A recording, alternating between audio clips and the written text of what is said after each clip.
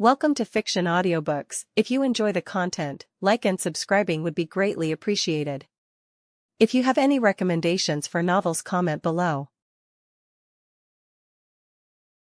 Please join my Patreon at https://www.patreon.com/fictionaudiobook. Chapter 176, The Excuse. The atmosphere was as cold as the waters of a frozen pond. Inside the Raikage office, the heart of one of the 5 great shinobi villages, everyone present stared in silence at the invitation to the Chunin exam sent by Konoha. They felt as though they were facing an impossible dilemma. As expected, Konoha has begun to move. What was bound to come has arrived at last. 9 years had passed, and the wrinkles on Dodai's weathered face had deepened significantly. He looked at the invitation and sighed inwardly. "So, Lord Dodai, what should we do?" A clear, elegant voice broke the silence. The speaker was a beautiful woman in her mid-20s with short silver hair and dark skin. Her name was Mabui, a talent Dodai had discovered among the administrative ninja 2 years prior. She was the successor he was grooming to take over his position, though she was still quite young. Seated in the high chair, the 4th Raikage stared silently at the invitation before him. The memory of 9 years ago, when he was driven away by Konoha shinobi like a stray dog, felt as if it had happened only yesterday. Now, 2 choices lay before him: participate or refuse. If they participated in the Chunin exams, they would likely face, they would certainly be held accountable for the fact that the number of ninja within the Hidden Cloud village had exceeded the treaty-locked limit of 10,000. If they didn't participate, the Raikage's thoughts churned. Unable to contain himself, he slammed his palm onto the desk and stood up abruptly. The defeat in that war years ago had been a painful wake-up call. Under his deliberate self-control, his volatile temper had gradually become more stable, but at this moment, the fire in his heart was proving difficult to suppress. Since when? Since when exactly had he become so indecisive and hesitant? Send out the order. Immediately select 10 genin teams from the village to prepare for Konoha's Chunin exams. The Raikage's words finalized the decision. They would attend the exams in Konoha. Lord Raikage. Dodai was startled and spoke up quickly. If they attended the exams, the Raikage himself would inevitably have to face Konoha's humiliation and interrogation. How could the habitually proud Raikage endure such an insult? The consequences. If handled poorly, it could lead to hostilities again, perhaps even escalating into the worst-case scenario, war. And the Hidden Cloud of today could not withstand the devastation of another war. Although the village's strength had improved, no exceptionally outstanding geniuses had emerged. Furthermore, restricted by the treaty from years ago, they had been forced to avoid conflict with Konoha, making their development cautious and timid. It was only recently that they had barely managed to surpass the 10,000 ninja mark. If the current 5 great shinobi villages were divided into the upper 2 and the lower 3, the Hidden Cloud was undoubtedly one of the lower 3. Say no more. My mind is made up. Mabui, you will accompany me. Dodai, after I leave, the village affairs will be temporarily entrusted to you. The Raikage's voice carried an iron will that brooked no refusal, leaving Dodai with no choice but to nod with a sigh. Simultaneously, a sense of indignation surged in Dodai's heart. Since when did the Hidden Cloud, one of the majestic 5 great shinobi villages, have to endure such treatment? The Raikage himself had to go to Konoha just to be insulted. His clenched fist trembled. Dodai hated his own powerlessness. No matter how clever he was, in the face of Konoha's overwhelming strength, it all felt like the posturing of a clown. The Raikage seemed to sense Dodai's distress. As he walked past him, he reached out and lightly patted Dodai's shoulder, signaling him not to take it to heart. But the more the Raikage trusted him, the more Dodai loathed his own inability to help. He could only seethe inwardly, unable to offer any real resistance. The Konoha of today was different from the past. The entire high-ranking leadership was a young faction under the age of 30, led by the 5th Hokage. People in this age group were at the peak of their resolve, energy, and ambition. The current Konoha feared no foreign enemy. Or rather, they were waiting for one. Even though the Uchiha clan had been significantly weakened 6 years ago, as time passed, Konoha had long since caught its breath. If only. A spark of inspiration suddenly flashed through Dodai's mind. Wait. Dodai suddenly shouted. What is it? The Raikage looked back, puzzled by Dodai's sudden excitement. The Hidden Sand Village. Dodai grabbed the Raikage's hand, mentioning a village that seemingly had nothing to do with the cloud. Although the Hidden Sand signed an alliance treaty with Konoha 10 years ago, how can they sit still while Konoha grows stronger by the day? Allies are only equals when their strength is comparable. If one is weak and the other is strong, the weaker side will eventually become a mere vassal of the stronger. The 4th Kazekage, Raza, cannot possibly fail to understand this. To avoid the sand becoming a vassal of the leaf, there are only 2 choices. One is to completely sever the alliance with Konoha, and the other is to directly weaken Konoha. If you can secure the support of the hidden sand, Lord Raikage, then under the combined pressure of the cloud and the sand, Konoha will be forced to act as if our violation of the ninja population limit never happened, even despite the treaty. Looking at Dodai, the Raikage didn't immediately agree, nor did he refuse. Instead, he frowned slightly. The sand, wouldn't they be too weak? Weakness was synonymous with the hidden sand. During the Third Shinobi World War, the sand couldn't even compare to the hidden mist. The mist at least had numerous Kekkei Genkai clans and the world-renowned 7 ninja swordsmen of the mist. What did the sand have? Puppeteers. Was there anything else? However, the mist was currently mired in the blood mist policy. The Kagaya clan and the Yuki clan had been wiped out, the Hozuki clan had been pushed out of the village's center of power, and the 7 ninja swordsmen had deserted one after another. The mist's strength had plummeted so drastically that they were now at the same table as the sand, perhaps even inferior to them. The sand is certainly not strong, but these Chunin exams were announced by Konoha to all 4 major villages simultaneously. We don't know if the mist or the stone will accept, but the Kazekage will definitely arrive in Konoha. While you strive for the sand support, Lord Raikage, if the mist and stone also agree to participate, you can seek strength from them as well. Dodai spoke with conviction. In that brief moment, he had already devised a plan to face Konoha's humiliation and reprimands. I understand, the Raikage replied calmly. He didn't ask what would happen if the stone and mist didn't show up. If they could win over the sand alone, it would greatly alleviate the current pressure on the hidden cloud. The hidden cloud accepts the invitation. When this piece of news appeared on the conference table in the Hokage's office, Kakashi, sitting at the head of the table, revealed a gentle smile. Perhaps because he now had a wife and children, the current Kakashi had restrained much of the sharp edge he once displayed, presenting a warmer persona to the world. But only those who truly knew him understood that his edge hadn't dulled in the slightest. His inner ambition and toughness had never diminished. In fact, as Konoha grew more powerful step by step, those ambitions burned like a prairie fire. If the current Kakashi were placed in a crowd, anyone who didn't know him would think he was just a harmless, friendly, and gentle man. The warmth on his face was merely an illusion he gave to others. Everyone, what do you think? Kakashi pushed the acceptance letter forward. Aside from Kakashi, the room was filled with Konoha's high-ranking officials, Jonin Commander Might Guy, Umbu Captain Tenzo, Medical Department Head Shizun, Police Force Captain Itachi Uchiha, and the hard-working Intelligence Department Head Inoichi Yamanaka. In addition, there were the members of the Elder Council, Shikaku Nara, Hayashi Hyuga, and Shibi Aburame. Aside from them, Hayama Shirakumo stood silently behind Kakashi, saying nothing. Since the Raikage dares to come, he must pay the price for their actions. Hayashi Hyuga spoke first. Before Kakashi took office years ago, Hayashi had been a staunch supporter of Kakashi's pro-war stance, partly due to the Byakugan incident. Today, while the Uchiha clan had yet to fully recover from their past losses, the Hyuga clan sat firmly as Konoha's #1 noble clan. This was largely thanks to Hayashi choosing the right side. It was only natural for him to speak this way. After all, he had no love for the hidden cloud. The Raikage's arrival naturally requires an explanation regarding the cloud's ninja numbers, Shibi Aburame added. However, our allies haven't exactly been peaceful in recent years. Lately, our people have had frequent friction with the Sand Shinobi and the surrounding smaller nations. As a member of the Elder Council, Shibi was well versed in Konoha's internal and external affairs, which naturally included the Hidden Sand, their ally in name. Furthermore, scouts have recently discovered that the Kazekage has had contact with Orochimaru. Shibi's expression tightened slightly. At this juncture, with the Kazekage and Raikage confirmed to be arriving in Konoha, the fact that Raza had been in contact with a S-rank rogue ninja like Orochimaru was cause for suspicion. If the Kazekage and Raikage arrived at the same time, the situation could very well spiral in a direction they didn't want to see. I already knew about that. But there's no need to worry, we just need to have the proper defenses in place when the time comes. Kakashi smiled and nodded, causing Shibi's brow to twitch slightly beneath his sunglasses. He felt that Kakashi was being a bit too overconfident. In that case, I'll leave this matter to Hayama, Kakashi said softly.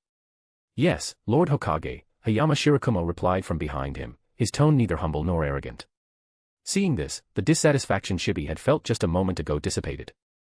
Others might not know the extent of Hayama Shirakumo's power, but everyone in this room knew it clearly. In the current Konoha, Hayama's strength could easily rank in the top 7. And that was including Kakashi and the Jonin commander, Might Guy. The moment he saw Hayama Shirakumo, Shibi had a sudden realization. He understood Kakashi's mindset. Rather than being worried about what the Kazekage might do, it was more accurate to say that Kakashi was looking forward to Raza doing something. If he did, it would provide the 5th Hokage with a justification. An excuse to start a war with the Hidden Sand. Chapter 177, Call Me Sensei. With the decision finalized for Shizun to oversee the Chunin exams, the meeting officially came to an end. As the various power players of the Hidden Leaf filed out of the room, Shibi Aburame caught up with Hayashi Hyuga, who was also preparing to depart. As colleagues who saw each other nearly every day, the two maintained a reasonably good relationship. Hayashi, care for a drink tonight? Shibi's request took Hayashi somewhat by surprise. Usually, Shibi wasn't the type to indulge in alcohol. Why today of all days? Very well. Hayashi nodded slightly. Though he didn't quite understand the sudden invitation, he didn't refuse. Back in his office, Kakashi stood before the floor-to-ceiling window, watching Shibi and Hayashi go their separate ways outside the Hokage building. How are you feeling?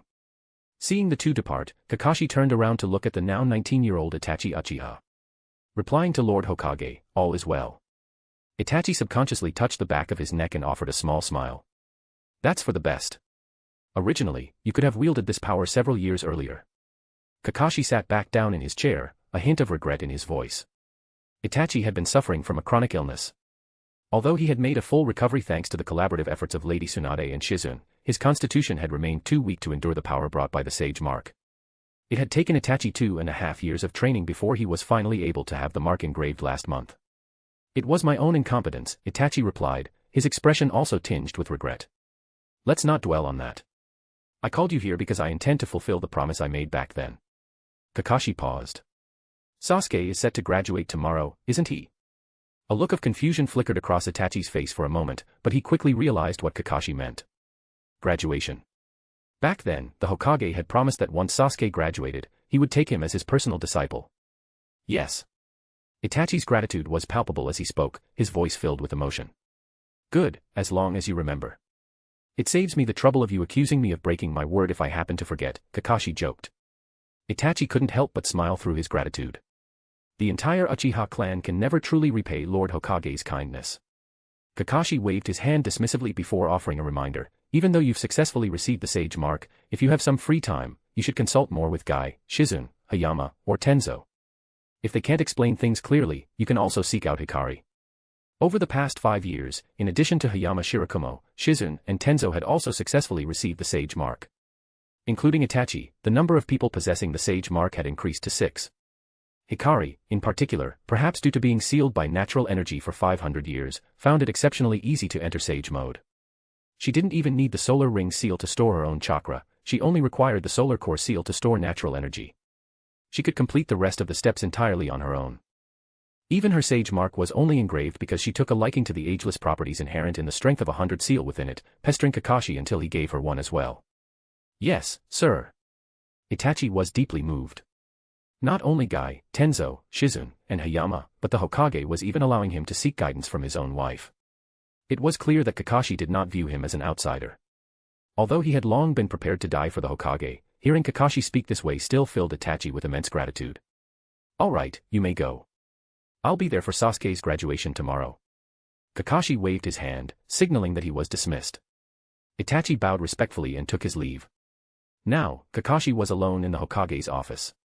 He looked at his reflection in the window, a sharp glint flashing in his eyes. Guy, Hayama, Shizun, Tenzo, Itachi. Excluding Hikari, there were 5 users of the Sage Mark. These 5 sages were enough to face any enemy currently in the shinobi world. Although it was only half the number he had originally envisioned, it was sufficient. Especially Guy. Even Kakashi would find it difficult to restrain him without going all out. All the Hidden Leaf lacked now was a turning point, an excuse to launch a war of unification. Once that happened, Kakashi could utilize the resources of the entire shinobi world to prepare for the enemies of the future. And now, Raza was about to hand that opportunity to Kakashi personally. Wah. Dad, big sister is bullying me again. As soon as Kakashi returned home, a small black-haired, black-eyed boy came running toward him in tears. What's wrong, Ichigo? With a smile, Kakashi picked up his 5-year-old son and wiped the tears from the corners of his eyes. Big sister stole my cookies. The 5-year-old Ichigo wrapped his arms around Kakashi's neck and lodged his complaint against his sister. Ah, how could she do that? Mirai is being far too much. Amused, Kakashi carried his son into the living room. However, it seemed the person inside had heard him, as a small figure with white hair came dashing over like the wind. Oh. You actually went and told on me to Dad. I saw that you couldn't finish them, so I was being nice and helping you eat them. Dad, don't listen to his nonsense. The tiny figure tugged at Kakashi's hem, her face full of urgency. Kakashi looked at them and picked up one in each arm, letting out a soft laugh as he feigned a troubled expression. Mirai seems to have a point, too. Ichigo, a lot of the snacks you can't finish end up going past their expiration date. So, is it excusable for Big Sister to help solve the problem? Hearing Kakashi's words, Mirai, who had white hair and red eyes, hugged Kakashi's neck and nodded repeatedly. Exactly. That's right. Little brother obviously couldn't finish them. After saying that, she gave Kakashi a kiss on the cheek. But those were my favorite. I was planning to save them for tomorrow. Seeing his father seemingly siding with his sister, Ichigo immediately protested. I don't care. Little brother is a stingy butt. Mirai bared her teeth huffily and reached out toward Ichigo. Wah. Sister is being a bully again. Seeing Mirai reaching for him, Ichigo jumped down from Kakashi's arms and ran toward the backyard. Don't you run. I'm going to teach you a lesson today. I'll show you the power of your big sister. Seeing Ichigo bolt, Mirai also hopped down and gave chase to the fellow who had dared to tattle on her. Kakashi watched the two bickering siblings and smiled helplessly. What was that saying? You have to beat your younger brother early, or you won't be able to win once he grows up. Look at you, you don't even know how to talk them down. A soft, warm voice drifted out from the kitchen. A beautiful woman emerged, wearing pink loungewear under a brown apron with a cartoon print. Her slightly wavy long hair was tied back, and her lovely face carried a hint of mock reproach. Wearing thick oven mitts, she carried a steaming clay pot out of the kitchen. They're just kids. It's good for them to move around a bit. This is the age where they love to cause a ruckus. Kakashi smiled and stepped forward, intending to take the pot from Kurenai. Hey, it's hot. Watch yourself. Kurenai let out a startled cry as she saw Kakashi reach out. She quickly pivoted away from him and set the clay pot on the table. Look at you. Why would you just jump in like that? What if you got burned? Kurenai looked at Kakashi with annoyance, placing her hands on her hips as she scolded him. Kakashi just smiled at his wife, a warm current flowing through his heart. You're laughing. You're still laughing. Seeing her husband remain unmoved by her scolding, Kurenai massaged her temples with a headache. She wanted to say more but swallowed it back, huffing to herself in a silent sulk. I was wrong, okay. Seeing this, Kakashi quickly stepped forward, lowering his posture to coax her. And just where were you wrong? Kurenai's eyes blinked. Facing Kakashi's softened stance, her arrogance only grew. I was wrong because... Kakashi leaned in closer. The warmth of his breath brushed against her face, causing Kurenai's cheeks to redden slightly. What are you thinking? The kids are still in the backyard. Sensing Kakashi's intent, Kurenai reached out and gently pushed him, trying to stop his advance. I was wrong because I shouldn't have made you worry. What does me apologizing have to do with the kids being in the backyard? Under Kurenai's gentle shove, Kakashi retreated slightly. The look of intent from a moment ago had vanished as if it never existed, replaced by a look of utter confusion as he stared at her. You. Kurenai stared at him blankly. It took her a moment to realize he was teasing her, and she began to grit her teeth. What a rotten man. Where's Hikari? Kakashi asked, glancing around the house. Hikari went to pick up Naruto. After all, graduation is tomorrow. It'll be hard work for the great Hokage to go and take graduation photos with Naruto. Kurenai spoke with a bit of a huff. My, are you truly angry then? Seeing her like this, Kakashi hurried forward to comfort her. I'm not angry. You are angry. I am not. Don't come over here. I get the feeling that you are definitely angry. I said I'm not angry. Oh, okay then. Kurenai. When I say I'm not angry, does it mean I'm actually not angry? You rotten man, you don't even know how to coax me properly. Hikari was right. Men are all no good. Kurenai puffed out her cheeks like a squirrel stuffed with nuts, making one want to give them a squeeze. Before they were married, Kakashi had never imagined that Kurenai, now a wife, would have such a cute side. We're back. At that moment, the voices of Hikari and Naruto echoed from the entryway. Welcome home.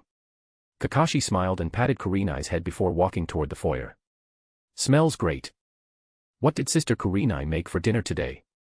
The now 12-year-old Naruto was quite a bit taller than his counterpart in the original timeline, and his physique looked much sturdier. At the very least, he was no longer the short bean who hadn't even reached 150 centimeters at age 12. After all, unlike when he lived alone, Kakashi didn't allow him to eat too much instant ramen. Kakashi Niken. Seeing Kakashi, Naruto was surprised that he had returned so early today. That's wrong.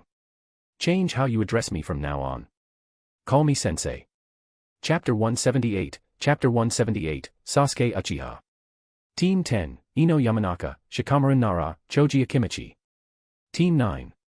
Team 8, Kiba Inuzuka, Hinata Hyuga, Shino Aburame. Inside the Ninja Academy classroom, Irika, the head teacher, stood at the podium announcing the student placements. As per tradition, the Ino Shikacho trio remained a team. Additionally, the Inuzuka, Hyuga, and Aburame clans, all specializing in perception, were grouped together, forming a dedicated sensory unit. Next is Team 7, Naruto Uzumaki. Upon hearing his name, Naruto's ears perked up. Sakura Haruno. Beside Naruto, Sakura lifted her head. Sasuke Uchiha. Next to Sakura, the handsome youth stared silently out the window. Team 6. Alright, that concludes the assignments. As your head teacher, I feel I should leave you with a few final words. With the announcements over, the classroom was a mix of joy and disappointment.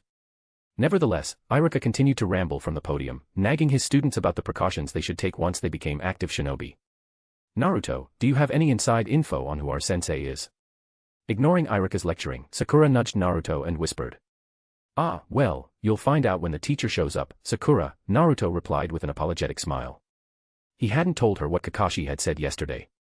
The teacher for Team 7 was the current Hokage. If that news broke, it would cause quite a stir in the classroom, and they would be far too conspicuous. Ever since Naruto had missed the chance to truly reunite with his father 5 years ago, his personality had changed significantly.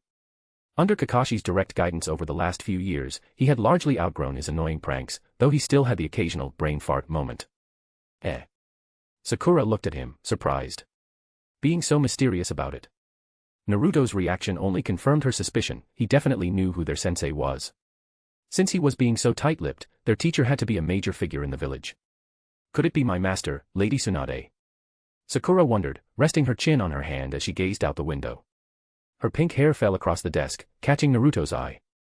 Though he had matured, Naruto was still Naruto. From the first moment he had seen Sakura, he had thought she was incredibly cute.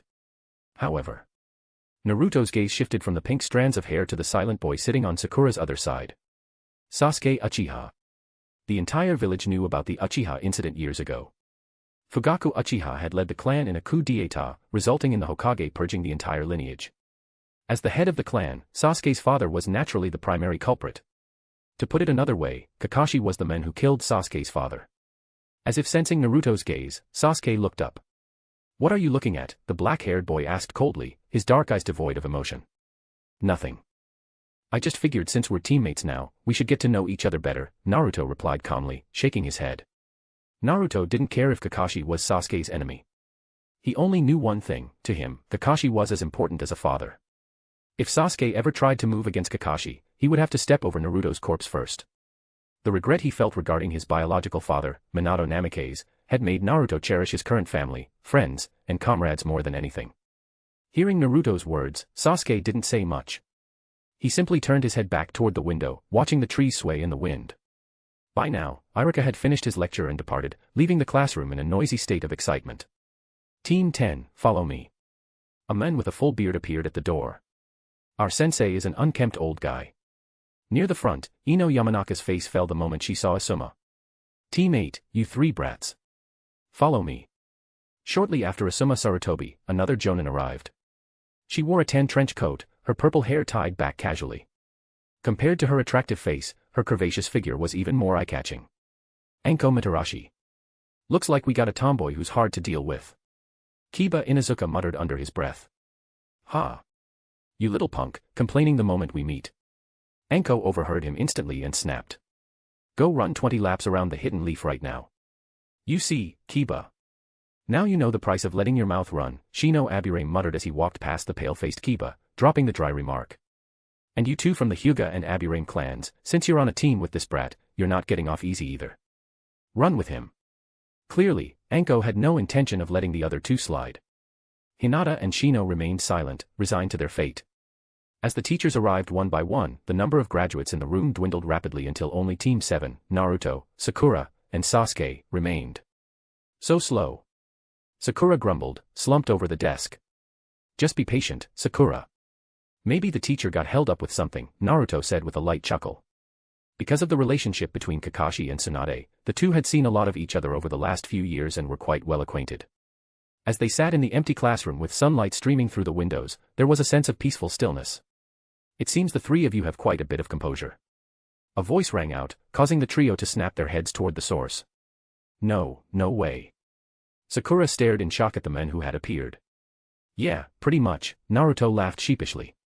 Sasuke, however, kept his eyes locked firmly on the men standing before them. Allow me to introduce myself. I am your instructor for Team 7. I am also the current Hokage of the Hidden Leaf. Kakashi Hatake. Later, at Training Ground 3, a place very familiar to Kakashi, he sat on the grass facing the three students.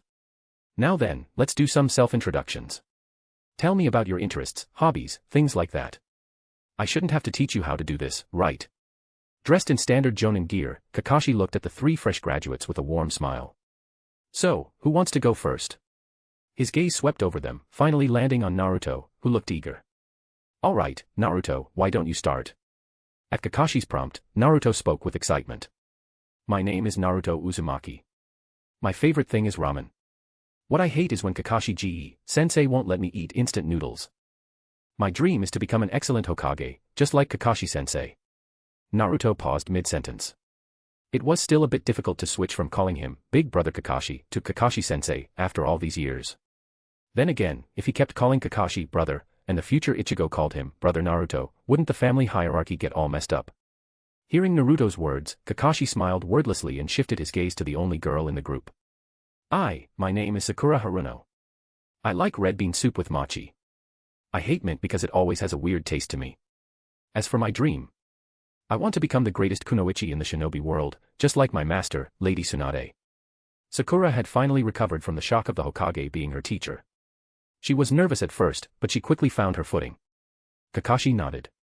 It seemed the graduation hike and Tsunade's tutelage over the years had matured this civilian genius. His efforts hadn't been in vain. To be honest, there wasn't much Kakashi could teach Naruto or Sasuke. He had already given Naruto the multi-shadow clone technique and the Rasengan. Sasuke had Itachi's guidance regarding the Sharingan, while Kakashi had experience with it. He couldn't compare to a Mangekyo holder like Itachi. Kakashi intended to focus his efforts on Sakura. That was why he had gone out of his way to look after her. The ultimate power of Naruto and Sasuke lay elsewhere. Naruto needed to master the Nine Tails, and Sasuke needed the eternal Mangekyo. Mastering the Nine Tails required the Island Turtle and the Falls of Truth in the Hidden Cloud. The eternal Mangekyo required Itachi's eyes. Kakashi couldn't provide either of those things for them, at least not yet. As for Six Paths Yin and Yang powers, that was even further out of reach. I am Sasuke Uchiha. Without waiting for Kakashi to ask, the black-haired boy spoke, his eyes fixed intently on his teacher. I have no hobbies, and there is nothing I like or dislike. I have no dreams. I am a man who has nothing. Sasuke would never forget that day, the day his father and mother lay in their coffins. The former glory of the Uchiha had been turned into a mark of shame. The place where he grew up was the very place that had killed his parents. Yet, his older brother told him that the Hokage and the village weren't the killers. Instead, it was his parents who had tried to stir up chaos and plunge this peaceful village into war. This realization caused Sasuke immense agony. He wanted revenge, but his brother's words left him with no target. He wanted to run away, but he couldn't leave the village. He wanted to hide, but every detail of his daily life reminded him of the cruel reality. What could he do? Sasuke had no idea. He could only numb himself through the pain and hardship of training, trying to forget everything, trying to forget this agonizing reality. Chapter 179, Orochimaru. Kakashi's eyes lowered slightly as he looked at Sasuke Uchiha, who spoke of the desolation in his heart with the calmest of words. It seemed Itachi Uchiha possessed a talent for combat, but was not particularly skilled at guiding a child toward the right path. Kakashi didn't intend to blame him for this, however. After all, Itachi himself was only 19 years old. Is that so? Kakashi mused. Then that truly is a shame. Having a dream provides a person with the motivation to move forward. Under the watchful gaze of the three youngsters, Kakashi slowly stood up. I'll apologize in advance. I'm usually quite busy with work, so I might not always be able to look after the three of you personally. Naruto and Sakura both expressed their understanding. After all, he was the Lord Hokage, it was only natural for him to be busy. At that moment, a figure appeared beside Kakashi. This is your second teacher, Hayama Shirakumo. He is also my bodyguard. However, do not look down on him because of that. It's quite possible that even Sakura's master or Sasuke's older brother would be no match for him. The calm-faced Hayama Shirakumo gave a slight nod to Naruto and the others as a greeting. Hearing Kakashi's words, Sakura was instantly stunned. As Tsunade's disciple, she understood her master's power very well. One punch from her could likely turn a bull into a meat patty. That's strong. And this bodyguard of the Hokage might actually be stronger than Master Tsunade. Sasuke also instinctively focused his gaze on Hayama Shirakumo. Only he truly knew just how powerful his brother, Itachi Uchiha, really was. While I still have some time, let me see your strength, Kakashi said, looking up at the sky. His voice carried its usual warm, gentle tone.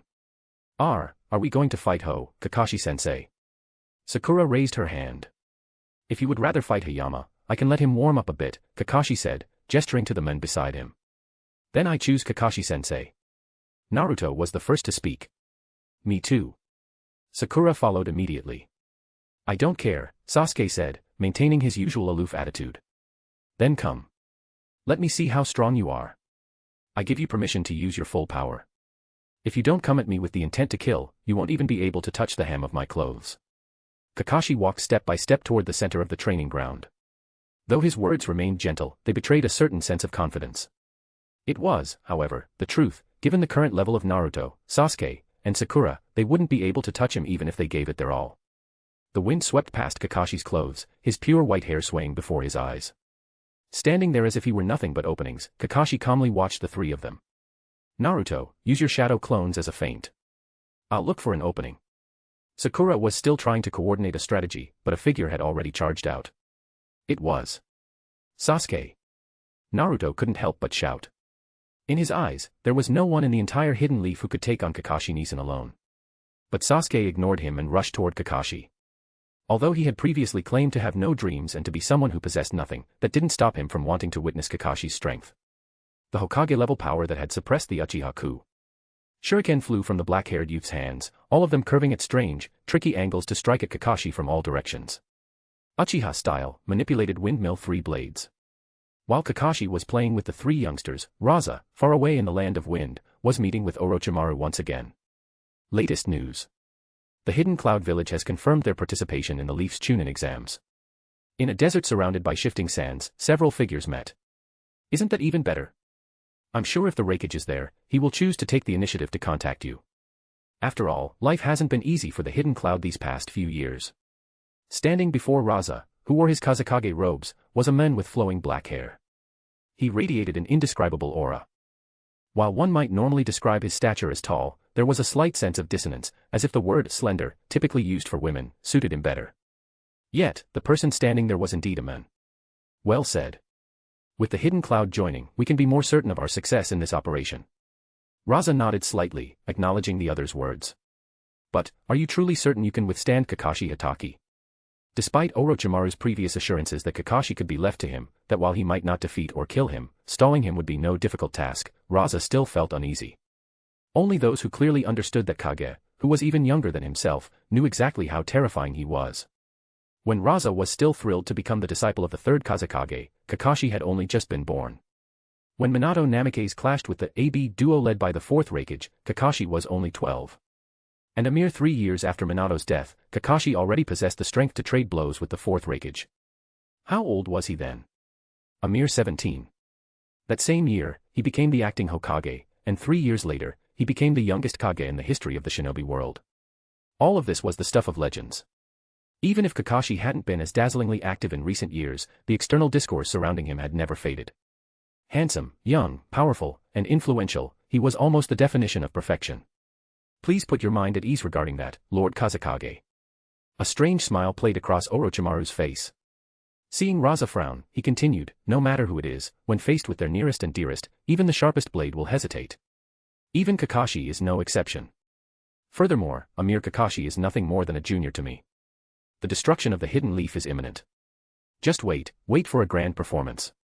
The spectacle of the Hidden Leaf falling from its pedestal at the hands of this perfect Hokage. Orochimaru's overly confident words caused Raza to find himself believing the men. After all, this was Orochimaru, who shared the same fame as Jiraiya, a man whose existence on the battlefields of the Second Shinobi World War was second to none. In that case, I wish us success in our plan. Raza nodded, clearly accepting Orochimaru's words. Hee, naturally. Orochimaru spoke with a light chuckle, his gaze drifting toward the distance. It was the direction of the Hidden Leaf Village in the Land of Fire. Old man. Are you well? Your most beloved disciple is coming to see you off. Chapter 180, The Perfect Vessel. Lord Orochimaru, weren't you just planning to? After bidding farewell to Raza, a pale, white-haired youth standing behind Orochimaru looked at him with a hint of confusion. According to their original plan, they were supposed to ambush and assassinate the Kazekage here. However, throughout the entire conversation with Raza, Orochimaru had never given him the signal to act. I've changed my mind, Kimimaro. As for this operation against the Hidden Leaf, you shall come along as well. Orochimaru looked at the boy beside him with his characteristic smile, offering no further explanation. Yes, Lord Orochimaru. A look of pleasant surprise crossed Kimimaro's face upon hearing this. His life was nearing its end. If he could dedicate his remaining strength to Lord Orochimaru in these final moments, he would die with no regrets. Good boy. Orochimaru chuckled softly, stroking Kimimaro's sickly, pale hair. His golden, snake-like pupils flickered with an unreadable light. No one truly knew him, no one understood him. Even this child, who revered him as a god, was no exception. Admiration is a blind sentiment, worship is mindless. Admiration is the emotion furthest from understanding. Sometimes, Orochimaru himself didn't even know why he felt compelled to visit the Hidden Leaf. Did his heart still crave the acknowledgement of that old man? It was both ridiculous and intriguing. It was ridiculous that he still harbored lingering feelings for their past teacher-student bond, yet intriguing that a man like himself actually wanted to give his teacher a dignified exit. Orochimaru was a perfectionist. Hashirama Senju had died mysteriously after fighting Madara Uchiha following the village's founding. Tobirama Senju had sacrificed himself for the sake of the leaf's new sprouts. Minato Namikaze had given his life for the village. In light of such legacies, Orochimaru refused to let his teacher simply retire into obscurity and wait for a quiet death. Hiruzen Sarutobi should die a hero's death like the Hokage before him, rather than dying an ugly, pathetic death in a hospital bed. Since no one else was willing to send Hiruzen Sarutobi off, Orochimaru didn't mind doing it personally. Beyond that, Orochimaru wanted to see what kind of strength the boy who once stood behind Minato Namikaze, Kakashi, possessed today. And, what a beautiful existence he was. A handsome face, overwhelming strength, and an illustrious status. Kakashi Hatake. This fifth Hokage was quite simply the perfect vessel for the living corpse reincarnation. Because Itachi Uchiha had never left the Hidden Leaf in this timeline, Orochimaru had not spiraled down the path of madness and obsession regarding the Sharingan as he had in the original history. His current attitude toward the Sharingan remained as arrogant as it had been before he ever encountered Itachi. To him, it was merely one of many tools available to a shinobi. Orochimaru sought a powerful, young vessel. The current fifth Hokage was his best choice. Of course, all of this was predicated on being able to defeat the fifth Hokage first. Orochimaru was immensely conceited in this regard. He had prepared numerous measures and was confident he could take down the fifth Hokage with absolute speed. Konoha, training ground. Ah, as expected. Kakashi-sensei is just too strong. Naruto and the other two lay on the ground, panting heavily and unable to get up. In the exchange they just had, the three of them had thrown everything they had at him: multi-shadow clone technique, Rasengan, monstrous strength, fire style, shuriken jutsu, and genjutsu. Yet, they hadn't even managed to graze the hem of Kakashi's clothes, let alone make him break a sweat. It seems I've gained a general understanding of your current abilities. Kakashi looked down at the three youngsters sprawling on the grass, a hint of a smile in his eyes. Naruto and Sakura were fine for the most part. On the contrary, Sasuke's current personality was extremely withdrawn, making it difficult for him to get along with others. This was something Kakashi would need to put more effort into correcting. That's all for today. Prepare to start taking missions tomorrow. Kakashi's words made Naruto sit bolt upright. Missions. Naruto looked at Kakashi expectantly. Will you be leading the team yourself, Kakashi-sensei? If I were the one leading the team, would there even be a challenge? Kakashi turned to look at Hayama Shirakumo, who had been standing by on standby. Hayama, take them to pick out missions tomorrow. Whatever you think is appropriate will do. Yes, Hokage-sama, Hayama Shirakumo replied respectfully. What gives? It feels like Kakashi-sensei is just a teacher in name only, Naruto grumbled. Well, it can't be helped, Kakashi said, waving his hand dismissively. In truth, it was exactly as Naruto said, he was only a teacher in name. At most, he would teach Naruto Sage Mode and hand Sasuke some lightning-style nintaijutsu along with the Chidori. Sakura was even simpler, he would just keep dumping her onto Tsunade. Becoming the sensei of Team 7 was merely a way to fulfill the promise he had made to Itachi Uchiha years ago. However, Sakura and Sasuke could potentially try out the Sage Seal in the future. Hayama, I'm leaving them in your hands. Kakashi looked at the serious, meticulous Hayama Shirakumo. Please rest easy, Hokage-sama, Hayama replied with a solemn expression. As Kakashi's confidant, he understood the vital importance of Naruto, the high regard Kakashi held for Sakura Haruno, and the special circumstances surrounding Sasuke. The fact that Kakashi had appointed Hayama as the acting sensei for Team 7 was proof enough of the trust he placed in him. Hayama-sensei, what are we supposed to do today? Sakura asked, looking up at the stern-faced man. Naturally, we will review your battle with the Hokage. While there is no need to feel ashamed of losing to the Hokage, that doesn't stop me from noticing the flaws the three of you displayed from the sidelines. With that, Hayama Shirakumo sat down on the ground and began to conduct a post-match analysis of the entire battle for the three genin. Meanwhile, Kakashi had returned to the Hokage building, where he was met by Shizune. As the head of the medical department and the person in charge of the Chunin exams coming up in 3 months, Shizune would usually only need to create a standard, comprehensive plan. However, this particular Chunin exam was clearly different from previous years. On one hand, the Raikage was coming to take responsibility for a previous treaty, on the other, the Kazekage was harboring ill intentions, and Orochimaru's shadow was looming over everything. Although Tsunade had given her the position of head of the medical department, allowing her to gain several years of experience in independent management, Shizune still felt a bit apprehensive facing the situation for the first time. She wanted to ensure everything was perfect. Sitting in the Hokage's chair, Kakashi nodded slightly as he reviewed the proposal Shizune had spent the night agonizing over. She was, after all, someone raised by Tsunade. She had the talent, she just lacked confidence because it was her first time dealing with such high stakes. You've done very well. Even with the uncertainty surrounding the Kazekage and Raikage, if every single thing could be done perfectly, then you should be the one sitting in this Hokage chair. Hearing Kakashi's playful reassurance, Shizune felt the tension in her chest relax. In that case, I'll get right to work on this. Shizune clutched the proposal she had stayed up all night for and couldn't help but flash a smile. Kakashi smiled as he watched Shizune leave. It seemed his past decision to request Shizune from Tsunade had been the right one. Shizune was excellent at handling the medical department's affairs. Furthermore, because she had trained in medical ninjutsu under Tsunade for years, even though she couldn't master the strength of 100 seal, she was qualified to receive the Sage Seal. The current Shizune was no longer the little girl who hid behind Tsunade's back. After processing a few days' worth of accumulated paperwork, Kakashi leaned back in his seat, his fingers tracing the Hokage seal. There were still 3 months until the Chunin exams. During these 3 months, Kakashi planned to do nothing but wait. Wait for the arrival of Raza and Orochimaru. He had been preparing 5 years for this day, it had been long enough.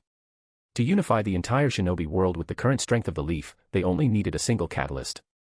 Even the so-called Akatsuki was, in Kakashi's eyes, merely an enemy worth a second glance. Even if Pain himself took the field, he was only worth that much. Compared to Pain, Konan was actually the one in the Akatsuki who commanded more of Kakashi's respect. After all, 600 billion explosive tags were nothing to joke about. I'm home. Welcome home. The moment Kakashi returned home after his day's work, Mirai ran out of the house on her bare little feet and leaped into his arms. Were you a good girl for mommy today? Kakashi asked softly, holding his daughter and patting her head. Yes. Mirai was super well behaved. Mirai nuzzled against the palm on her head and spoke with a giggle. Kakashi was about to praise her when he saw Ichigo running over as well, rubbing his tear-filled eyes. Daddy, big sister bullied me. Seeing his son, Kakashi sighed inwardly with a wry smile. What did your sister do today? Kakashi asked, crouching down while still holding Mirai to face Ichigo. Back then, Hikari's hope for Ichigo was for him to be a man who never cried. Judging by his current appearance, however, he was likely heading in the opposite direction of those expectations. Liar. I didn't bully you. It was Ichigo himself who broke the sunflowers mommy planted. Mirai refused to let go of Kakashi's neck while glaring angrily at her younger brother. It was obviously Big Sister who broke them, but she insisted I did it. Perhaps because Kakashi was there, Ichigo found a surge of courage.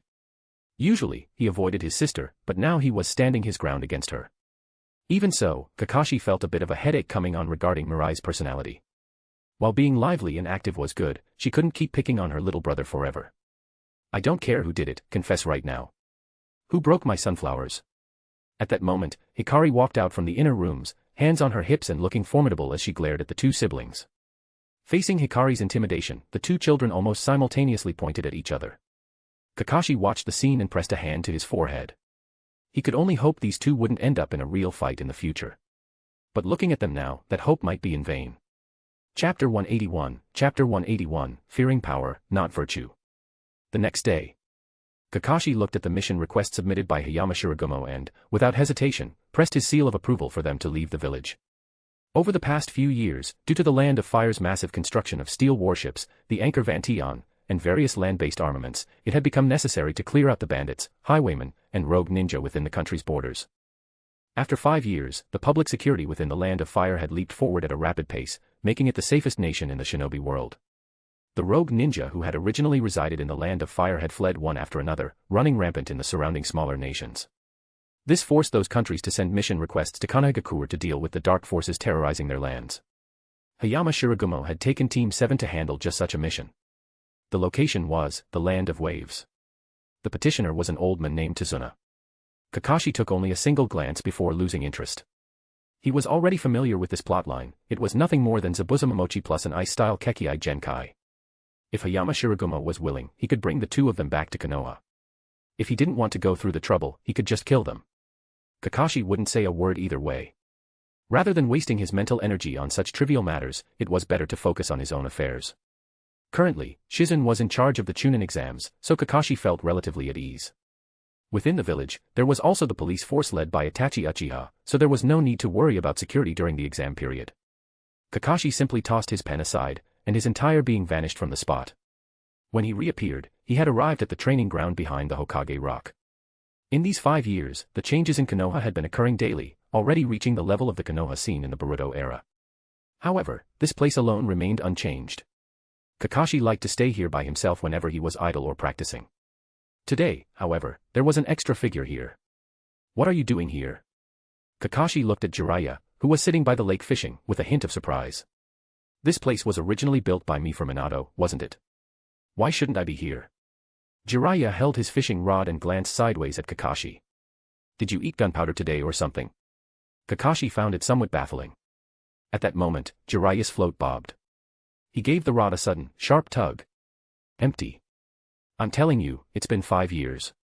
Do you know how I've lived these past 5 years?" Jiraiya irritably tossed his fishing rod aside and walked forward quickly, glaring at Kakashi with suppressed rage. "In these 5 years, every time I wanted to leave the village, you hauled me right back." Seeing Jiraiya's attitude, Kakashi roughly understood what was bothering him. It ultimately came down to the prophecy from back then. Jiraiya had never given up his resolve to find Nagato. 3 years. In 3 years, you can go wherever you like. Kakashi gave Jiraiya his word. 3 years. By then, the yellow flowers would be withered, meaning it would be too late for the original plot to matter. Jiraiya could go wherever he pleased. 3 years. Jiraiya furrowed his brows as he looked at Kakashi. 3 years wasn't a long time, but it wasn't short either. "What if you stand me up again?" Jiraiya didn't quite believe Kakashi would be so kind. Previously, the men had been absolutely adamant about not letting him leave. Now, he was suddenly taking a step back. "If I stand you up, I'll act as a matchmaker for you and Tsunade." Kakashi's words were so unexpected that they made the corner of Jiraiya's mouth twitch. Matchmaking for him and Tsunade? He'd be a fool to believe that. "Fine, 3 years it is. By the way, the Kazekage and Reikage are coming soon. What do you plan to do?" Jiraiya returned to his seat and picked up his fishing rod again. Kakashi followed suit and sat down beside Jiraiya, watching him cast the hook back into the water. "You've always known my goal." Hearing Kakashi's words, the hand Jiraiya used to hold the rod paused slightly. As expected, this Chunin exam was the opportunity for Kakashi to reveal the ambitions in his heart. And the Kazekage and Reikage? A cold smirk tugged at the corner of Kakashi's mouth. If they know what's good for them, then so be it. Unfortunately, from Raza's current performance, it seems he has made a slight miscalculation regarding the gap between his power and mine. Jiraiya fell silent. Which meant Konoha would be the Kazekage's burial ground. Jiraiya fully believed that if the Reikage didn't know his place, Kakashi wouldn't mind sending him along on that journey as well. But if both the Kazekage and Reikage died in Konoha during the Chunin exams, Tsunagakure and Kimogakure would instantly become natural allies. And that old fox, the third Tsuchikage Anoki, would certainly not let the opportunity slip by. He would immediately raise his troops to respond to the cloud and the sand. Only Kirigakure, separated by the sea, remained in uncertainty. But if the stone, sand, and cloud villages joined forces to wage war against Konoha, Kirigakure would definitely not miss the chance to kick a man while he was down. When that time came, it would all depend on whether Kakashi could hold the line. If he could withstand the combined siege of the 4 villages, then the grand design would be set. If he couldn't, Jiraiya couldn't help but recall the prophecy the great Toad Sage had given Kakashi. Kakashi would bring a change of unknown direction to the shinobi world. No one would be able to stay out of it, not even Mount Maiboku. Jiraiya felt a sense of melancholy. If it really comes to that, what role will Mount Maiboku play? Are you certain of success? Jiraiya asked in a heavy voice. If I wasn't certain, I wouldn't be doing this. A cold glint flashed in Kakashi's eyes. It was exactly as Jiraiya thought. Konoha would be the burial ground for the Kazekage. As for the Raikage, Kakashi knew those people from the Cloud Village all too well. They fear power, but they do not respect virtue. If you treat them well and regard them as comrades, they look down on you instead. But if you have enough power to intimidate them, they become as obedient as a lapdog wagging its tail for scraps. Look at them now. Because that great war 9 years ago hurt them so badly, the Raikage is forced to come here in person specifically to explain the current number of Cloud Ninja to me, isn't he? That was the Cloud Village. If you're certain, then that's for the best. Jiraiya nodded slightly. Since Kakashi was the Hokage, it wasn't his place to say much about his actions. He could only offer his own strength for the sake of Konoha. Just then, Jiraiya's hook was pulled up again. It was still empty. With skills like that, you'd be better off going to the street and just buying 2 fish. It's painful to watch. Looking at that empty hook, Kakashi criticized him expressionlessly. You brat, I'm still your grandmaster. Can't you show me some respect? Jiraiya felt like he was losing face and tried to use his status to his advantage. All right, Lord Grandmaster. Do you want me to send someone underwater to hang a fish on your hook for you? Chapter 182, Judgment. Or Interrogation. Time flew by. The Raikage had led the Kimogakure Genin participating in the Chunin exams to Konoha, arriving even before the Kazekage. Logically, as the Raikage, he shouldn't have arrived so early. It would have been sufficient for him to reach the village just before the final rounds of the exams. One must remember that there is a month-long rest period before the finals. This meant the Raikage had arrived more than 3 months ahead of schedule. This abnormal behavior sparked a great deal of speculation among those paying close attention. Lord Hokage, 5 years have passed, yet your presence is as commanding as ever. A powerfully built man stood beneath the Hokage building, staring at Kakashi with a solemn expression. You flatter me. It is you who are the surprise, Lord Raikage, Kakashi replied. I didn't expect you to arrive so far in advance. Since the Raikage had arrived in person, Kakashi naturally went to receive him. However, Kakashi's gaze swept over the 5 or 6 Cloud Genin squads and their instructors following behind the Raikage. He didn't recognize a single one of them. Even Darui and C, who usually served as the Raikage's personal bodyguards, were nowhere to be seen. Seeing this, a glint of amusement flashed in Kakashi's eyes. It seemed the 4th Raikage was already prepared for the worst-case scenario. I would not dare to be negligent when invited by the Hokage, the Raikage responded. Under the watchful eyes of the surrounding high-ranking officials, Kakashi and the Raikage firmly shook hands. The Raikage has arrived in Konoha. In a desolate, barren valley, a faint, eerie voice echoed. It was the voice of Orochimaru. Isn't this exactly what you wanted, Orochimaru? Another voice spoke, sounding somewhat youthful, though it carried an underlying tone of arrogance and defiance. Within the valley, a young man with white hair, white clothes, and crimson eyes sat upon a rock, meeting the gaze of the men who had sought him out. This was Hirako. He was a shinobi of the same generation as Orochimaru. However, he showed no signs of aging whatsoever. On the contrary, his exposed skin was fair and smooth, as if time had left no mark upon him. I know you left a contingency plan on Kakashi because of the Sharingan, Orochimaru said. But Kakashi lost that Sharingan long ago. Your contingency is now useless. Name your price. Orochimaru was blunt, causing Hirako's eyes to narrow slightly. It seems you quite admire that friend of mine, Hirako remarked with an ambiguous tone. Naturally, Orochimaru replied, not bothering to deny it. I want the Shikatsumiyaku, dead bone pulse, behind you, Hirako said, his gaze falling upon the white-haired youth standing behind Orochimaru. The Kagaya clan's Kekkei Genkai, Shikatsumiyaku. It was the world's premier taijutsu-based bloodline. In a sense, it was a bloodline even more powerful than the steel style of Iwagakure. This child is precious, I cannot give him to you, Orochimaru stated. But I can give you Kimimara's genetic material. A smile played on Orochimaru's lips, as if he wasn't surprised by Hirako's target. Deal. But after you succeed, you must also give me Kakashi's genes. To the current Hirako, Kakashi was something of a chicken rib, useless to keep, but a waste to discard. Hirako, who was obsessed with Kekkei Genkai, had been utterly disappointed when Kakashi discarded the Sharingan. In his view, no matter how strong Kakashi was now, he could never surpass the potential of the Sharingan. Had the Kakashi of today still possessed that eye, his achievements would have far exceeded merely being the Hokage. Nevertheless, Hirako still demanded Kakashi's DNA from Orochimaru. Regardless of anything else, a genius was still a genius. Kakashi's genetic makeup was not something ordinary people could compare to. Very well. Orochimaru pondered for a moment before looking back at Kimimaro. Seeing the signal, Kimimaro stepped forward. A foreign object bulged beneath the skin of his chest, and a blood-stained rib pierced through his body, landing directly into Kimimaro's palm. The white-haired youth then tossed it toward Hirako. Hirako caught the rib. With a flick of his sleeve, a scroll dropped into his hand, which he then threw to Orochimaru. With that, the transaction was complete. Both parties had obtained what they desired. Orochimaru looked at the scroll in his hand and couldn't help but lick his lips. With this, the brilliant fifth Hokage would soon be his. Don't forget our deal, Orochimaru, Hirako called out as he began to walk away, his voice long and ethereal. Kimimaro, let's go. Orochimaru didn't care. It was just Kakashi's DNA. Once he seized Kakashi's body, he would have as much of his DNA as he wanted. Despite his madness, Orochimaru was a man of his word. He had no intention of breaking his agreement with Hirako. After all, when operating in the world, one's personal credibility was quite important. Lord Orochimaru, what should we do next? Kimimaro asked respectfully. The preparations are complete. Next, we simply prepare to participate in the Chunin exams. Orochimaru patted Kimimaro's shoulder with a gentle smile. He hadn't placed all his hopes on the contingency Hirako had left on Kakashi. He only needed it to restrain Kakashi for a single split second. That would be enough for Orochimaru to seize the unique opportunity to take him down. Meanwhile, in the conference room of the Hokage building, the Raikage sat in silence, facing nearly half of Konoha's high-ranking leadership alone. Lord Raikage, your village has failed to uphold the treaty signed years ago. What is your explanation?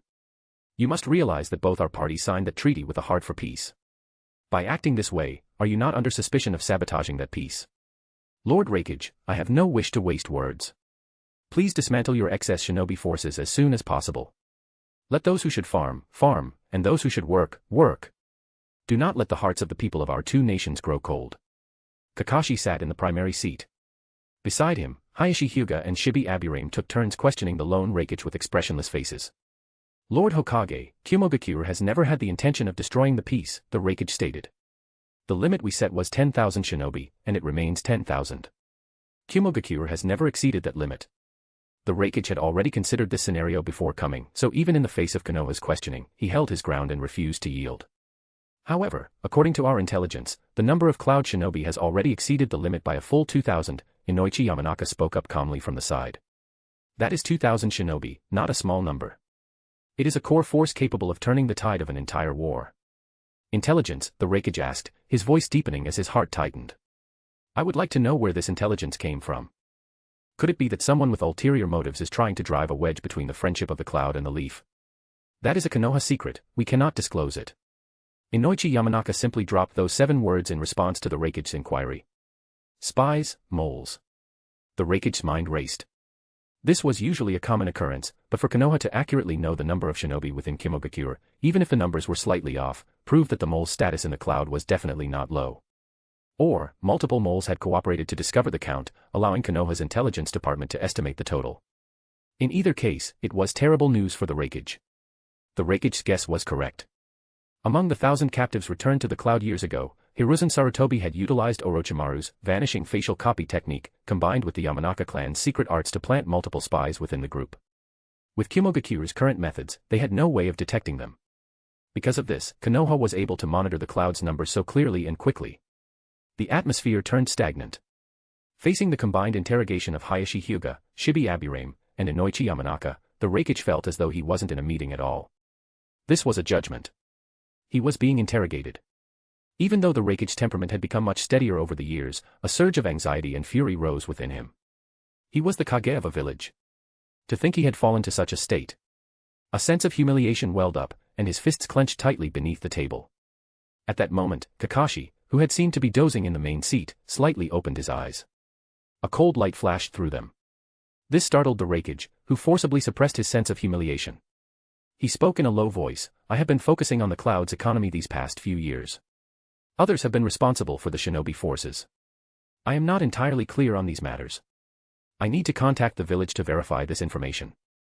If it is true, I will immediately order the surplus shinobi to be disbanded. The Raikage squeezed the words out through gritted teeth. The Raikage. Researching the economy. Even for a lie, this was absurd.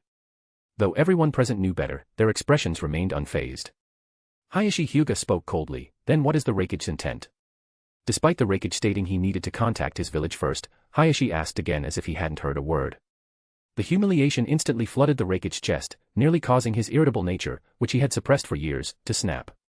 The veins on his forehead throbbed, and his gaze turned icy, filled with an almost uncontrollable killing intent. "I will contact the person in charge of this matter in the village. If the situation is as you say, they will be executed without mercy." At this moment, the Raikage was like a crouching tiger, staring fixedly at Hayashi Hyuga. "Now, why must things be so tense?" Kakashi spoke softly from the head of the table. His gaze, carrying a gentle smile, fell upon the Raikage, sending a chill down the man's spine. If the Raikage was a crouching tiger, then the Kakashi before him was a shotgun aimed right at the tiger's head. Since the Raikage needs to contact his village, then by all means, contact them. There is no rush. The Raikage stared at the Hokage, the man who had once stood alone to block his path, and said with a cold face, In that case, my village has a specialized radio for long-distance communication," Kakashi interrupted. "Lord Raikage, you may use that." Kakashi's words made the Raikage's heart tremble. Chapter 183, The Eve. The Raikage had originally intended to return to Kimogakure, but Kakashi's words were like a bucket of ice water poured over his head, chilling him to the bone. "Now that you've come to the leaf, don't think about leaving." Until this matter was resolved, the Raikage would have to remain within the walls of Konohagakure. Or rather, Kakashi had no intention of letting the Raikage leave at all. "I understand." The Raikage spoke with great difficulty. He was now fully aware of his predicament. Although he had anticipated this possibility before arriving in Konoha, the reality of it still left him feeling cold. His only strategy now was to stall. Stall until the Kazekage arrived. Konoha clearly had no intention of negotiating in good faith.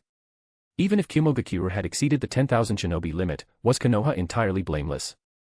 Setting aside the fact that Kimogakure had once actively sought to steal the Byakugan, did Konoha not share some fault in the current tension?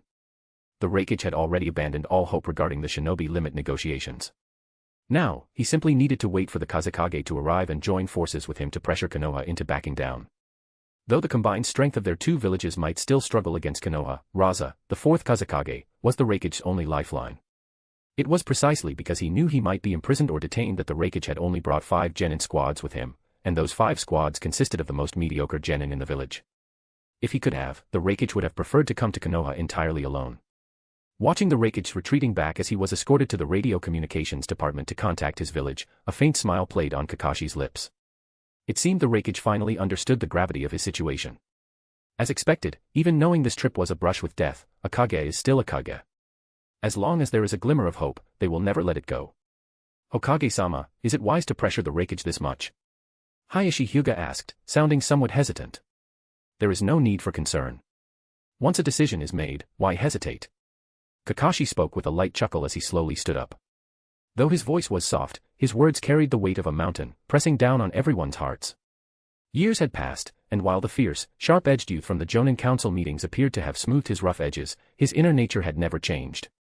Now, he intended to use even firmer methods to realize the blueprint he had long ago designed. As the white-haired man turned to leave the dim meeting room, the flame embroidery on his Hokage cloak seemed to flicker and burn with a life of its own. Hayashi Hyuga stared at those leaping flames, and his wavering heart instantly became as firm as stone. The Hokage was right. Once a decision is made, why hesitate? To waver is to invite disaster. The news of the Raikage's arrival in Konoha reached not only Orochimaru but also Raza, who had not yet departed. "The Raikage has arrived. Without further delay, I shall set out as well," Raza declared in a deep voice, looking at the core members of Sunagakure gathered in the Kazekage office. "Since the Kazekage-sama has made up his mind, then so be it," an elderly woman beside him said calmly. This was Chiyo, a senior elder of Sunagakure who had lived through the First, Second, and Third Shinobi World Wars. "Good. Immediately notify Orochimaru's Hidden Sound village to depart at the same time." Seeing no opposition, Raza waved his hand and issued the order. For this journey, he would be accompanied by his 3 children, Temari, Kankuro, and Gaara.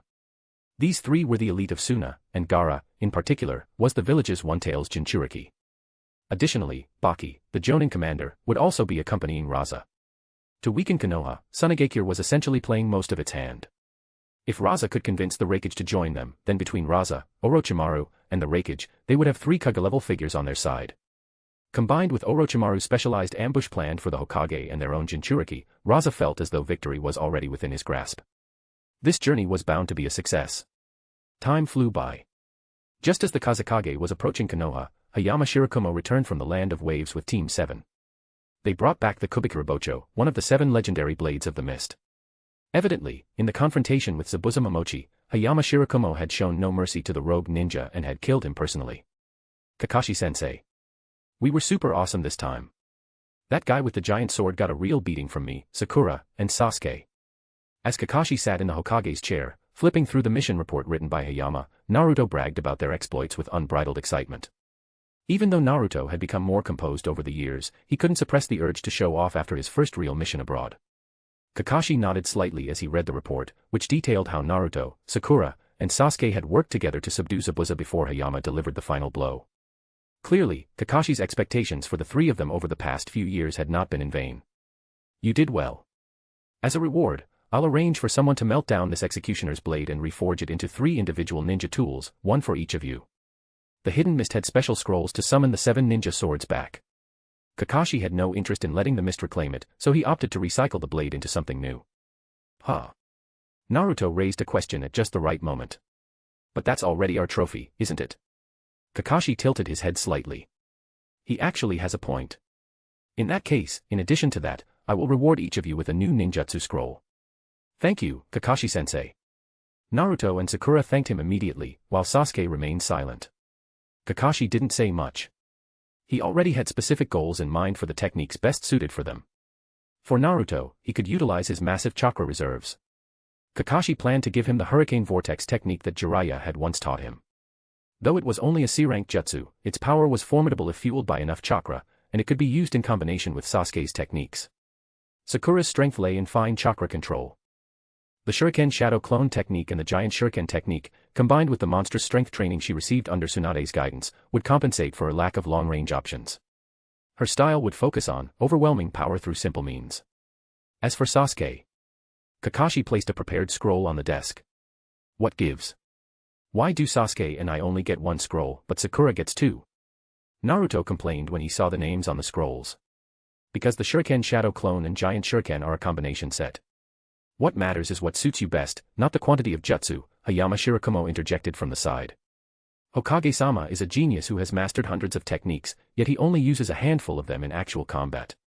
Don't be greedy, Naruto. Exactly, Kakashi agreed. Naruto didn't argue further and nodded obediently. Sasuke silently opened his scroll, and his eyes trembled slightly at the 2 words written there. S-rank ninjutsu, Raikiri.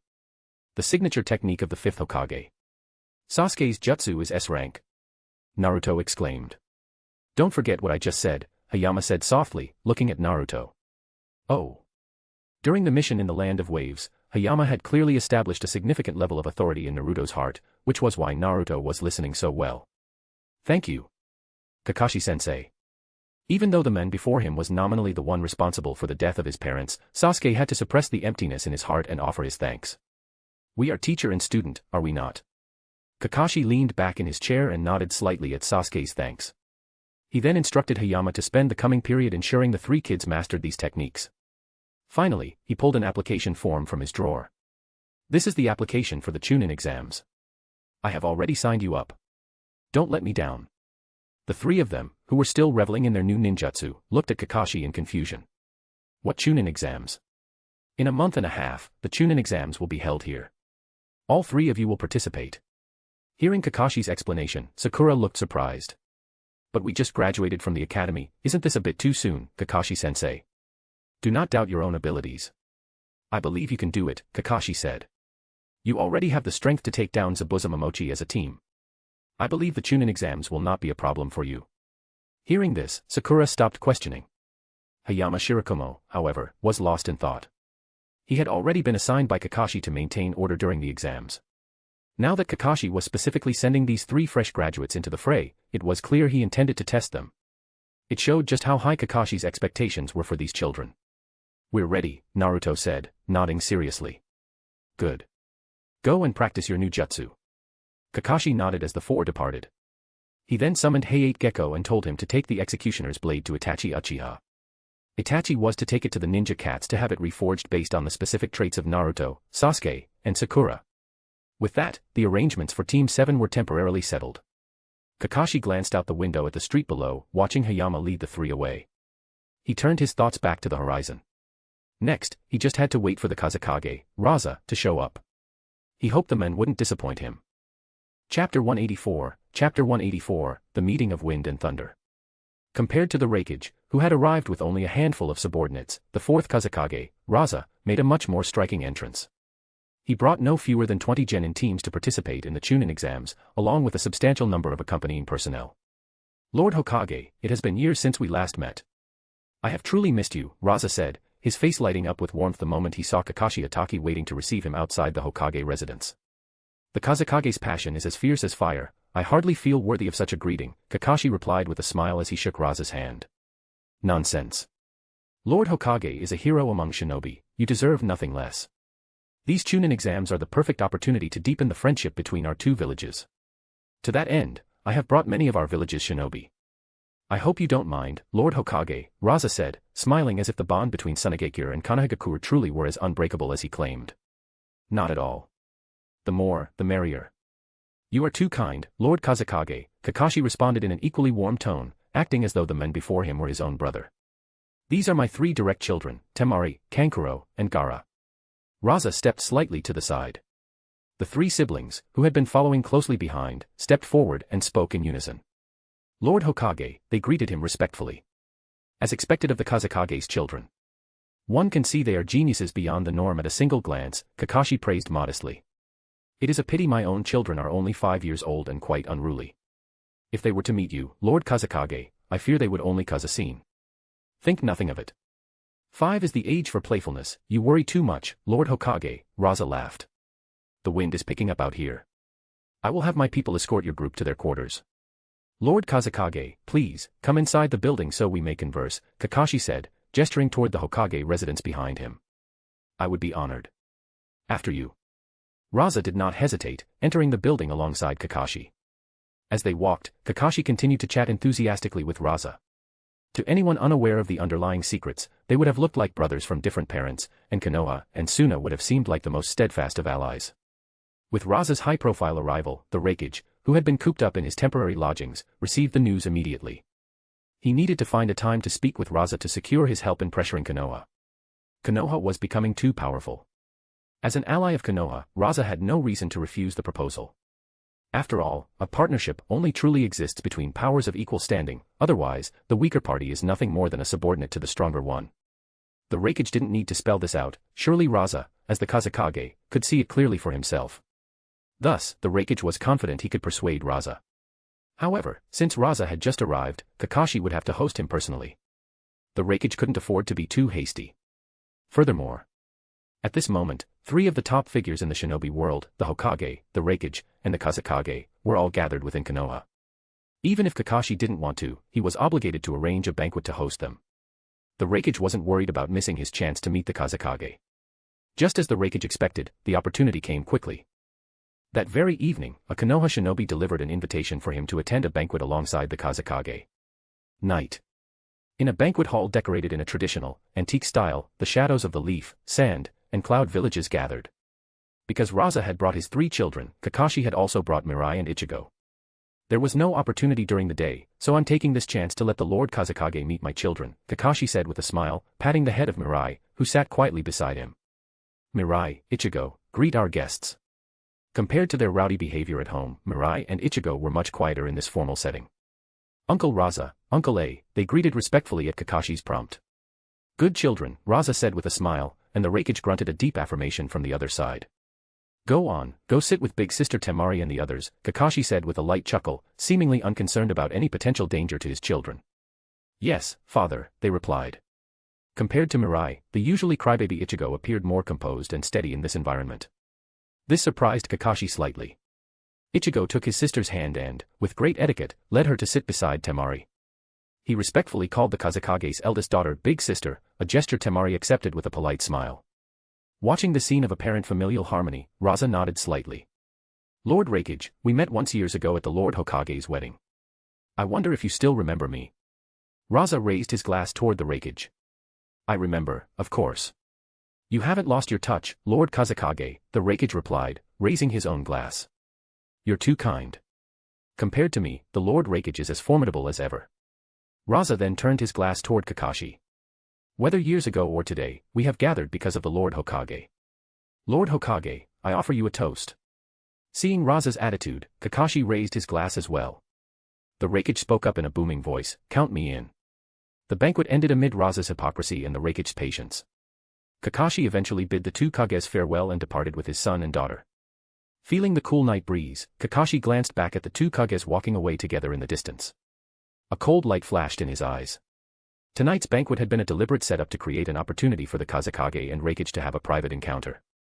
He hoped Raza wouldn't disappoint him. Papa, Ichigo said, tugging on Kakashi's hand. What is it? Kakashi knelt down and asked with a soft smile. Unlike his demeanor with the other Kages, his smile was genuinely warm when facing his children. He was pleased with Ichigo's performance today. I'm still hungry, Ichigo said, blinking his eyes. Then shall we go get some ramen? Kakashi asked, rubbing the boy's head. I want to go too. Mirai added, her true personality finally beginning to resurface. All right, let's all go together. Kakashi chuckled, tousling Mirai's hair as well. He didn't demand too much of Mirai. While Ichigo's performance was a pleasant surprise, it didn't diminish his love for his daughter. They were only 5, after all, it was normal to be shy. While Kakashi was taking his children to Ichiraku Ramen, the Kazekage and Raikage stood together on a rooftop. Watching the father and children walk further away, a coldness settled in Raza's eyes. So, Lord Raikage, what is it you wanted to say? Raza asked. A barrier had been erected around them, ensuring their conversation would not leak out. Kumogakure needs Tsunagekyure's help. Konoha is too powerful. Surely you don't want to see an ally grow so strong that no one can keep them in check. The Raikage leaned against the railing, his eyes gleaming. An ally. Heh. Raza's lips curled into a cold, mocking smirk at the word. There were no permanent allies in this world, only permanent interests. And Konoha's strength had indeed begun to make Suna uneasy. In normal circumstances, I would naturally help you pressure Konoha into backing down, Raza said, causing the Raikage to frown. Normal circumstances? Does he mean the current situation is special? Pressuring Konoha might seem like the most appropriate request to you, Raikage, but haven't you thought of something more permanent? Raza turned to look at the brawny man beside him, his voice laced with a hint of manipulation. What do you mean? The Raikage's brow furrowed tightly. He sensed that Raza's purpose for coming to Konoha wasn't just the Chunin exams. Everyone knows Konoha is powerful. But if it becomes too powerful, what should I do? Raza asked. Tsunagekyure is Konoha's ally. You know exactly what happens to an ally who becomes too strong, Lord Raikage. The Raikage was startled. Could it be? Aren't you afraid I'll tell the Hokage about your attitude? The Raikage asked in a low voice. My attitude? What attitude? Raza sneered dismissively. Did I say anything? Or is it that you, Lord Raikage, are content to be Konoha's dog? Raza looked intently at the men whose expression was shifting rapidly. The Raikage finally understood Raza's intent. This trip to Konoha wasn't about the exams at all. His goal was to weaken, or even take this chance to crush Konoha. But what gives you this kind of confidence? The Raikage asked. Just as he had implied, Tsunagekyure trying to take down Konoha alone was a laughable pipe dream. Raza wasn't a fool, he had to have another trump card, or rather, reinforcements. If Raza's reinforcements were strong enough, then the Raikage, his heart hammered against his ribs. If he could help Raza crush Konoha, then Kumo wouldn't have to suffer Konoha's pressure anymore, and he would never have to bow his head to the Hokage again. By saying that, Lord Raikage, are you planning to join us? Raza looked at him with a knowing smile. Let's not beat around the bush. If your reinforcements are strong enough, I will lend you a hand. But if this is just wishful thinking on your part, then pretend I was never here tonight. Don't worry, I won't breathe a word of our conversation to anyone. Ultimately, no matter who Raza's ally was, the goal was to weaken Konoha. The Raikage understood this, which is why he would keep his mouth shut regardless of whether he joined. Since you've put it that way, I'll be direct, Raza said. That person is Orochimaru. Hearing that familiar yet distant name, the Raikage's pupils constricted slightly. Orochimaru. In the Raikage's eyes, Orochimaru's raw power was only mid-tier among Kage-level shinobi, but even he had to admit that Orochimaru possessed an endless array of bizarre and dangerous methods. He was a man of significant weight. The Raikage closed his eyes, feeling the night wind of Konoha brush against him. He remembered standing alone against the overbearing Konoha high-ranking officials. In that case, count me in. Chapter 185, The Chunin Exams. Whether or not the Raikage agreed to participate in Raza's plan, Kakashi had no intention of letting him off the hook. It was just as he had initially thought. Since he's come this far, he might as well stay for good. Inside Ichiraku Ramen, Kakashi accompanied his children as they filled their bellies. A Hyuga ninja standing beside him leaned in, succinctly reporting the details of the conversation between the Kazekage and the Raikage. Kakashi merely smiled, seemingly unconcerned. Though a barrier had been erected to shroud their meeting, the Byakugan could still decipher the content of their conversation from hundreds of meters away by reading the lip movements of Raza and the Raikage. Now that the Raikage's goals were aligned with the Kazekage's, everything was falling right into Kakashi's hands. Are you full yet? Kakashi stroked his daughter's white hair, a look of tender affection flickering in his eyes. Everything he did was not only to consolidate the power of the entire shinobi world against a common enemy but also to create a world where children like Mirai and Ichigo could grow up in safety. From beginning to end, Kakashi's conscience remained clear. I'm stuffed. Mirai picked up her ramen bowl and gulped down the last of the broth with a series of satisfied swallows before letting out a contented burp. In that case, let's head home. Your mothers must be worried. Kakashi smiled as he paid the bill.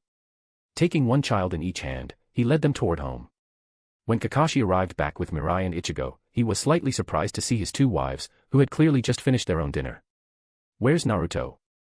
Hikari, curled up on the sofa with a manga in her hands, spoke up without looking away. He's still training at Training Ground 3. I already sent that boy some dinner earlier. On the other hand, what took the three of you so long to get back? Hikari looked up, shifting her gaze to Kakashi and the two children. Mama. Seeing their mother, Ichigo and Mirai ran over and dove into Hikari's arms. With a smile, Hikari pulled them both into a warm embrace. I just took Mirai and Ichigo for a walk around the village. Kakashi didn't say much else. He walked over to Hikari's side and glanced at the manga she was holding. The Untold Scandals of Zeus and Odin. What kind of nonsense was this? Even after all these years, Hikari's interests had never changed, she still loved these strange manga titles she managed to scavenge from who knows where. So, how did the chat with those two go? Hikari asked, raising an eyebrow. Exactly as I hoped. Kakashi's tone was indifferent, as if the Kazekage and Raikage were of no consequence to him. You two, head to your room and get some sleep. Kakashi looked at the two little ones still clinging to Hikari. Daddy's mean, Mirai and Ichigo grumbled, though they reluctantly untangled themselves from Hikari's arms and headed toward their bedroom. Are you really getting jealous of your own children now? Hikari teased, casting a side eye at Kakashi as he sat down beside her. Maybe Kakashi feels that he's the one who should be holding his wife. Kurenai walked out of the kitchen, watching the two on the sofa with a playful smirk. Was it that obvious? Kakashi was momentarily speechless. But then again, because he had been so busy following up on the Chunin exams lately, it really had been a while since. Seeing the look of longing on Kakashi's face, Hikari gave him a slightly reproachful glare. Having lived together for so many years, she knew exactly what was on his mind. Well, let Kurenai. Hikari started to stand up, intending to make an escape, but Kurenai, who had walked over, gently caught her by the wrist. A pair of warm, crimson eyes shimmering with bright light watched Hikari's flickering gaze with a soft smile. Hikari is actually acting shy. That's a rare sight indeed. Faced with Kurenai's intense, playful gaze, Hikari looked away in embarrassment. What do you think you're doing? Hikari mustered her courage to look back at Kurenai, but those smiling eyes forced her back until she reached the bedroom door. With a soft click, Kurenai reached past Hikari's waist and twisted the doorknob. With a flushed face, Hikari was cornered into the bedroom by Kurenai. Seeing this, Kakashi's expression shifted slightly. With a composed demeanor, he followed his two wives into the room, casually erecting a barrier as he entered. The next morning.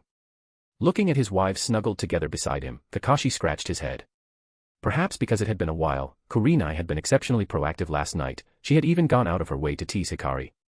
Seeing that Hikari and Kurenai were still asleep, their faces still carrying the lingering traces of the night's passion, Kakashi rose quietly. After preparing breakfast for the family, he intended to head to the Hokage office. There were many things to attend to lately, and he needed to stay on top of everything. Just as Kakashi was about to head out, Naruto, dressed in his pajamas and yawning, walked out from his room. Big brother Kakashi, you made breakfast today. Yeah. Hikari and Kurenai are still sleeping, so make sure you don't disturb them.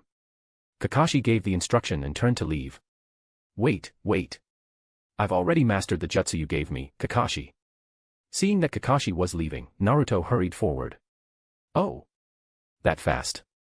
It had only been a few days since Kakashi had given Naruto the Hurricane Tornado Jutsu.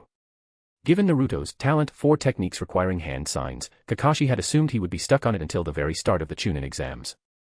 Hee, I'm pretty great, right? Sensei Takuma told me that I could use the feedback feature of shadow clones, so I used the multi-shadow clone technique to learn it. Naruto leaned in, clearly fishing for a compliment. As expected of you, Naruto. Truly impressive. Hearing this, Kakashi smiled and patted Naruto's head. Having received Kakashi's praise, Naruto's face lit up with joy. Remember to wash up, then call Mirai and Ichigo for breakfast. Kakashi patted Naruto's head once more. Leave everything to me. Naruto puffed out his chest, promising Kakashi that he would take good care of his younger siblings. Kakashi didn't say anything more and prepared to depart. His bedroom still had the barrier active, so he wasn't worried about Naruto accidentally barging in. Time flew by, and in the blink of an eye, the day of the Chunin exams arrived. During this period, ninjas from various small villages participating in the exams had been arriving in Konoha one after another. There were candidates from Takigakure, Amigakure, Otogakure, Kusagakure, and others. Kakashi sat leafing through the profiles of the Chunin candidates. His gaze suddenly landed on a specific list of genin. These were the data files for the genin from Kusagakure, the hidden grass village. On that file, a name that felt both familiar and yet distant appeared before Kakashi's eyes. Kusagakure genin, Karen. Looking at the familiar red hair in the profile photo, Kakashi's eyes flickered. What was Kusagakure thinking? Instead of hiding this stray member of the Uzumaki clan within their village, they sent her right to me with such fanfare. Kakashi felt that if he didn't keep Karen in Konoha, he would be doing a great disservice to Kusagakure's hard work. With that thought, Kakashi summoned Hayate Gecko, who was on standby. Take this file to Shizune. She'll understand what I mean. Kakashi handed the information regarding Karen to Hayate Gecko. As Tsunade's disciple, Shizune knew exactly what the Uzumaki clan meant to Tsunade. And at that very moment, Team 7, led by Naruto, had already headed toward the classroom for the written portion of the exam. Chapter 186, My Apologies, Obito Uchiha. The Chunin exams are divided into 3 phases, the written test, the practical application, and finally, the individual ability showcase. The written test is an indispensable part of every Chunin exam, while the practical phase is arranged by the organizers. The final showcase of individual ability is more straightforward. One-on-one combat. Currently, Kakashi was staying in his office. Hayama Shirakumo and Itachi Uchiha, who were responsible for maintaining order during the exams, were reporting the situation to him. The Kazakage's entourage has been placed under the surveillance of the Hyuga ninja and the police force. If they make a move, they will be apprehended immediately. Additionally, the residents near their quarters were relocated before their arrival and replaced by village ninja in disguise. Itachi Uchiha flipped through the mission report in his hand, relaying the details to Kakashi one by one. Beyond that, regarding Orochimaru, we have yet to find any trace of him. Hearing Itachi's words, Kakashi wasn't surprised. With Orochimaru's mastery of disguise, few could ever hope to find him unless he chose to reveal himself. I understand. Shizune is in charge of the Chunin exams, the 3 of you should consult with one another over the next 2 days. As for anything else, don't worry about it. Following Kakashi's instructions, Itachi and Hayama acknowledged the order and took their leave. Once they had departed, Kakashi summoned Hayate Gecko. He told Hayate to bring a message to Tenzo. During the Chunin exams, he was to immediately lead his team to lock down Konoha. Entry was permitted, but no one was allowed to leave. Tell him to oversee it personally. Hayate Gecko received the order and prepared to leave, but Kakashi added that final sentence as an afterthought. It sent a chill through Hayate's heart. As Kakashi's personal Umbu bodyguard, he was privy to almost all of Kakashi's affairs during his tenure, or rather, Kakashi never made any effort to hide things from him. Consequently, Hayate was well aware of many secrets. He was especially aware of the strength of the Umbu captain. As a user of wood style, Tenzo had been bestowed with a sage mark, a unique empowerment sigil, by Kakashi. One could say that within the entire Hidden Leaf, he was one of the few experts, aside from Kakashi himself, who could trade more than 30 blows with the Jonin commander, Might Guy. Kakashi had once considered giving Hayate a sage mark as well, but unfortunately, Hayate's physical condition wouldn't allow his body to handle its power. Meanwhile, the written portion of the Chunin exams had concluded. That single test alone had eliminated nearly 2/3 of the genin. The 5 teams of genin brought by the Reikage from the Hidden Cloud village were completely wiped out during the written phase. Kakashi sat alone atop his own likeness on the Hokage rock, gazing down at the Hidden Leaf, which could no longer be described as a mere village. The wind ruffled his hair. His gaze seemed to pierce through the peaceful, prosperous city to see the dark undercurrent surging within. What is my Lord Hokage doing all the way up here? A slightly playful voice reached his ears. In the entire village, only Hikari and Kurenai spoke to Kakashi in such a tone. What's wrong? Aren't you staying with Ichigo and the others? Kakashi looked at the newcomer, suppressing the worries in his heart and speaking with a smile. I was just worried about you, wasn't I? Hikari walked over and sat down beside Kakashi. She had sensed the undercurrents within Konoha. Even the Umbu presence near the Hatake estate had increased by an entire squad. You should stay close to Kurenai and the children these next few days. Kakashi smiled, dismissing the concern in Hikari's voice. Has something happened? 12 years had passed, and Hikari had long since come to view this village as her home. If necessary, she didn't mind revealing her own power. As a husband, if I still needed my wife to clean up after me at work, wouldn't that make me look too incompetent? Hearing Kakashi's words, Hikari's eyes shifted, but she didn't say much. She simply reached out and gripped Kakashi's hand tightly. But we are husband and wife, aren't we? You've always liked taking everything upon yourself. I thought you might change a bit after we got married, but I didn't expect you to get even worse. The blunt words from Hikari's mouth caused Kakashi to fall into a brief silence. Hikari, if someone wanted to use a jutsu to shroud the entire world, to pull all of humanity into an illusion to live out a beautiful dream without pain for the rest of their lives.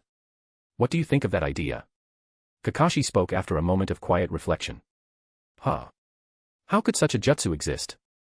Even my Yachihoko couldn't achieve something like that. Hikari shook her head. But what if it did? Kakashi asked again. No one can make decisions for me, not even you, Kakashi. I still want to watch Ichigo and Mirai grow up. If someone never experiences a single failure while growing up, they will choose to run away and give up the moment they encounter an insurmountable obstacle. I don't want Ichigo to become that kind of person. Hikari didn't answer directly, instead using her son as an example. I see. Kakashi smiled. Obito Uchiha was an Uchiha, and Hikari was an Uchiha as well.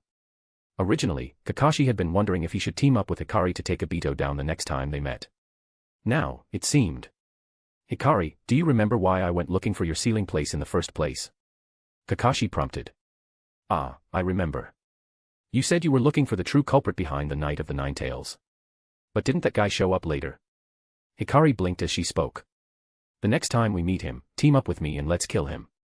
Upon hearing this, Hikari stood up slowly in front of Kakashi. A bright smile spread across her face, her eyes curving into crescent moons. Hikari, now Kakashi's wife, extended her fair hand toward her husband. Since Kakashi is asking his wife for help, then it's a promise. No backing out. This was the first time. It was the first time Kakashi had ever reached out to someone else for help. And that person was his wife, Hikari. Hikari felt a sense of satisfaction that Kakashi was no longer choosing to bear everything alone. Even if the opponent was the culprit who could control the Nine Tails and caused the death of Kakashi's sensei, Minato Namikaze, Hikari didn't care in the slightest. As long as Kakashi was by her side, it was enough. Honestly, you're over 500 years old, yet you're acting like a child. Kakashi smiled helplessly, looking at his wife's face, which had never changed, backlit by the sun. He let her pull him to his feet. What do you mean, 500 years old? I am clearly forever 17. Still a young maiden, you know. Hikari winked playfully at Kakashi. Looking at his wife, a tender smile played at the corners of Kakashi's mouth. So be it. He would let this world change according to his will. Obito Uchiha. I'm sorry. The next time we meet will be the day you die. If you have anything to say, go tell it to Kushina and Rin in the Pure Land. 7 days passed in succession, and the Chunin exams unfolded in full swing. With the conclusion of the second exam in the Forest of Death, the roster for the final championship duels had finally appeared. Chapter 187, Psychological Warfare. Naruto Uzumaki vs Niji Hyuga. Shikamaru Nara vs Temari. Shino Aburame vs Kankuro. Sasuke Uchiha vs Gaara. Sakura Haruno / no opponent. Inside the Hokage's conference room. Kakashi looked at the list in his hands. He didn't particularly care about the matchups themselves, what concerned him was that Orochimaru had failed to appear during the second phase of the Chunin exams. This thought caused Kakashi to glance toward Uchiha Itachi, who was standing by on standby. Is it because Orochimaru hasn't been instantly defeated by Itachi's eyes yet, so he hasn't become obsessed with the Sharingan? Hokage-sama. Itachi asked, sensing Kakashi's gaze and feeling somewhat confused. How are the security preparations for the third phase of the exam coming along? Kakashi asked, breaking his silence. Everything is ready, Itachi replied. The moment Raza makes a move, Hayama and I will neutralize all enemies immediately. Kakashi nodded upon hearing this, then scanned the others present in the meeting. Guy, Hayama, Shizune, and Tenzo, including Itachi, who had just spoken, were all wielders of the sage mark. Shizune, I'm putting a heavy burden on you this time, Kakashi said. Hearing Kakashi's words, the now 27-year-old Shizune shook her head and replied calmly, this is all for the sake of the leaf. Everyone present understood the true purpose of this Chunin exam. The exam was merely a pretext, a lure to draw out a justification for war. They just hadn't expected Orochimaru to be a participant in the scheme. As the person publicly responsible for the exam, any accident occurring during her first time managing such a large-scale event would leave a permanent stain on Shizune's record. While Shizune didn't mind, Kakashi felt it was necessary to offer her an apology. Good. When the time comes, I'll leave the raikage to you, Guy. Kakashi turned his gaze to Guy on his left. Please rest easy. With me there, the raikage won't be able to stir up any trouble. Having practiced embroidery for 5 whole years while the 8 gates were open, Guy had successfully engraved the sage mark. His current strength was unfathomable. Forget a mere raikage, even if he were facing a tailed beast, Guy could beat it to death with his bare fists. Kakashi's eyes lowered slightly. The Kazekage, then. Leave him to me, the only woman in the room spoke up. Very well. Kakashi nodded to Shizune. Since receiving the sage mark, Shizune was no longer just a simple medical ninja. In that case, I'll handle Orochimaru, Shirakumo Hayama added coldly. Kakashi nodded but offered a warning. When Orochimaru fled the leaf, he took many forbidden jutsu with him. Among them is the reanimation jutsu. When the time comes, you and Tenzo will face him together. However, stay flexible, plans often fail to keep pace with changes. With those final words, Kakashi concluded the brief meeting. Late at night. Just as Kakashi's meeting concluded, Orochimaru was already meeting secretly with Raza. Raza had avoided everyone, appearing alone in a remote, desolate forest. A small white snake slithered down from his wrist to the ground. The snake opened its mouth wide, and a sinister figure forced its way out of the tiny body. It was none other than Orochimaru. What is the situation now? Orochimaru asked, his voice low and wicked. Everything is proceeding according to plan. How are the measures you prepared? Raza frowned as he looked at the man covered in snake slime. Are you still worried about me? Orochimaru asked with a mocking sneer. It's not that. Today, after the second phase ended, I encountered the Leaf's head of the medical department, Shizune. That woman gave me the impression that she is no weaker than I am. Hearing Raza's words, Orochimaru narrowed his eyes slightly. Shizune. He had some memory of her, the little girl who used to follow Tsunade around. Had that child grown so much after all these years? Besides Shizune, both Jiraiya and Tsunade are in the village. How do we deal with them? Raza asked, a hint of unease in his heart. Tsunade is of no concern, she won't get involved. As for Jiraiya, I'll have my subordinates stall him when the time comes. To ensure the success of the Konoha Crush, claim Kakashi's body, and kill Hiruzen Sarutobi, Orochimaru was putting everything on the line. He had brought Kimimaro, Gyurin, and Kabuto Yakushi with him. While the 3 of them working together might not be able to kill Jiraiya, stalling him wouldn't be a problem. You'd better be sure. The arrow is on the string and must fly. Even with the raikage support, I need to know, what exactly is your method for dealing with Kakashi Hatake? Upon hearing Raza's question, Orochimaru broke into a wicked smile. As I thought, you still don't trust me. But no matter, stabilizing the morale of one's allies is an essential part of war. In that case, I'll let you see for yourself. As he spoke, Orochimaru began to weave hand signs right in front of Raza. Raza watched the sequence, his brow furrowing. Is this the summoning jutsu? Summoning jutsu, reanimation. Orochimaru slammed his palm onto the ground. 5 coffins rose abruptly from the earth. As the coffin lids fell away, 5 figures appeared before Raza. This is. Raza's pupils shrunk as he looked at the deathly figure in the middle coffin. This person, he couldn't be mistaken. Years ago, during the Second Shinobi World War, when Raza was just a rookie genin, he had caught a glimpse of this man by chance. With a single strike of his blade, he had killed the son and daughter-in-law of Elder Chiyo. The white fang of the leaf, Tsukumo Hatake. You monster! Raza exclaimed. Though he despised and feared Orochimaru's methods, the sight of this man caused his previously anxious heart to instantly settle. A father and son forced to fight to the death, even someone as iron-willed as the 5th Hokage couldn't possibly remain calm. Allow me to introduce them. Orochimaru said with a grotesque smile, gesturing toward the 5 lifeless figures. The first Hokage, Hashirama Senju.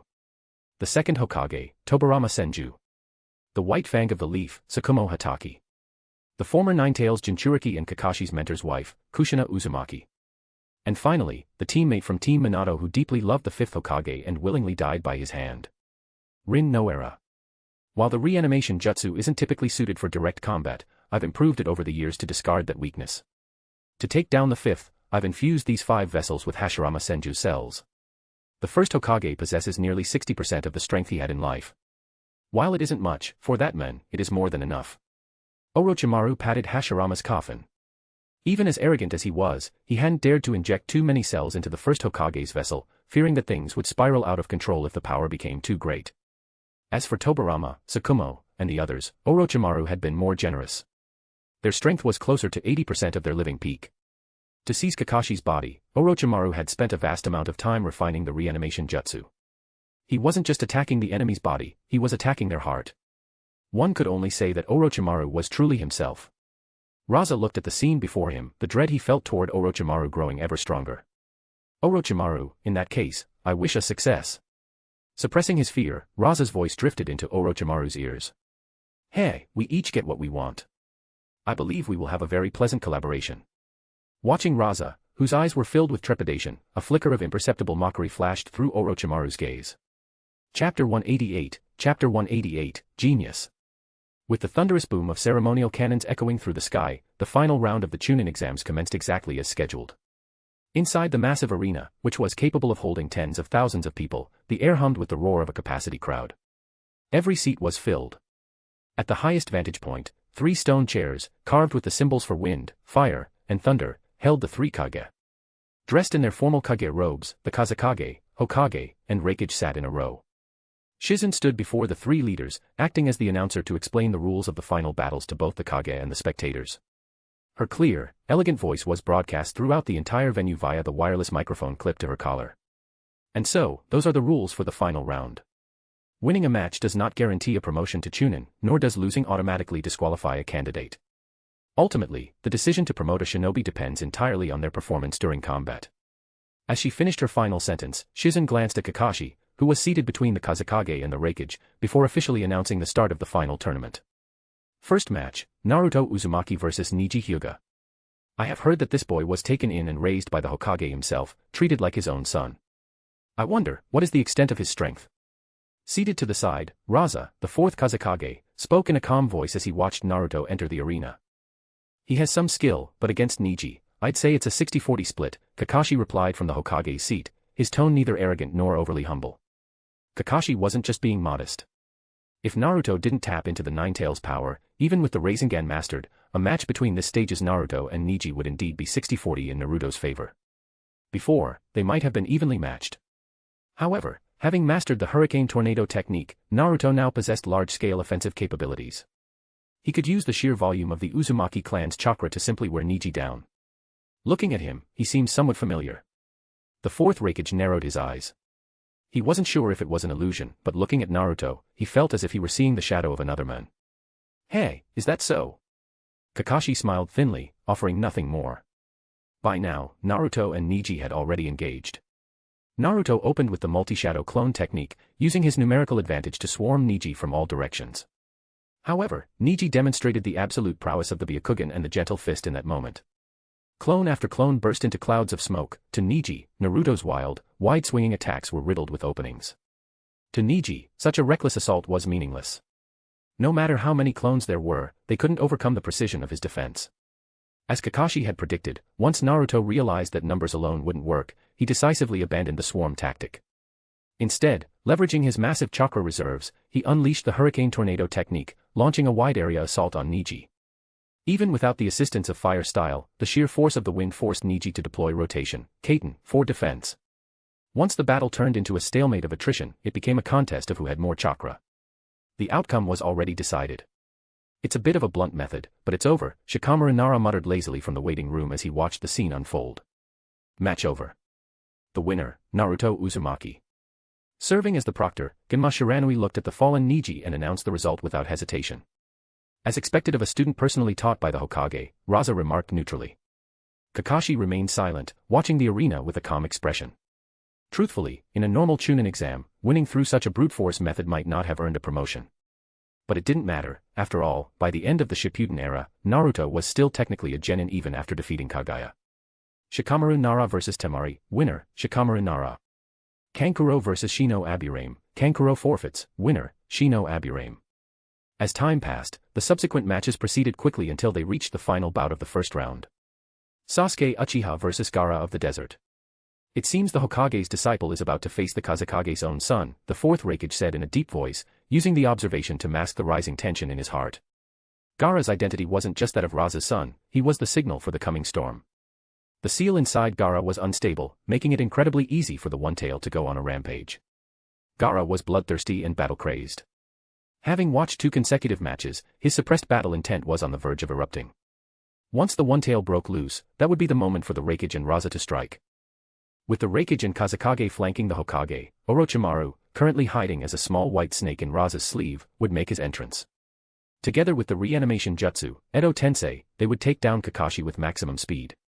Once Kakashi was dead, no matter how strong the hidden leaf was, a leaderless village was destined to become a scattered mess of sand. The Raikage could already see the Konoha crush unfolding before his eyes.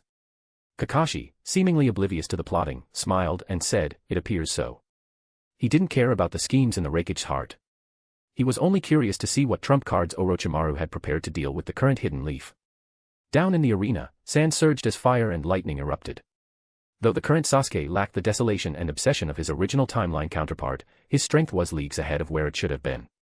Beyond the massive increase in physical speed gained from using lightning style to stimulate his cellular activity, his years of training under Itachi Uchiha had caused his fire style, swordsmanship, and the Uchiha's signature shuriken jutsu to improve by leaps and bounds. Lightning mingled with flames. Moving at absolute speed, the lightning blade, Raikiri, in Sasuke's hand pierced through layers of sand armor in an instant, striking Gaara squarely in the shoulder. At the sight of the splashing blood, Gaara's pupils suddenly contracted. That long-lost sensation of pain sent his already unstable mind into a state of total frenzy. An ominous, heavy chakra instantly flooded the entire stadium. Every shinobi present felt their expression shift. There was no mistaking that chakra, it was a tailed beast.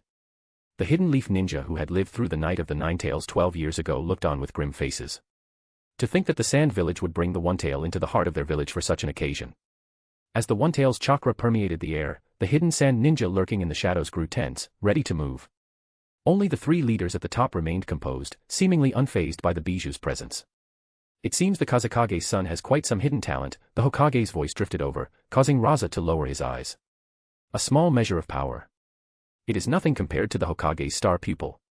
Is that so? Kakashi chuckled softly. But at that moment, an anomaly occurred in the arena.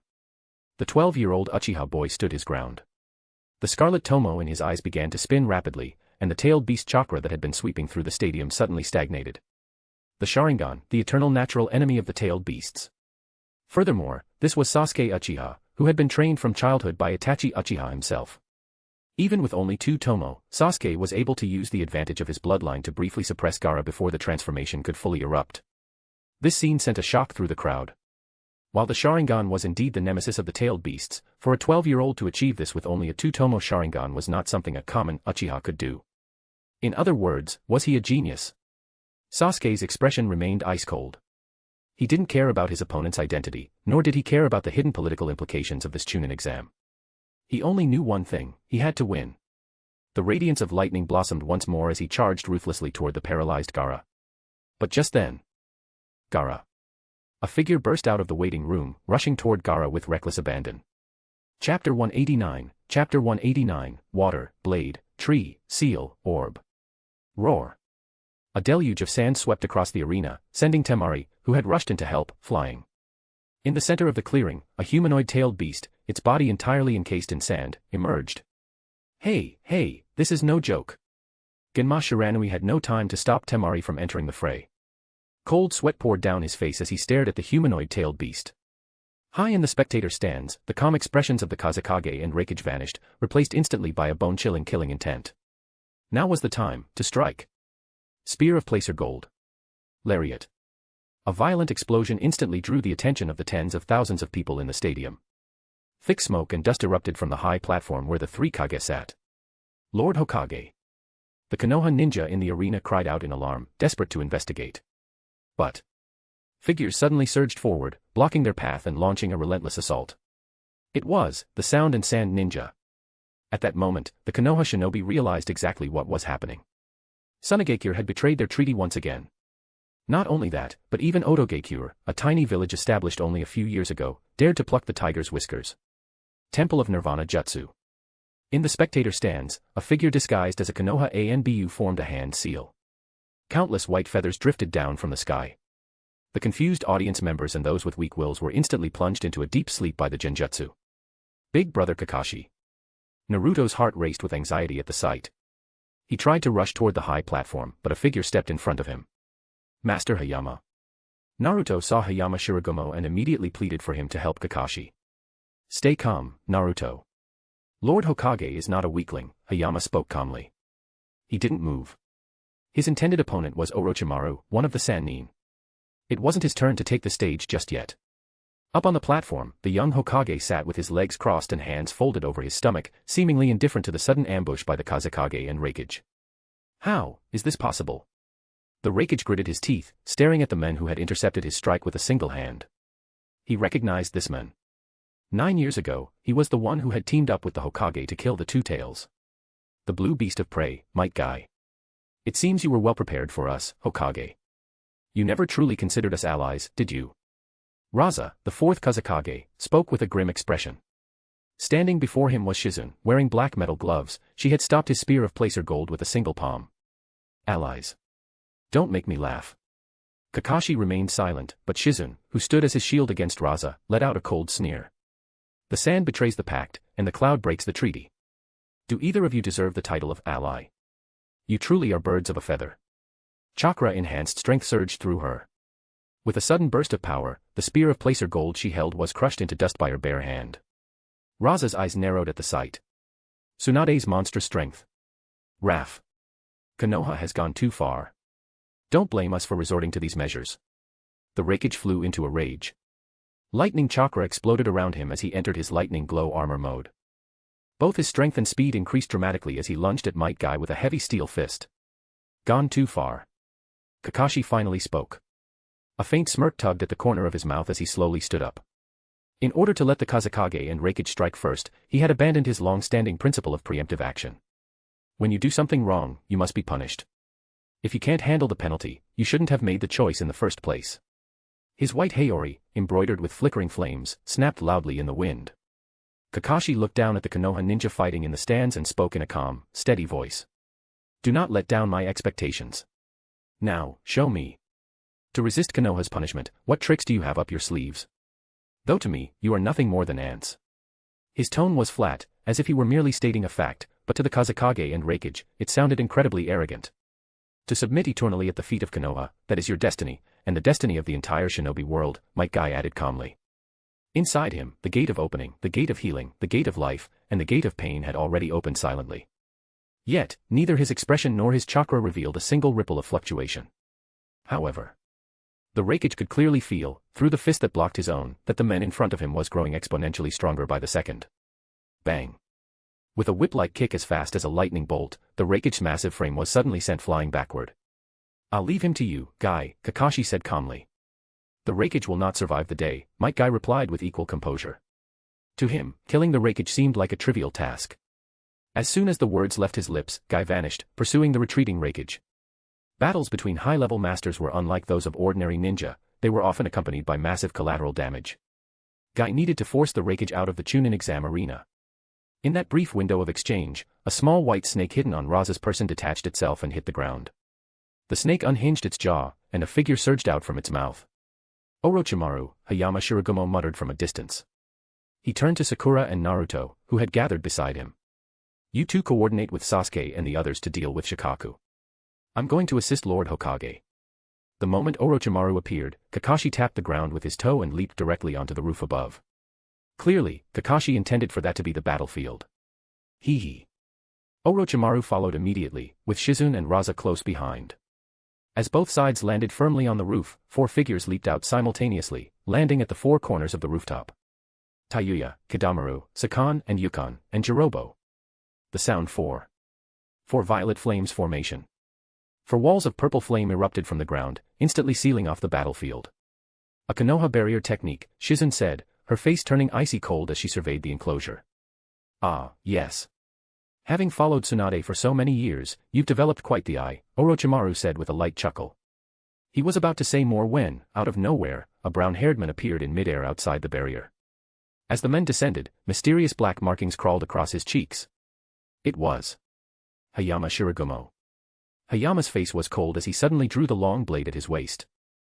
A sharp, piercing sound, like the scream of metal tearing through air, echoed throughout the arena. A brilliant flash of sword light swept across the battlefield, reflecting in everyone's eyes. Another. Konoha's white fang. That absurd thought rose in the hearts of everyone watching. Under that lightning-fast, godlike strike, the newly erected four violet flames formation shattered instantly.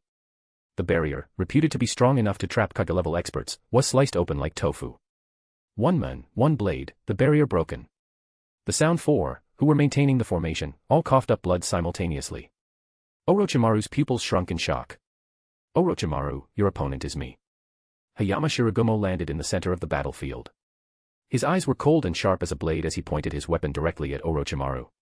Only then did everyone see the true appearance of the sword in Hayama's hand. It was about a meter long, with a silver filigreed hilt wrapped in cloth, and a blade so bright it was blinding. This was the white light chakra saber. The personal blade of the fifth Hokage, Kakashi Hatake. As a confidant of the Hokage and one of the only two members of the Kage Guard, a man of absolute loyalty, Hayama had been gifted this blade by Kakashi 3 years ago. It symbolized Kakashi himself, its presence was equivalent to the Hokage being there in person. The wind brushed Hayama's hair across his eyes, but it did nothing to hide that soul-piercing, blade-like gaze. Orochimaru felt a surge of danger in his heart. He had never heard the name, Hayama Shiragumo, before. He had initially assumed he was just an insignificant member of the Kage Guard who happened to be paired with Itachi Uchiha. If it were Itachi, he might have been more cautious, after all, he was an Uchiha. But this Hayama Shiragumo looked like any other common Konoha ninja. However, the scene before him completely shattered his initial judgment. Summoning, impure world reincarnation. Don't even think about it. Shizen's eyes turned cold. She exchanged a glance with Hayama, and both charged at Orochimaru. Stop right there. Seeing that Shizune and Hayama intended to stop Orochimaru's reanimation, Raza moved, immediately blocking their path. Giant sand burial. In an instant, a torrent of gold sand poured from Raza's sleeves, surging toward the rapidly approaching Hayama and Shizune. Sword light flashed. Fists exploded. Under the combined efforts of Hayama and Shizune, the massive tsunami of placer gold was shattered in an instant. Now this is getting interesting, Kakashi said, a sudden smile playing on his face. He sensed them. 5 familiar chakras. Hashirama Senju, Tobarama Senju. And Tsukumo Hatake, Kushina Uzumaki, and Rin no Era. Orochimaru's initial hand seals were a mere ruse. Before this final stage of the Chunin exams had even begun, the reanimated ones had already been summoned. The roof tiles beneath Kakashi's feet churned as giant trees and golden chains surged toward him. Lord Hokage. Hayama sensed the movement behind him and couldn't help but look back. Don't worry about me. Stick to the plan, Kakashi said, raising a hand to stop Hayama from retreating. He tapped his foot and leaped high into the air. But 2 chakras descended from the sky. Water style, hard whirlpool water blade. The familiar voice of Tobarama Senju came from above, along with a silent gaze. Kakashi looked up, meeting the eyes of a man with white hair and a sturdy face, a man whose eyes were filled with nothing but agony. It really has been a long time. My father, who died so long ago. The man attacking from above also spoke, his voice thick with suppressed pain. Yeah, it's been a long time, Kakashi. I'm sorry to cause you trouble. Finish me. As they spoke, the short blade in the man's hand erupted with a blinding, razor-sharp intent, slashing down toward Kakashi's face. Father, mentor's wife, comrade. Orochimaru, you're a monster. Shizen's killing intent boiled over at the sight. She made no attempt to hide her pure hatred for Orochimaru. Sage mark, release. As Kakashi prepared to move, the giant trees and golden chains surging from below suddenly accelerated. The simultaneous attacks of Tobarama Senju and Tsukumo Hatake arrived in an instant. Kakashi. Save me. A young, fragile plea, sounding like it came from a 12-year-old girl, cried out from the distance, filled with pain and resentment. A figure shrouded in tailed beast chakra, looking like a humanoid monster, appeared. A pitch-black orb formed in front of her, firing directly at Kakashi. The former Jinchuriki of the Three Tails, Rin no Era. Attacks from 5 directions converged at once, creating what seemed like a certain death trap. Hard whirlpool water blade, white fang sword technique, deep forest emergence, adamantine sealing chains, and a tailed beast bomb. Each one was a top-tier technique in the shinobi world. No matter who it was, anyone facing these 5 attacks would usually have no choice but to retreat. As you wish. Rin. A faint sigh echoed. Just as the 5-way assault was about to strike Kakashi simultaneously, a sudden, brilliant light erupted. Chapter 190, It's all my fault, alright. Rewind to 1 day ago. Kakashi became the Hokage. The words, sounding somewhat fragile and youthful, came from a young girl whose body was covered in cracks. Her once pure black eyes were now stained with the dark hues representing death. Having been forcibly dragged back to the world of the living from the Pure Land, Rin Noera felt no joy upon learning that her beloved had become the Hokage. Instead, her heart was filled with agony. She had already learned from Orochimaru that she would be deployed to the battlefield as a weapon to be used against Kakashi. The goal was to destabilize Kakashi's mind, allowing Orochimaru to seize his body. Lord Orochimaru, why? We were comrades from the same village, weren't we? Rin looked pained as she stared at the men before her, who wore a wicked, charming smile on his face. In Rin's memory, Orochimaru was one of the village's Sannin, a core power of the Hidden Leaf, and a personal disciple of the Hokage. She could not understand why he would do something like this. Rin. Kushina, who had also been brought back via the reanimation jutsu, looked at her husband's student with a face full of heartache. She instinctively stepped in front of the girl, glaring at the men before them with pure hostility. Kushina-san. Rin looked painfully at the familiar red-haired woman. Kushina's body was covered in the same ugly, jagged cracks as her own. Which meant that, just like her, Kushina was dead. Rin didn't understand.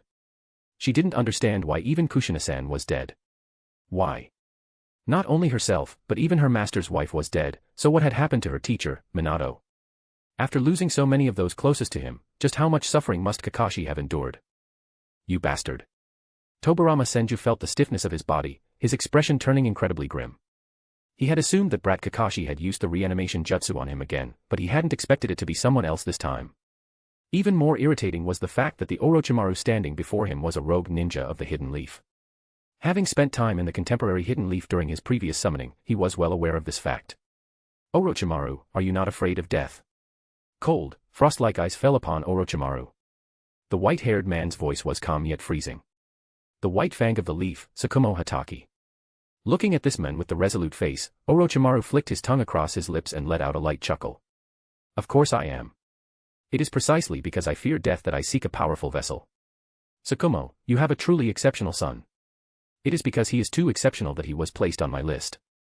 For that, you should feel proud. In the face of Orochimaru's rhetoric, Tsukumo Hatake wanted nothing more than to cut the man down where he stood. As a ninja of the leaf, he had sacrificed everything for the village. As a father, Kakashi was his only son. And now, Orochimaru was using him to deal with the current Hokage of the leaf, who was also his own flesh and blood. Tsukumo's killing intent surged to its peak, nearly manifesting physically from his body. A clash between father and son. Even though a reanimated soul has no heartbeat, Tsukumo Hatake felt as though his desire to kill Orochimaru was enough to make his heart leap right out of his chest. It's always like this. Everyone is, you kill me, I kill him, he kills you. When will the shinobi world ever know peace? Hashirama Senju sighed nearby, then turned his focus toward his younger brother, speaking in a blaming tone. It's all your fault, Tobirama. Couldn't you have just behaved and stuck to researching your water style? Are these forbidden jutsu really that much fun to play with? From the tone of the reanimated souls and their conversation with the young men before them, Hashirama had already figured out the gist of the situation. An ambitious man seeking eternal life had betrayed the leaf. He had discovered the powerful body of the current Hokage, but because the target was too strong, he had reanimated them to serve as his thugs. What does this have to do with me? A jutsu is neither good nor evil, it all depends on the person using it. Tobirama Senju felt not a shred of guilt regarding his brother's accusations, retorting with total confidence. But, looking at the Hashirama Senju before him, who seemed to have no memory of that troublesome brat they had met before, Tobirama's mind raced. He knew Hashirama had met Kakashi, he had even taught Kakashi his unique sage mode. Yet, his elder brother now seemed completely oblivious. Was it because the original soul was in the Pure Land, and the chakra left behind in the world of the living dissipated into nature without feeding back to the main soul? But, that wasn't important right now. Tobirama could clearly sense that his power was close to what it had been when he was alive. He attempted to forcibly break the binding of the reanimation jutsu. Don't waste your effort, second Hokage. As if sensing Tobirama's subtle movements, Orochimaru pulled back his collar and let out a cold laugh. I didn't just add Hashirama's cells to the sacrifices used to reanimate you, I have even transplanted the first Hokage's power into myself. Otherwise, I wouldn't have dared to let you several possess power so close to your living prime. On Orochimaru's exposed chest, the faint image of a human face could be seen. Upon seeing that face, everyone turned to look at the frowning Hashirama Senju. It was exactly Hashirama's face.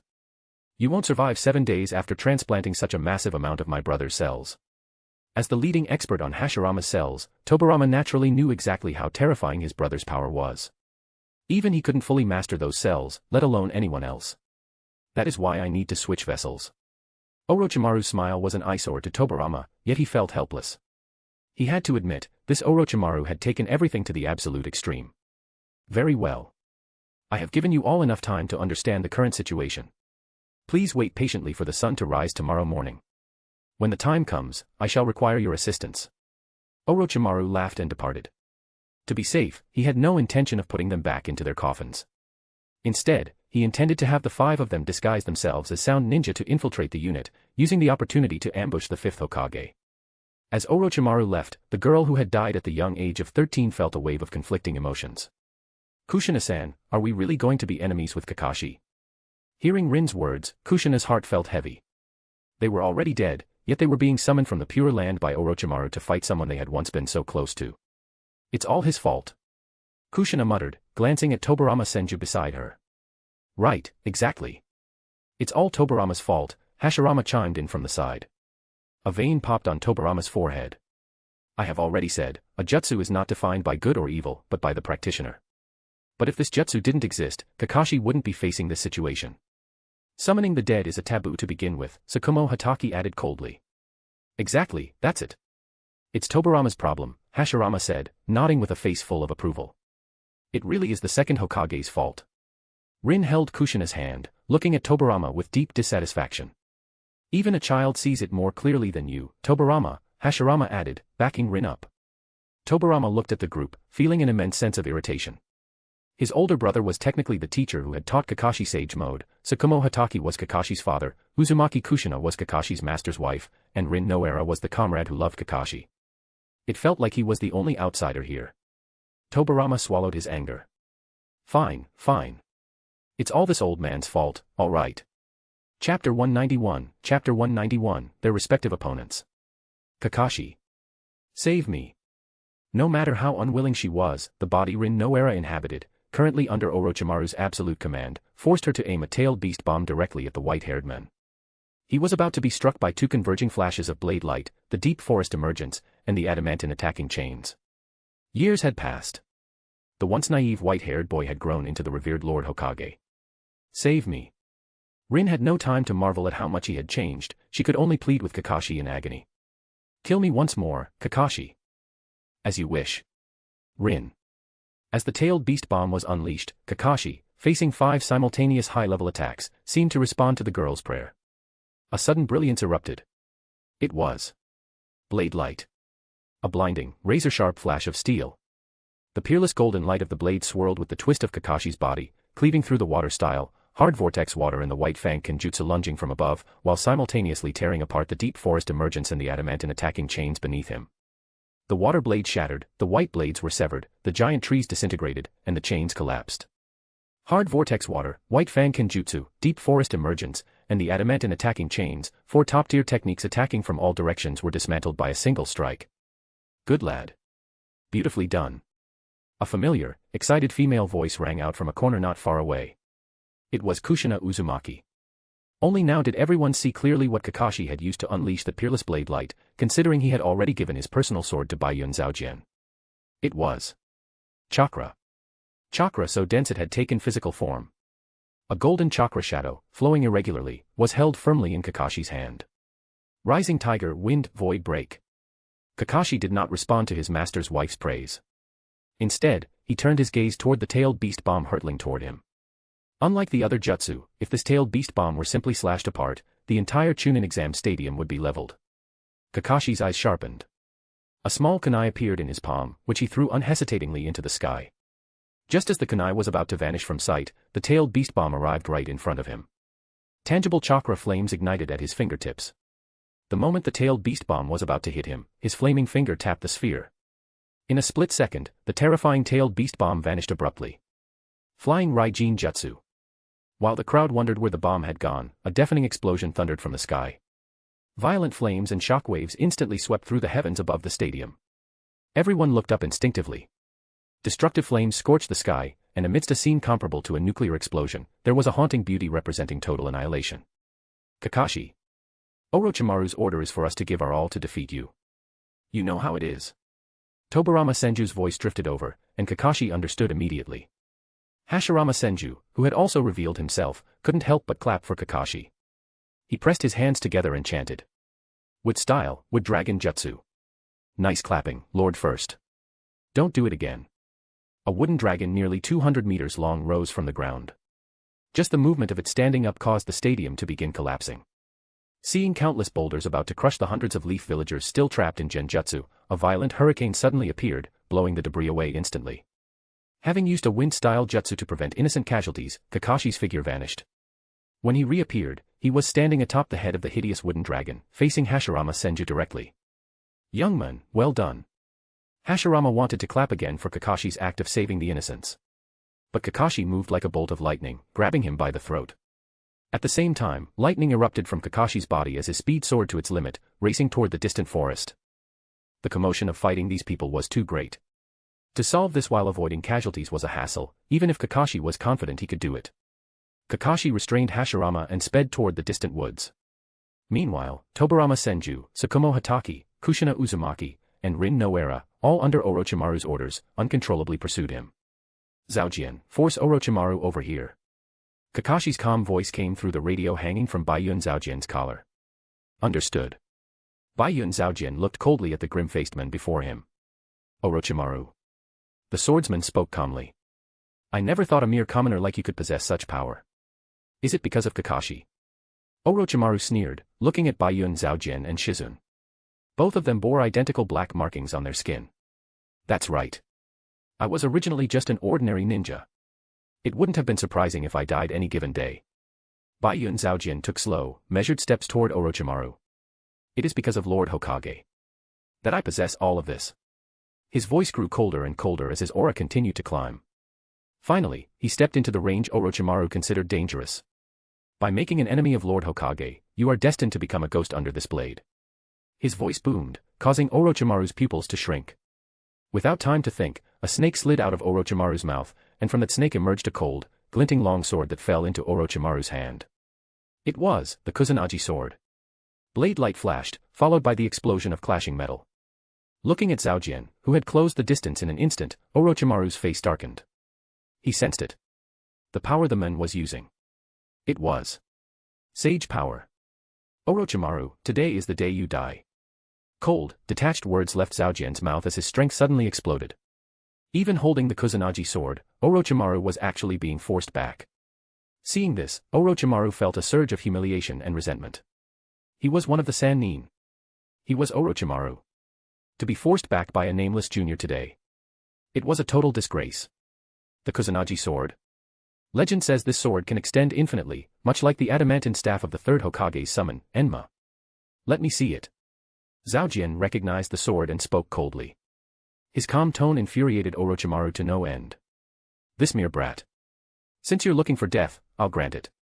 With that, Orochimaru leaped backward, pointing the Kusanagi sword straight at Baiyun Zhaojien. The next second, a cold light flashed as the sharp blade lunged toward Zhaojien like a snake's tongue. Seeing this, the corner of Zhaojian's mouth curled slightly. He held the white-fanged blade horizontally across his chest, blocking the rapidly extending Kusanagi sword. As the Kusanagi sword continued to lengthen, Zhaojien stood like a boulder, immovable. But if Zhaojien didn't move, then Orochimaru was suddenly pushed backward by the extension of his own sword. In that moment, Orochimaru felt something was wrong. He realized Zhaojian's intention. However, it was already too late. Zhaojien exerted force and took a heavy step forward, making it impossible for Orochimaru to withstand the pressure. Orochimaru stumbled back. Zhaojien took several more steps, Orochimaru was forced back several more. Until the swordsman broke into a full sprint. Orochimaru was actually being shoved backward through the air by Zhaojian's sheer momentum. He tried to retract the Kusanagi sword to perform a jutsu, but the brown-haired man was already in his face. A ruthless strike descended. Orochimaru barely managed to parry with his sword, only to be sent flying. One strike, another, and another. Blade against blade. The violent flashes of the sword fell like a torrential rain, and Orochimaru was relentlessly driven back. And the direction Orochimaru was being forced was exactly where Kakashi had just gone. Watching Zhaojian and Orochimaru leave, Shizen turned a cold gaze toward Raza. Perhaps due to the shockwaves of the previous battle, her hair tie had snapped, and her dark hair fell like a silken waterfall. The fourth Kazekage, right? Shizen slowly raised her hand, which was clad in a specialized black glove. Tangible chakra flames began to burn over her clenched fist. Compared to Zhaojian and Itachi, who are so highly valued by Lord Hokage, I am slow-witted. If it weren't for Lord Hokage, I would likely have spent my whole life just following Lady Tsunade. With poor talent, I could only work hard, training bit by bit. But even so, I only managed to master Lady Tsunade's monstrous strength and medical ninjutsu. I am just a medical ninja. Don't worry. Shizen's voice drifted over eerily, making Raza's face pale. I won't kill you. After all, the intelligence in your head is very important. The moment she finished speaking, a deafening explosion rang out. Nearly half the roof was shattered by Shizen's single step. Raza's pupils dilated. Almost instinctively, gold dust appeared beneath his feet, lifting him high into the air. The very moment he took flight, Shizen's fist slammed into the spot where he had just been standing. One kick, one punch. The entire stadium roof collapsed instantly. Looking at Raza in the sky, Shizen's eyes remained cold. Magnet style, gold dust spear. Gazing down at the black-haired woman standing in the ruins, Raza's expression turned fierce. Countless spears of gold dust hovered around him before raining down on Shizen. Shizen looked at the incoming spears. Her flaming chakra fist shifted into the shape of a palm blade. Chakra. Scalpel. With a single downward strike, the spears exploded in midair before they could even touch her. Is this the extent of a Kazekage's strength? If that's all, then you can die. As the only female among the sage mark holders, aside from Hikari, the usually gentle Shizen was the most competitive. Compared to Might Guy, Baiyun Zhaojian, Yamato, and Uchiha Itachi, it was as she told Raza. Her talent was the worst. If not for the sage mark, she wouldn't have even been able to learn the strength of 100 seal. Therefore, after receiving the sage mark, she cherished the opportunity above all else. For this, she would give everything. She worked, and worked, and worked. The result was the power she held now. And now. The wind howled, and the air seemed to compress.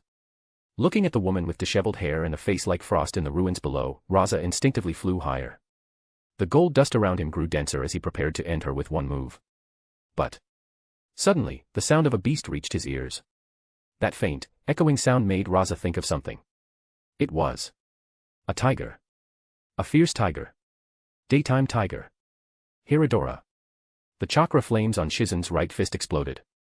From a distance of nearly 100 meters, she threw a punch. The violent chakra flames were held firmly in her fist, turning into the most primitive physical force. Monstrous strength is pure power, a form of taijutsu. When power reaches a certain level, even a single punch can produce a terrifying effect.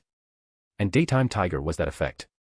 Monstrous strength requires exquisite control of internal chakra, and the sage mode granted by the sage mark is the same. One could say that monstrous strength was the perfect companion for sage mode. The punch was thrown, and the tiger roared. The terrifying force turned into an air cannon, roaring and sprinting toward Raza in the sky. Raza's face changed dramatically. Without time to think, he formed a shield of gold dust in front of him. The tiger was too fast and too sudden, he had no chance to dodge. He had to tank it. But Raza's strength wasn't even in the top 15 of historical Kage. How could he block a daytime tiger?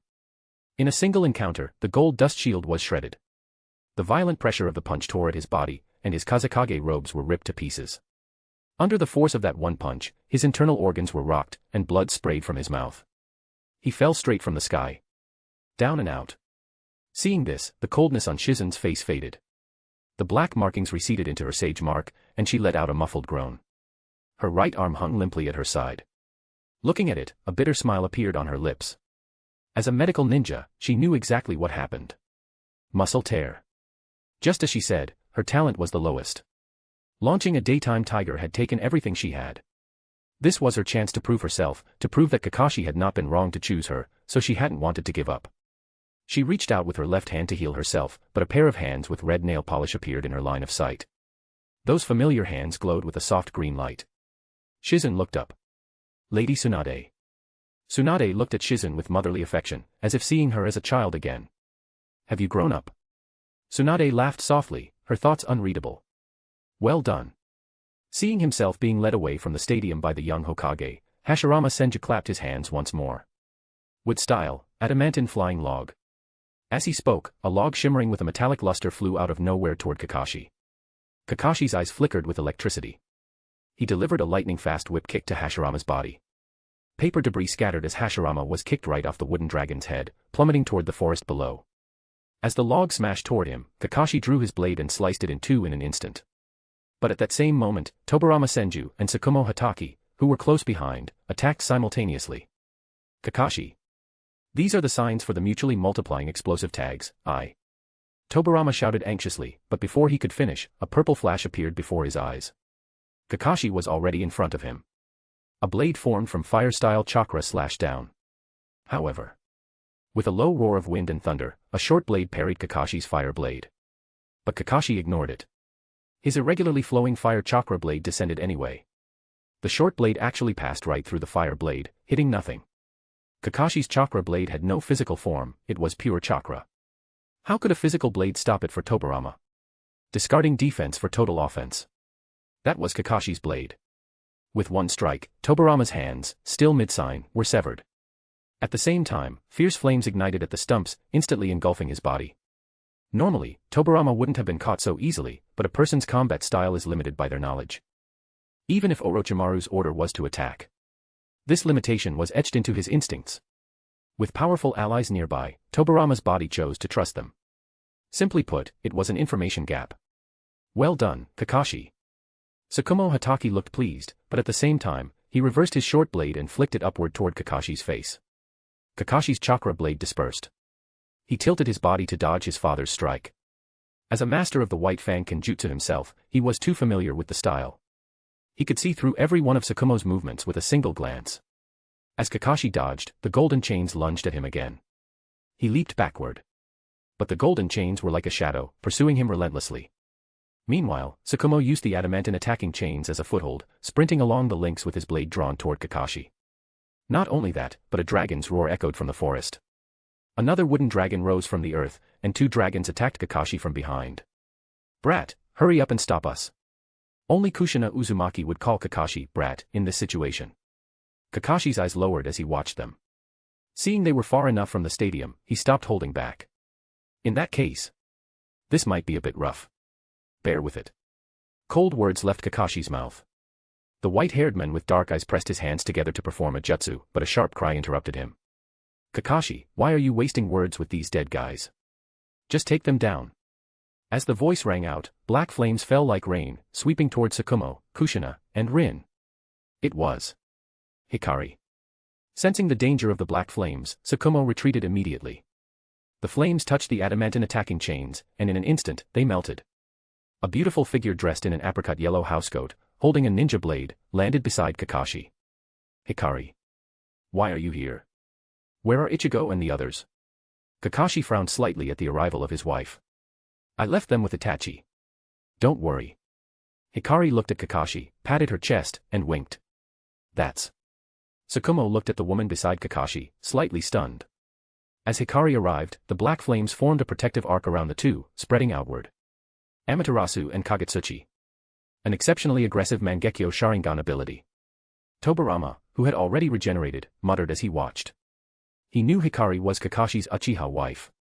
But it was the first time he realized she had awakened the Mangekyo Sharingan. Watching the black flames protect them, Tsukumo called out. Kakashi, who is that girl? A father's intuition told him the relationship between Hikari and Kakashi was special. She's your daughter-in-law. By the way, you have a grandson and a granddaughter too. Kakashi replied to his father. You brat, not bad at all. Tsukumo felt a deep sense of relief. He suddenly felt that being reanimated this time wasn't without its rewards. Meanwhile, Rin stared at Hikari beside Kakashi, her expression complicated. Of course. Kakashi is so wonderful, girls would surely love him. Even though I'm already dead. Why? She felt a profound sense of loss. Stop the reminiscing. I'm about to lose control again. Kushina Uzumaki spoke with difficulty, holding a leaf. She tried to stop her own movements, but her speed didn't falter. Fire sealing method. Black ink markings spread across the leaf she had plucked. In an instant, acting like a vortex, the Amaterasu flames protecting Kakashi and Hikari were sucked into the leaf. In a matter of moments, the inextinguishable flames were cleared away by Kushina. TCH, Uzumaki clan. Hikari narrowed her eyes. She recognized Kushina's methods instantly. Who are you calling TCH, little girl? Kushina retorted. Who are you calling a little girl? I could be your great-great-great-great-grandmother. Hikari snapped back. Adamantine attacking chains. More than a dozen golden chains erupted from Kushina's back, spreading across the battlefield. Wait, stop arguing. This is the adamantine seal extension. Even the Ninetales can't escape this. You too, think of something. Kushina said anxiously. I'll handle it. Kakashi held back Hikari, who was about to move. Her arrival had changed his plan. Although reanimated shinobi are controlled by the caster, there are ways to break it. Beyond performing the signs for the reanimation jutsu in reverse at the moment of release, there are ways to change the will of the reanimated person. Uchiha Shirsue's Koto Ematsukami, who died by Kakashi's hand, could do it. And the Yachihoko, which possessed even greater power, was the same. A touch of gold colored Kakashi's eyes. Since he had a plan, he would no longer hesitate. Sage art. Kakashi formed a seal with one hand in front of his chest. If he could use this chance to let Tsukumo see Ichigo in the future, let Kushina see Naruto, and give Rin her redemption, then it would all be worth it. Yang release, White Thunder. Pure white lightning flashed through Kakashi's eyes. Chapter 192, the combined assault of Tsukumo Hatake and Tobarama Senju. Yang release, White Lightning. This was one of the crowning achievements of Kakashi's training over the past few years. Just as Yin release combined with lightning style created purple electricity, the fusion of Yang release and lightning style birthed white lightning. While purple electricity was known for being erratic, cunning, devastatingly powerful, and possessing a wide area of effect, white lightning held the advantage in sheer piercing power and speed. They each had their own merits, but they shared one commonality: they placed extreme demands upon the caster. Just as purple electricity required a massive amount of Yin chakra, white lightning demanded an equally substantial volume of Yang chakra. And now, it was time for white lightning to make its official debut on the battlefield. Pure white currents of electricity flickered within Kakashi's golden eyes, the mark of his sage mode. The moment he entered this state, Hashirama Senju keenly sensed the sudden surge and fluctuation of natural energy in the atmosphere. He entered sage mode in an instant, just like me. Hashirama murmured to himself. Natural energy began to rush into his own body like a rising tide. Damn it. Hashirama realized his reanimated body was beginning to move entirely on its own, driven by the summoner's will. Sage mode. Like Hashirama, Kakashi had sensed the abnormal shift in natural energy and immediately locked eyes with the first Hokage, who was currently perched atop a massive wood dragon. However, Kakashi had activated his sage mode a step ahead and already had his white lightning primed. He wasn't about to give up the initiative. Faint streaks of pure white lightning arced across Kakashi's body. Then, in a single movement. No, it wasn't just a movement. It happened in an instant, like a single frame flickering in a film. Kakashi appeared directly in front of Hashirama Senju. Exclamation point. Even the legendary God of Shinobi showed a hint of astonishment at Kakashi's sudden arrival. Defeating you with the very sage mode you taught me. I suppose that is a fitting way to honor your guidance, Kakashi said. Regardless of whether Hashirama could remember when exactly he had taught Kakashi sage mode, his body's instincts took over. He clenched his fist and swung a heavy blow toward Kakashi. In the middle of that swing, natural energy swirled around Hashirama like a vortex, funneling into his form. Before the punch even reached halfway, Hashirama had fully entered sage mode. Kakashi's eyes narrowed. The dazzling white lightning erupted. He raised his arm high, using his palm like a blade to strike at Hashirama. The lightning flared, and a brilliant blade glow surged. The violent electricity was held in a tight, controlled grip along that white-hot edge. The strike fell, trailing a curtain of pure white light. Under the sudden assault, Hashirama's fragile reanimated arm disintegrated instantly. Roar. The sound of a dragon's cry echoed as two wood dragons descended from the sky, snapping their jaws at Kakashi. Taking advantage of the brief window while Hashirama's arm regenerated, Kakashi simply pointed a finger at one of the dragons. It was silent. A beam of white lightning, no thicker than a finger, pierced through the wood dragon's head at a speed almost impossible to perceive. The dragon wailed as wood splinters flew in every direction. Fed by Kakashi's massive chakra reserves, the beam did not dissipate after piercing its target. Kakashi swept his finger downward, the beam sliced through the dragon's neck, decapitating it, before swinging toward the second beast. Another cry of agony rang out as the massive body of the second wood dragon was sliced in half. It crashed to the ground with the force of an earthquake, kicking up a massive cloud of dust. Kakashi, well done. Tsukumo Hatake, who was rushing toward the scene, felt his eyes brighten at the sight of his son's incredible strength. Hikari. Kakashi landed beside his wife and reached out, aiming to suppress the one-armed Hashirama. Hashirama's arm had not yet fully reformed. He held a hand seal before his chest, seemingly trying to suppress the power controlling him, but the sheer volume of Hashirama cells within Orochimaru's body forced him to obey. Sage art, wood style, wood golem jutsu. Suddenly, the ground trembled and collapsed. A gargantuan entity began to rise from the earth. Boom. In that exact moment, a flash of lightning flickered, and a large head went flying into the air. Hashirama's reanimated body fell to the ground, incapacitated. The earth-shaking phenomenon ceased instantly. The reanimated body needs time to recover. Wait for the moment he begins to regenerate and use Yachihoko on him directly. Imprint the seal to protect Konoha, Kakashi instructed Hikari. From what he had seen so far, this version of Hashirama Senju was nowhere near his prime. Otherwise, the scale of his initial deep forest emergence would have been far greater. Had he been at full power, that one jutsu could have covered the entire Chunin exams arena. All right. Be careful, Hikari nodded to Kakashi. Without another word, Kakashi turned to face the approaching Tsukumo and the others. Out of the corner of his eye, he spotted two more figures closing in rapidly. It was Hayama Shirakumo and Orochimaru. Seeing Orochimaru, Kakashi's eyes turned cold. Since you've decided to show up, you might as well die here. Orochimaru had crossed the line by going to such lengths to deal with him. Kakashi. Watch out. Tsukumo Hatake and Tobirama Senju had now reached Kakashi, launching a joint assault. Water blades mingled with lightning, lightning intertwined with wind blades. The elemental conflict between wind and lightning was a non-issue for a master of both like Tsukumo. Wind and lightning were fused into a water blade, slashing toward Kakashi with terrifying momentum. Tsukumo and Tobirama's frontline combat styles were exceptionally compatible. After only 2 brief clashes with Kakashi earlier, the two had already realized this. Driven by the instincts of their bodies, they moved almost as one. Wind, lightning, and water. Interesting. Despite his father's warning, Kakashi's expression remained unchanged. He made a grasping motion with one hand, and a shimmering blade of chakra manifested in his palm. Water-style chakra, accelerated by wind style, flowed rapidly while the dazzling white lightning coiled around the blade's edge. Kakashi intended to use the exact same elements to crush Tsukumo and Tobirama's joint attack head-on. Kakashi, kill me. Tsukumo cried out. Knowing that you are married and have a child. I can die with no regrets. The water blade swirled violently, the lightning roared, and the hurricane howled. Under the combined efforts of Tsukumo and Tobirama, the blade of water swelled to dozens of meters in length, looking as if it would tear the very sky asunder.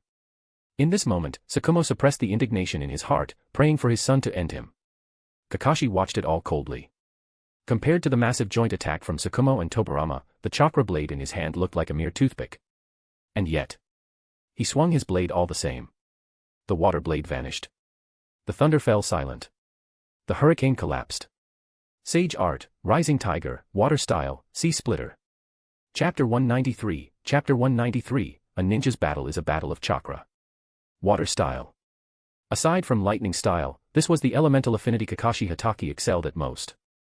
However, for various reasons, Kakashi had never displayed chakra-based sword techniques like sword leap flame or void severance in front of others. Consequently, many believed that the 5th Hokage was not particularly proficient in water style. The reality was quite the opposite. Kakashi was exceptionally skilled in water style, even more so than with aggressive elements like wind or fire. Water benefits all things and does not compete with them, therefore, nothing in the world can compete with it. Bolstered by sage art and white lightning, a single strike from his blade shattered the combined assault of Tsukumo Hatake and Tobirama Senju. In that instant, both men were left completely wide open. Kakashi, now's your chance. Tsukumo shouted. He flipped the short blade in his hand, desperate to block the flash of steel aimed at his chest. Kakashi didn't need the reminder. A cold light flickered in his eyes. Orochimaru wanted to use these people to shake his resolve and expose a weakness. If that was his plan, he had made a grave mistake. Setting aside the fact that these people were merely reanimated vessels, what if they weren't? He was the Hokage. Behind him stood the entire Hidden Leaf Village, the people of the entire Land of Fire. How could the life of one person be compared to the life of a nation? His blade fell with absolute resolve. Accompanied by the sound of Tsukumo's short sword shattering, his father's body was cleaved diagonally in two. Seal me while you can. Tsukumo looked at his son with relief. I don't need constant reminders. I know how to handle this, Kakashi replied calmly, watching his father smile. Kakashi knew sealing jutsu. However, now was clearly not the time. Aside from Tobarama Senju rushing toward him, there was a master of sealing jutsu, Kushina Uzumaki, standing right behind them. If Kakashi tried to seal Tsukumo now, Kushina could undo the seal immediately. It was a nuisance. With Tsukumo temporarily neutralized, Tobarama Senju charged in alone, attempting to tie Kakashi down to buy time for Tsukumo's body to regenerate. Tobarama threw a kunai toward Kakashi and closed the distance with extreme speed. Watching Tobarama's movements, Kakashi's gaze remained sharp. He immediately sensed something off about the flying kunai. The flying Raijin. While Kakashi wasn't a specialist in the flying Raijin technique, he understood the mechanics of spacetime ninjutsu perfectly, especially after having used it previously to teleport a tailed beast bomb. Ignoring the kunai as it whistled past his ear, Kakashi charged straight at Tobarama with his ethereal blade. However, the moment they were about to clash, Tobarama vanished and reappeared behind Kakashi. Flying Raijin slice. Tobarama raised a blade of water to strike, but his body suddenly seized. He fell helplessly to the ground as a large head went flying into the air. Don't bother with these antiquated tricks next time, Kakashi said coldly, turning back to look at Tobarama's head rolling at his feet. In a few short moments, both Tobarama Senju and Tsukumo Hatake had fallen at Kakashi's hands. Glancing at his father's body, which had already regenerated halfway, Kakashi delivered another strike, bisecting him again to prolong the recovery time. Then, his cold gaze shifted toward the latecomers, Kushina Uzumaki and Rin Noera. Neither of them was a taijutsu specialist. During her life, Kushina had been confined within the village for years and had never truly stepped onto the battlefield. Most of her time was spent researching sealing jutsu. Although she was nicknamed the Red Hot-Blooded Habanero, taijutsu had always been her weak point. Rin Noera was even less of a threat in this regard. She was only 13 when she died, and she was a medical ninja. Earlier, they only had the chance to use the tailed beast's power against Kakashi because Hashirama Senju and the others had created an opening. Now that Hashirama, Tobarama, and Tsukumo, the three primary combatants, had been defeated, these two posed no real threat to Kakashi. Noticing Orochimaru and Hayama Shirakumo approaching in the distance, Kakashi ignored them for the moment and lunged toward Kushina. The adamantine barrier was about to form. Once it did, even Kakashi would find it troublesome to break. And Kakashi hated trouble. You brat. Did you take care of Naruto for me? Kushina shouted at Kakashi while manipulating the adamantine sealing chains. As if sensing the battle was already decided, Kushina actually had the leisure to ask about her son's well-being. Rest assured, Naruto has been living at my house, Kakashi replied. He slashed through the chains surging toward him and closed the gap in a heartbeat. I adopted him. Beautifully done. I knew I didn't spoil you for nothing. Kushina let out a sigh of relief, a smile breaking across her face at the news. In that same moment, Kakashi's blade fell. Without hesitation, he impaled Kushina's chest. Simultaneously, he grabbed her by the throat, and mysterious black markings flowed from his hand onto her body. If he sealed Kushina first, he could deal with the others one by one, eventually using Hikari's Yachihoko to rewrite their wills. If this group was a team, Kushina was the core. Without sealing her first, sealing the others would be impossible. Pinned by Kakashi, Kushina was powerless to resist. She could only watch as the black sealing formulas spread across her entire body. As the seal completed, she collapsed weakly to the ground. Try being a little gentler to girls, she complained, even while immobilized. You call yourself a girl? Kakashi thought dryly before turning to the final opponent. With Kushina's defeat, the nearly completed adamantine barrier instantly dissipated. Kakashi. Rin was enveloped in a translucent, crimson chakra that clung to her like a thick liquid. You've become so strong, and so much more reliable. The slender girl's body moved against her will, charging toward Kakashi. Kakashi stood his ground, watching Rin approach. Lightning flickered in his palm as he waited for his former comrade to reach him. Meanwhile, Hikari had successfully used Yachihoko to rewrite Hashirama Senju's will. She was now using Hashirama to seal away the nearly regenerated Tsukumo and Tobarama. Although Hikari wasn't an expert in sealing, Hashirama possessed an incredibly powerful sealing jutsu, the Kakwane entering society with bliss-bringing hands. This was a technique capable of suppressing even the Ninetales with ease. Now, the incapacitated Tobarama and Tsukumo, along with Hashirama and Hikari, all watched the scene unfolding. They knew Rin had been Kakashi's comrade and that she had died by his hand. They had spent the night talking. Aside from searching for a way to break free from the reanimation jutsu, they had discussed the circumstances of their deaths. The scene looked like a haunting reenactment of that day 13 years ago. Though they felt pity, they were helpless to intervene. If there was anyone to blame, it was this cruel world, and Tobarama Senju. But then, a splash of blood erupted from Kakashi's chest, the bright red droplets falling into the soil at his feet. Everyone, including Rin, widened their eyes in disbelief. The Kakashi who had just seemed invincible, who could strike down his own father without flinching, had actually been hit head-on by Rin's attack. With trembling eyes, Rin looked at Kakashi, who was now crouching on the ground. A strange red cursed seal appeared on Kakashi's forehead. He stood there, motionless as a statue. What is that? It seems my timing was perfect. A sinister voice rang out. A battered Orochimaru extracted himself from his fight with Hayama Shirakumo. Orochimaru. I'll kill, wait, what? Hikari's eyes trembled as she looked at Kakashi's back.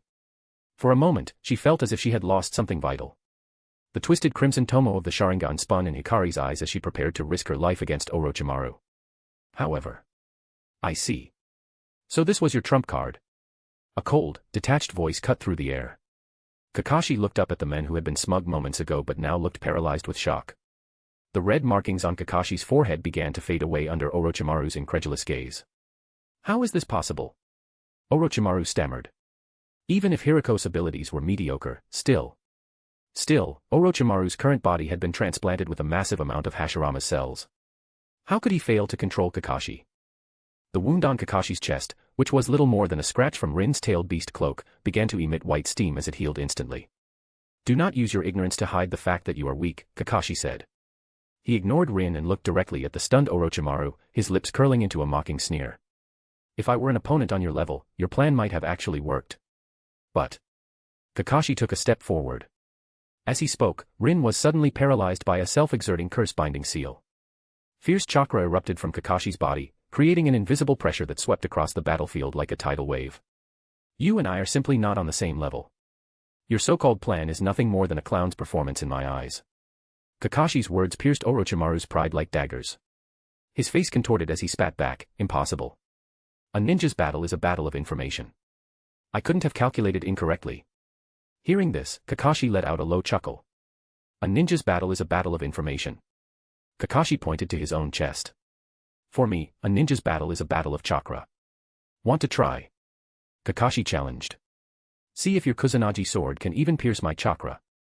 The yang release had granted Kakashi more than just white lightning, it gave him an absolute defense based on chakra. A strong spirit meant a strong yin release. By the same logic, a strong body meant a strong yang release. Hashirama Senju was the pinnacle of yang release. For 800 years, no one had surpassed him. His yang release manifested as vitality, a self-healing factor that rivaled the strength of 100 seal. Kakashi was different. His yang release was defense. It was a defensive power that could block anything. Theoretically, as long as the opponent didn't possess more chakra than Kakashi, they could never breach his guard. That small splash of blood earlier was only because Kakashi wanted to see exactly what Orochimaru was planning. After all, given the scale of this setup, Kakashi was certain he was the primary target. If you're not going to move. Seeing Orochimaru standing there in stunned silence, a flash of boredom crossed Kakashi's eyes. Due to the flaws in the living corpse reincarnation and the curse mark, Orochimaru's soul was fragmented. His mental strength was weak, and his resistance to genjutsu was greatly diminished. Even with Hashirama's cells, he couldn't fix that fundamental defect. Then you won't get another chance. The words whispered in Orochimaru's ear. In a single blur of motion, Kakashi was in front of him, ethereal blade in hand. So fast. Shaking off the shock of his calculated failure, Orochimaru tried to raise his sword to block. But it was futile. The undefendable blade fell. The ethereal sword passed straight through the Kusanagi sword and bit deep into Orochimaru's flesh. Blood sprayed instantly. With a single strike, Orochimaru of the Sannin was cut down on the spot. Kakashi looked down at the slumped, broken body with a calm expression. He knew that as long as the curse marks existed, Orochimaru wouldn't truly die. But. Run, Orochimaru. Run like a stray dog. From this day forward, wherever I set foot, you will stay 3 steps back. Can a man as arrogant as you endure such humiliation? Will you choose a desperate counterattack, or will you swallow your pride and hide in the shadows? I truly look forward to finding out. Chapter 194, Rin. As the body Orochimaru had used to control the reanimation jutsu fell in defeat, Hashirama Senju and the others were finally released from the shackles of his manipulation. That fellow is dead. How do you plan to handle things from here? Hashirama released the sealing jutsu binding Tobarama Senju and Tsukumo Hatake before walking toward Kakashi. Having been reanimated a day early and witnessing the entirety of the Chunin exams, they were well aware that Orochimaru wasn't the only one pulling strings. The Kazekage and Reikage were also participants in this scheme. If it were only Orochimaru, the matter would be trivial. However, the involvement of the Kazekage and Reikage meant dealing with Tsunegakure and Kimogakure. One wrong move could signal the start of a world war. Kakashi didn't immediately respond to Hashirama. Instead, he turned around and first released the seals on Kushina Uzumaki and Rin Noera. Kakashi. Watching the black markings that had suppressed her flow back into Kakashi's palm, Rin instinctively started to speak. But halfway through, she noticed a detail: Kakashi's eyes had faded from sage mode, returning to a natural black. In her previous state of panic over his safety, she hadn't noticed this change. Your eye. Rin stared blankly at the men before her. For some reason, that dark eye, the one that had replaced Obito's Sharingan, gave her an inexplicable sense of familiarity. She reflexively reached out, wanting to touch it. No, it wasn't just familiarity. It was an affinity. It felt as if it were her own eye. Her hand stopped mid-air as she caught sight of the unsightly cracks on her skin. She was merely a reanimated corpse. Seeing this, Kakashi proactively leaned down and took the girl's wrist, gently guiding her hand to touch the corner of his eye. Because of certain events, I lost that Sharingan. As for this eye, it's the eye Rin once listed on her organ donor registration. Kakashi's words made Rin's heart tremble. She gazed into the eye, a flash of pain crossing her face. Though Kakashi spoke calmly, she could guess just how dangerous the situation must have been for him to lose the Sharingan. So, it was my eye that helped Kakashi. Rin murmured. She didn't look happy about having helped the person she loved. Instead, she was simply worried for his safety. It's always like this. Kakashi, you should think about yourself more. You aren't alone anymore. As Rin spoke, she looked toward the woman standing a short distance away, watching them with her arms crossed. What a beautiful person. Even as a fellow woman, and someone who could, in a sense, be considered a romantic rival, Rin had to admit Hikari was stunning. Without a trace of jealousy, Rin felt a genuine sense of happiness for Kakashi. Kakashi was no longer alone. He had become a respected Hokage, he had a devoted and beautiful wife, and he even had a child of his own. A person like her, who should have died long ago, shouldn't try to cling to him. She should offer him her silent blessings. Daughter-in-law. Nearby, Tsukumo Hatake leaned toward Hikari, cautiously sizing up his daughter-in-law. Yes, father. Hikari kept her eyes fixed on the interaction between Kakashi and Rin, unsure of how to handle the situation. When she had first committed to a relationship with Kakashi, she had internally vowed to protect him on Rin's behalf, maintaining an understanding attitude toward their past. But deep down, she had thought, it's not like Rin can just jump out of her grave, right? Well, now she really had jumped out of her grave. Hikari didn't know how to react, so she could only stand by and stare. F.A. Father. Tsukumo blinked, then immediately beamed as it clicked. That's right, he was Hikari's father-in-law. Aren't you jealous? Watching that boy get all tangled up with his ex. Tsukumo looked around and whispered. To the current Tsukumo, the Kazekage and Reikage were secondary concerns. He had already seen enough to gauge the majority of the Hidden Leaf's current strength. Setting aside whether the village had other hidden powerhouses, just look at the ones who had fought today: Might Guy, who had held off the Reikage alone, Shizun, who had traded blows with the Kazekage, and Hayama Shirakumo, who had fought Orochimaru single-handedly. Every one of them was a top-tier expert. And if that weren't enough, Kakashi hadn't shown even a hint of panic from start to finish. It was clear he had known about Orochimaru and the two Kage all along. Furthermore, from the moment the Kazekage and Reikage made their move until now, Tsukumo's keen intuition told him that Kakashi hadn't even used his full strength. Whether facing the combined might of himself and the second Hokage or fighting Orochimaru, Kakashi had handled everything as if he were taking a stroll in the park. Add to that this woman, Hikari, who clearly possessed incredible skill. What could other villages possibly do to touch the leaf? In Tsukumo's eyes, war wasn't the issue. Family matters were the priority right now. Hikari had been telling herself not to be upset, but as soon as Tsukumo spoke, her cheeks puffed out in a pout. Seeing her expression, Tsukumo realized he had said the wrong thing. Seems she's the opposite type from Asuna. Tsukumo thought, a drop of cold sweat rolling down his temple. Let's leave it at that, Kakashi. Seeing that you're doing so well makes me feel at ease. You have more important things to handle now. Rin pulled her hand back from Kakashi's and gave the man's shoulder a light, playful pat, feigning a casual air. No matter how much she told herself she was dead and shouldn't interfere with reality, the regrets in her heart wouldn't simply vanish. Kakashi looked at the girl, who appeared no older than Naruto, and reached out to pat her head. He didn't view Rin as a romantic interest. Whether in his past life or this one, he was significantly older than her. At this moment, Kakashi was simply comforting her as a senior would a junior. Moreover, Kakashi had his own family, his wife, and his children. He had no intention of adding a complicated new dynamic to his life. A head pat. It was a gesture a senior used for a junior. While peers might use it during playful banter, the current atmosphere clearly didn't fit the latter. Feeling the familiar yet strange warmth atop her head, Rin's heart wavered. Then, a look of peaceful resignation appeared on her face. Her body began to emit a faint, shimmering white light. Kakashi. I will be watching over you from the Pure Land. Let's meet again in 70 years. Try not to come down too early, okay? Rin tilted her head up, smiling at the tall, 27-year-old man. A single, crystalline tear slipped from the corner of her eye. Chapter 195, Mother, Father. As paper debris fluttered and drifted through the air, a pure soul emerged from the vessel. Simultaneously, a beam of white light descended from the heavens, enveloping the young girl. She released the reanimation jutsu on her own. Truly remarkable. As the creator of the reanimation jutsu, Tobirama Senju was the most qualified to comment on the phenomenon. This is hardly the time to brag about the taboo technique of yours that toys with people's hearts, Hashirama Senju said, glancing at his younger brother. Tobirama's mouth twitched at his older brother's blunt remark. Watching Rin return to the Pure Land with his own eyes, Kakashi let out a quiet sigh. Was there regret? There was. But what Kakashi regretted was that someone like Rin had died so young due to the relentless wars of the shinobi world. Kakashi, what do you plan to do now? Relieved to see Rin find peace through her own will, Tsukumo Hatake stepped forward to speak with his son. Since the Kazekage and Reikage have chosen to make an enemy of the Hidden Leaf. Kakashi began, his voice calm yet laced with a chilling killing intent. They have acted on those intentions, and I trust they are prepared to pay the price for their failure. The coldness in his tone startled Hashirama, who stood nearby. I think that. Brother, be quiet. Hashirama was about to interject, but Tobirama cut him off immediately. Second Lord, Kakashi said, glancing at Tobirama, why don't you explain the situation between the First Lord and myself to him? Without waiting for a response, Kakashi turned his attention away from the two brothers. Kakashi. Look, I'm not worried about war or anything like that since the leaf is so strong now, so I don't really care about that, but... Kushina Uzumaki looked at Kakashi, scratching her cheek with a finger, her tone uncharacteristically timid. What Tsukumo could see, Kushina could see as well.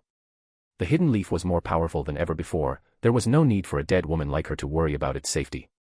Right now, all she wanted was to see her son. You want to see Naruto, don't you? That's fine, Kakashi replied. His former sensei's wife wore her heart on her sleeve. Even Hayama Shirakumo, who had been silent this entire time, could easily guess what she was thinking. But appearing like this. Kushina looked down at the cracks covering her skin, her expression drooping. She was terrified of scaring Naruto. What son would ever be repulsed by his own mother? Kakashi said, placing a reassuring hand on Kushina's shoulder. Go.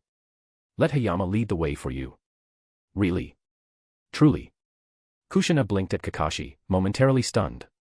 Though she was his mother, she hadn't spent even a full day with Naruto. Now, dragging this crumbling, artificial body to meet her son in the prime of his youth, her heart was a mess of nerves. She was afraid of frightening him, afraid of not being good enough, and afraid that she might do something foolish that would make her child dislike her.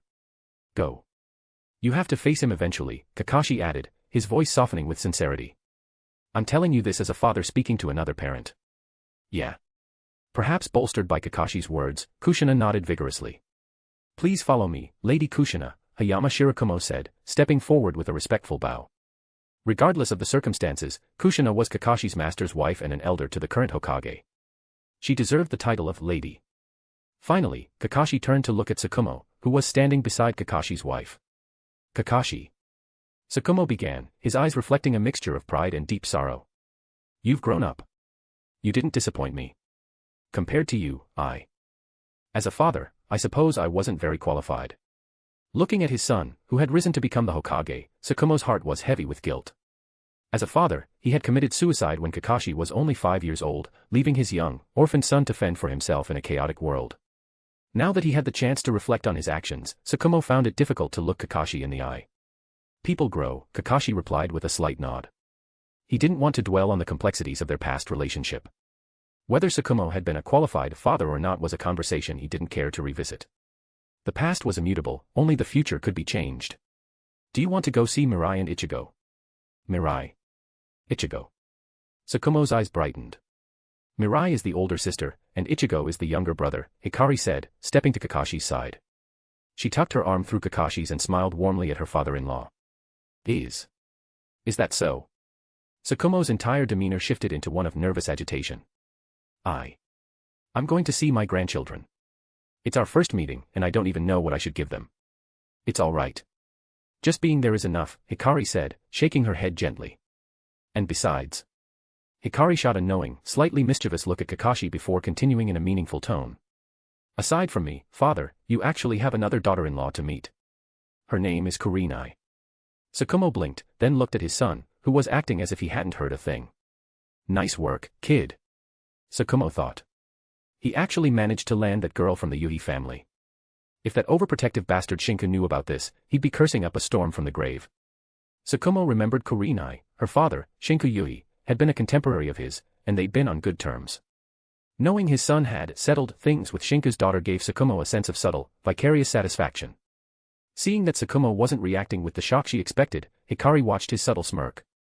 Still holding Kakashi's arm, she reached down and gave his waist a sharp pinch. I knew it, so this hound trait is hereditary. Despite the sharp pain in his side, Kakashi's expression didn't flicker. After years of being together, he was intimately familiar with Hikari's every mood. Hereditary. Didn't you say all men are hounds? Besides, I've been very restrained and family-oriented, haven't I? All right, enough with the domestic chatter, Tobirama interrupted, walking over after having finished explaining the connection between Hashirama's lingering chakra and Kakashi. As a man who had remained single his entire life, he had little patience for family dynamics. These bodies were specially prepared by Orochimaru. Barring any accidents, they should last for about 6 months, Tobirama said, clenching his fist to test the strength of the vessel. Lord Fifth, Konoha is about to go to war with the sand and the cloud. Do you require our strength? Kakashi looked at Tobirama, and then at Hashirama, who was staring at him with a complicated expression. I don't, Kakashi said plainly. If I still needed to rely on your power, then all my preparations over the years would have been for nothing. Tobirama nodded slowly. From their previous interactions, he had already gained a sense of Kakashi's character. The response didn't surprise him at all. Then we can't exactly just sit around doing nothing, can we? At Tobirama's words, Kakashi's eyes shifted slightly. The others can take it easy. Kakashi said. But as for you. Chapter 196, Neil. To Kakashi, Tobirama Senju's value was the highest among the 4 reanimated individuals, including Hashirama Senju. Although Hashirama Senju was incredibly powerful at this stage, Orochimaru's restrictions on the reanimation jutsu meant his strength was far from his peak. As for Tsukumo Hatake and Kushina Uzumaki, while their power was certainly respectable, they had not yet reached a level that required Kakashi's serious concern. Kakashi estimated that those two only possessed about 80% of the strength they had when they were alive. Under such circumstances, Hayama Shirakumo could likely solo both of them. There was only Tobirama Senju. Even though Kakashi felt a certain, like poles repel, friction with the men, he had to admit that the second Hokage's brain was truly exceptional. I have established a scientific research institute. You can stay there for the time being. This was the research facility Kakashi had previously arranged for Katasuke Tono and Dodo Kazahana to design ground forces. Although those two were talented in their own right and had designed quite impressive ground combat units, the addition of Tobirama Senju would make Konoha, no, the Land of Fire's land combat units, significantly more powerful. Furthermore, in Kakashi's view, Tobirama Senju's Sword of the Thunder God was the ninja world's first instance of a scientific ninja tool. The man possessed his own unique insights into this field. Tobirama's involvement would allow the ground units to be upgraded at the fastest possible speed. Of course, considering that the second Hokage was currently a reanimated corpse who could work 24 hours a day without eating or drinking, Kakashi had no intention of giving him a vacation. Tobirama had said it himself, this body could be maintained for half a year. If he didn't rest, that effectively meant a full year's worth of labor. There was plenty of time. A research institute.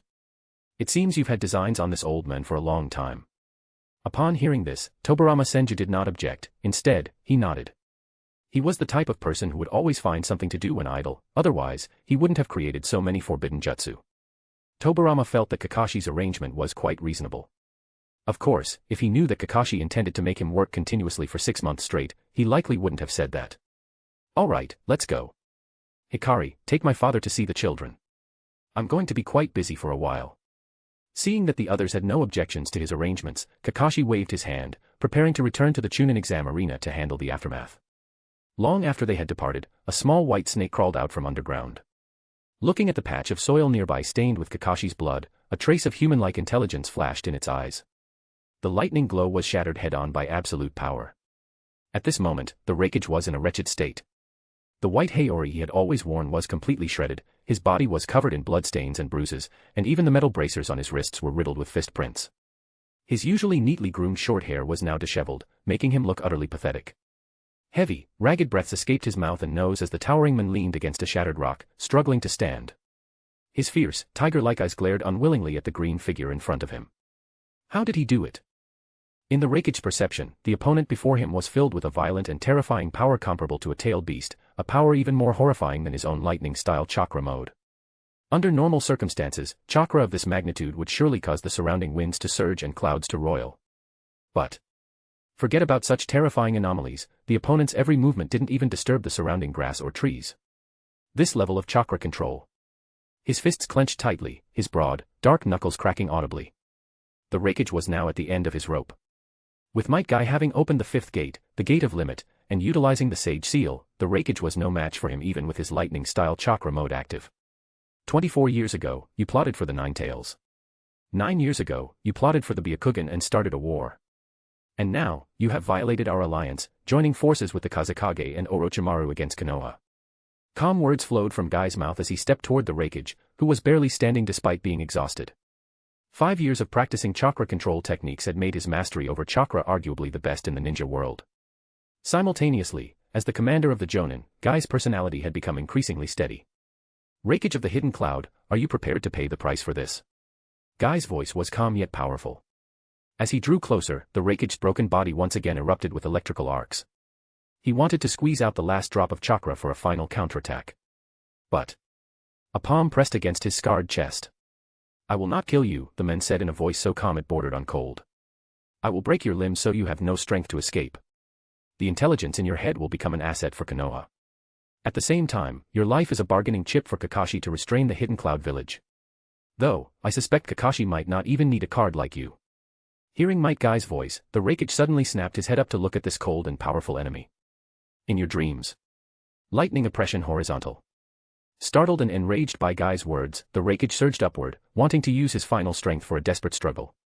But the moment his arm was raised, a hand firmly clamped onto it.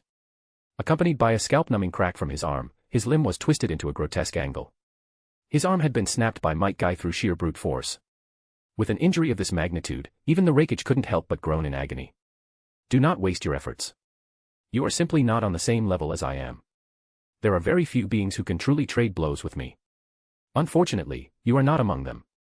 The hand that had broken the Rakichi's arm now pressed down on his shoulder. An irresistible force surged from that hand. Kneel. Atonement for your crimes. Guy's dark eyes looked at the men without a shred of emotion. What? Even with his chakra depleted and his arm broken, the Rakichi was incensed by Guy's demand. I said. Kneel. The irresistible weight on his shoulder spread through his entire body. The Rakichi's eyes bulged with rage, but no matter how he resisted, how could he possibly withstand Might Guy in this exhausted state? His body bent involuntarily, his knees letting out a pained groan under the pressure. The Rakichi's eyes looked ready to burst as he tried to fight back, but his knees were forced down, inch by inch, toward the dust on the ground. Ultimately, the man who had been proud his entire life knelt before the man standing in front of him. Looking down at the Rakichi, Might Guy's eyes shifted slightly. Is this considered a humiliation? No, this wasn't humiliation. At most, it was merely the interest the Hidden Cloud had to pay for their repeated violations of their word. Chapter 197, Chapter 197, Declaration of War. Lord Hokage, all Suna ninja within the village have been apprehended. Lord Hokage, Lady Shizune is currently leading the medical corps in rescue operations. Lord Hokage, all the summoned beasts within the village have been eliminated. Lord Hokage. Kakashi returned to the Hokage building, where several intelligence officers stepped forward to report on the current situation in Konohagakure. Pass down the order, the heads of all departments and the clan heads are to assemble in conference room number 1. Listening to the status reports, Kakashi ordered a meeting of Konoha's leadership. The intelligence regarding Kazekage Raza instigating a riot in the Leaf had not yet leaked out. The urgent priority was to silence the two villages as quickly as possible and launch a direct offensive. Opportunities are fleeting. Kakashi had prepared for 5 years for this day, and he would not let this God-given chance slip through his fingers. In less than 10 minutes, conference room number 1 was packed. A single glance revealed the heads of Konoha's various divisions, clan patriarchs, and a large number of jonin. Aside from those guarding the borders of the Land of Fire or stationed in key domestic strongholds, almost every important figure in the village was present. At that moment, Shizune, who had just stepped back from the medical front lines, was the last to arrive. My apologies, I'm late. With a regretful smile, Shizune walked toward her seat. It's fine. Thank you for your hard work, Kakashi said from the head of the table, not lingering on her late arrival. Looking at the woman whose gentle eyes held a hint of apology, many in the room felt a surge of profound respect. Previously, they had assumed Shizun was merely a member of the privileged second generation who had climbed the ranks through her connection to Tsunade. However, today's battle had forced everyone to re-evaluate the director of the medical corps. Beyond possessing exquisite medical ninjutsu, her individual combat prowess was formidable. In a one-on-one confrontation, she had single-handedly taken down the fourth Kazekage, Raza. One moment she was claiming to be weak and untalented, the next, she was flooring the Kazekage with a single punch. Alright, now that everyone is here, I won't waste time with pleasantries, Kakashi stated. Inoichi, report the current situation. As Kakashi spoke, Inoichi Yamanaka immediately stood up, holding the latest intelligence. Currently, the entourage of over 100 personnel and genin accompanying the Kazekage and Reikage have all been detained. Kazekage Raza was defeated by Director Kato, Shizun. The fourth Reikage was defeated by Commander Might, Guy. The Kazekage's 3 children, including the one-tailed Jinchuriki, have all been captured. Furthermore, all Otogekure ninja have been executed. However, Inoichi continued, 3 individuals managed to escape from Lord Jiraiya using the giant snake summoned via the summoning jutsu. According to our intel, one is Kabuto Yakushi, a spy Orochimaru planted in the leaf long ago. The others are a crystal-style user and a wielder of the Shikatsumiyaku, corpse bone chain. Kakashi frowned slightly at this. Kabuto Yakushi, Guren, and Kimimaro. If Jiraiya had been serious, they wouldn't have stood a chance against him, let alone escaped.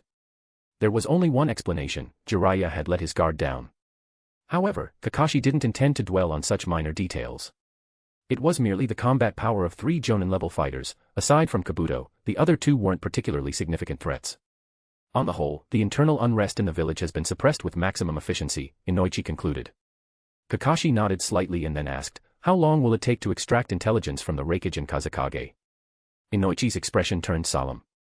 Considering they are the heads of Suna and Kumo, their minds are protected by unique defensive secret techniques. At the earliest, it will take 3 days. Kakashi's brow furrowed. In that case, I'll give you 3 days. Complete the intelligence extraction on both of them within that time frame. Inoichi immediately voiced his compliance and sat down. Kakashi leaned back in his chair, looking at the assembled leaders and Jonin with an unreadable glint in his eyes. Everyone, what are your thoughts regarding today's events? It's coming. Everyone in the room felt a jolt. If it were just about handling the village's internal unrest, there would have been no need to summon all of them. But now, the Hokage was asking them how to handle the situation in front of everyone. Recalling this Hokage's usual style, a sense of gravity settled over them. War. It was coming. Tsunagakure broke the alliance, and Kumogakure violated our treaty. For them to pull such a stunt during the Chunin exams is unacceptable. Amidst the dead silence, a voice rang out. A bearded man slowly stood up from the crowd, looking calmly at Kakashi. It was Asuma. 9 years ago, during the Hyuga affair involving the Hidden Cloud, Kakashi had been a staunch advocate for war, and Asuma had been the first to support him. Now, 9 years later, Asuma was again the first to voice his support for Kakashi. Standing to the side, Tenzo, Yamato, who had been mentally rehearsing his own speech, was slightly taken aback.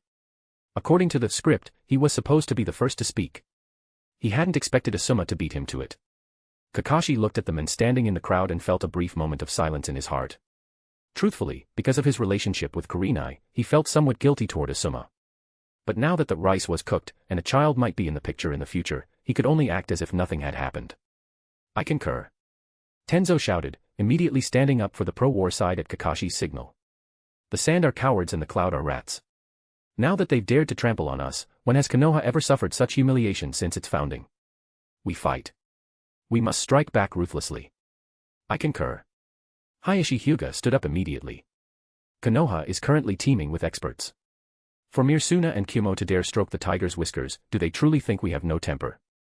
If we don't teach them a lesson, Konoha's decades of prestige will be trampled underfoot. I concur, Shizun added calmly. She had expected this, or rather, Kakashi had previously instructed Tenzo to push for war the moment the meeting started in her presence. I am willing to fight the cloud for Lord Hokage. Might Guy, the Jonin commander, stood up and shouted. I am willing to go to the Suna front. Uchiha Itachi, the captain of the Konoha military police force, rose and spoke simultaneously. Is there anyone else? Kakashi asked expressionlessly, looking at the crowd below. I am willing to go to the IWA front. At that moment, the doors to the conference room were pushed open, and a slender silhouette stepped in against the light. Lady Tsunade. What do you mean by that? Everyone was shocked by Tsunade's sudden arrival, but her words seemed nonsensical. There were only Suna and Kyumo involved. Where was this IWA front coming from? However, Tsunade ignored the murmurs, looking straight at Kakashi in the high seat. The Kazekage and Reikage were both captured. With their shadows gone, the strength of those two villages would plummet. If Konoha pursued this to the end, those villages would never withstand the Leaf's military might on the battlefield. Especially Sunagakure. Their strength was already at the bottom of the 5 great shinobi villages. Having lost both their Kazekage and the one-tailed Jinchuriki, the village was being held together solely by the 2 elders, Chiyo and Ebizo. When the lips are gone, the teeth are cold. The third Tsuchikage, an old fox if there ever was one, couldn't possibly fail to understand such a simple concept. If he sat idly by and watched Kyumo and Suna be swallowed by Konoha, then Iwagakure's downfall wouldn't be far behind. Therefore, the moment Konoha declared war on Suna and Kyumo would be the same moment Iwagakure declared war on Konoha. And at that point, Kirigakure might even try to take a piece of the action. In short, for Konoha to declare war on Suna and Kyumo now was effectively declaring war on the other 4 great shinobi villages simultaneously. Good, Kakashi said calmly, looking at the uninvited Tsunade. I'll have Jiraiya go with you when the time comes. In that case, Lord Hokage, please allow me to head to the Kiri front. Another unexpected figure stood up from the crowd. His words sent a wave of suspicion and shock through those who didn't know the full story. It was Hayama Shiragumo. As the Hokage's right-hand man, the Hayama who wielded the white-fanged blade was practically the spokesperson for the young Hokage. And his words? What did he mean, allow me to head to the Kiri front? Was the Hokage planning to declare war on all 4 great shinobi villages at once? Chapter 198, Chapter 198, The Die is Cast. Silence. A deathly silence. Following Hayama Shirakumo's request to lead the vanguard, everyone in the room instinctively turned toward the men seated at the head of the table, a men whose expression betrayed not a single flicker of emotion. Since the founding of the Hidden Leaf Village, Konoha had never been the one to initiate a war. Throughout the first 3 great shinobi world wars, the village had only ever fought in response to external provocations or direct invasions. Was that precedent about to be broken? Every eye was fixed on Kakashi Hatake, waiting for him to speak. Yet, as the Hokage's gaze swept across the room, many found themselves looking down, unable to maintain eye contact. That gaze felt like a massive boulder pressing down upon their chests. Everyone. After a silence that felt both fleeting and eternal, Kakashi finally spoke, and a collective, subtle sigh of relief rippled through the room. We have always prided ourselves on being the #1 hidden village in the shinobi world. We have never sought out war. But what has that gotten us? His words were calm, bordering on cold. The hearts that had just begun to relax tightened once more. Our restraint was met with further encroachment. Our restraint led others to believe we were an easy target. War. Blood. Death. Parents, friends, lovers, all sacrificed in one conflict after another. In the few short decades since the founding of this village, 3 wars have already ravaged the entire world. The men in the high seat spoke the harsh truths of their world with chilling composure. The room remained hushed as they listened. Many present had lived through the 2nd and 3rd great shinobi world wars, some even had elders at home who were veterans of the first. Everything Kakashi said was something they had experienced firsthand. And now, they have come again. Bringing blood and death, fueled by war and greed, they have once again pointed their blades at us. Konoha has dismantled their ambitions once more. Should we celebrate? Should we cheer because we won again? The Hokage rose slowly from his seat, his cold eyes taking in every corner of the meeting room. Yes, we won this time. A mocking, almost jarring smile curled the corners of Kakashi's mouth. But what about next time? And the time after that? And the time after that? He slammed his palm onto the table with a deafening thud, causing everyone to jump.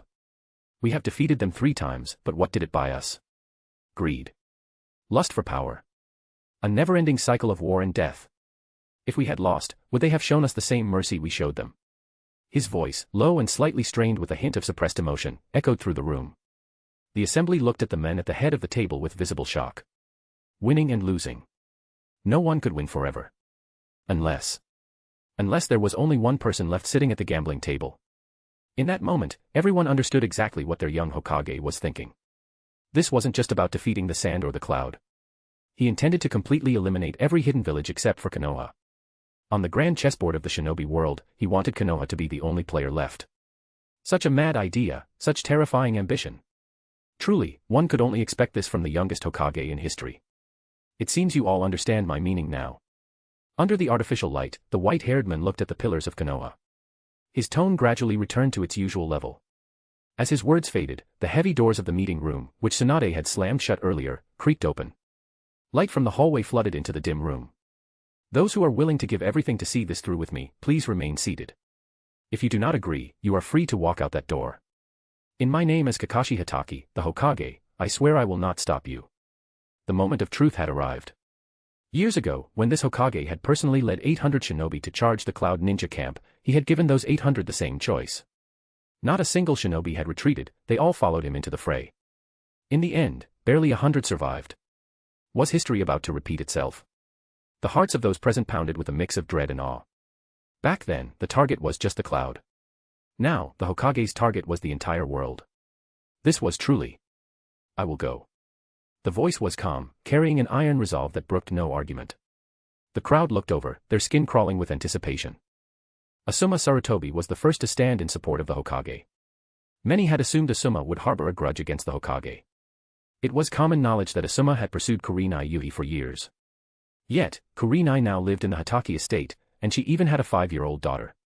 When the news first broke, people expected a scandalous drama between the Hokage and the son of the third Hokage. Instead, nothing happened. Kakashi continued his duties as Hokage, and Asuma continued his duties as a guardian shinobi. There seemed to be no friction between them over Kurenai. Even after Asuma returned to the village from the daimyo's mansion, he acted as if Kurenai living with Kakashi was perfectly normal. Kakashi gave the standing Asuma a long, meaningful look. Wherever the Hokage's eyes look, that is the direction I will move, another voice rang out. A lean, young figure stood up. It was the youngest person in the room, Itachi Uchiha. I have no desire to bully others, but I have even less desire to be bullied. So, I suppose I'll just have to make others feel a bit inconvenienced. A melancholic voice drifted from the corner of the room. No one had noticed the man sitting by the window until then. His tall, familiar silhouette sent a shiver through the room, but the tension eased slightly when he showed his face. Jiraiya. And those with keen eyes noticed that the oil character on Jiraiya's headband had been replaced by the standard Konoha symbol. Counting Tsunade, who had already volunteered for the front lines, 2 of the legendary Sannin had now thrown their weight behind the Hokage's ambitious plan. This was becoming real. I'm in. A voice thick with rage erupted as a scarred woman in her 30s stood up abruptly from the crowd. My father, my mother, my husband, and my brother all died on the battlefield, she cried. Why is it that they always get to be the ones to attack us? I've had enough. The woman's sudden outburst startled those around her. Someone who knew her tried to pull her back down, but under the collective gaze of the room, their hand froze midair. Kyoko is right. Why should we always be the ones taking the hits? I'm not standing for it anymore. Let's hit them back. This world should only have one voice, ours. That's right. Take the fight to them. Avenge my son. The meeting room exploded into a frenzy of indignation. Faces that were once hesitant were now twisted with righteous fury. Kakashi watched the scene unfold. The situation was settled. The morale of the troops was ready to be unleashed. Chapter 199, Inoki's Judgment. During the Konoha Chunin exams, Raza the Kazekage and the 4th Raikage, in league with the S-rank rogue ninja and one of the Sannin, Orochimaru, launched an attack on Konohagakure in an attempt to assassinate the Hokage. The result, both the Kazekage and the Raikage were captured, while Orochimaru managed a wretched escape. That same night, Konoha's intelligence department released the news to the public. Spies scattered across the shinobi world spared no effort, relaying the message back to their respective villages at the highest possible speed. For a time, the various powers of the world were shaken to their core by this explosive news, and their underlying dread of Konoha deepened by several degrees. As expected, Konoha was still Konoha. Even after the Uchiha clan had been decimated 7 years ago, the village had still managed to recover its strength with incredible speed. In Iwagakure. Even though night had fallen, the lights in the Tsuchikage's office remained lit. Inoki of the both on scales, the 3rd Tsuchikage, stared at the latest report delivered by a high-speed messenger. His expression was grave, and his brow, marked with age spots, was furrowed tightly. What is it, father? A tall, burly man stepped forward and poured a cup of hot tea for Inoki. How many times must I tell you? In the Tsuchikage's office, you are to address me as Lord Tsuchikage. Inoki snapped, looking at his son with a sense of frustrated disappointment. Currently, Iwagakure was suffering from a gap in talent between generations. Kitsuchi had an honest, simple nature, hardly the type Inoki felt comfortable entrusting the village to in the future. Yes, father, Kitsuchi replied with a muffled laugh, not taking the scolding to heart. Inoki seemed long since accustomed to this reaction. The winds of change are blowing through the shinobi world. Inoki slammed the intelligence report onto the desk. Kitsuchi stepped forward to take a look. The Kazekage and Reikage actually did such a thing, but does this have anything to do with us? Kitsuchi was initially shocked by the upheaval during Konoha's Chunin exams, but he quickly regained his composure, not seeing how it concerned them. Nothing to do with us. Anoki looked at his son, a flash of disappointment crossing his eyes. The Reikage originally went to Konoha under the guise of negotiating ninja quotas with their high-level officials, but instead, he got mixed up with Raza. Now, their gamble has failed, and they've been captured. Despite his disappointment in Kitsuchi, Anoki patiently explained the deeper implications. Kumogakure was already inferior to Konoha, this blow only makes matters worse.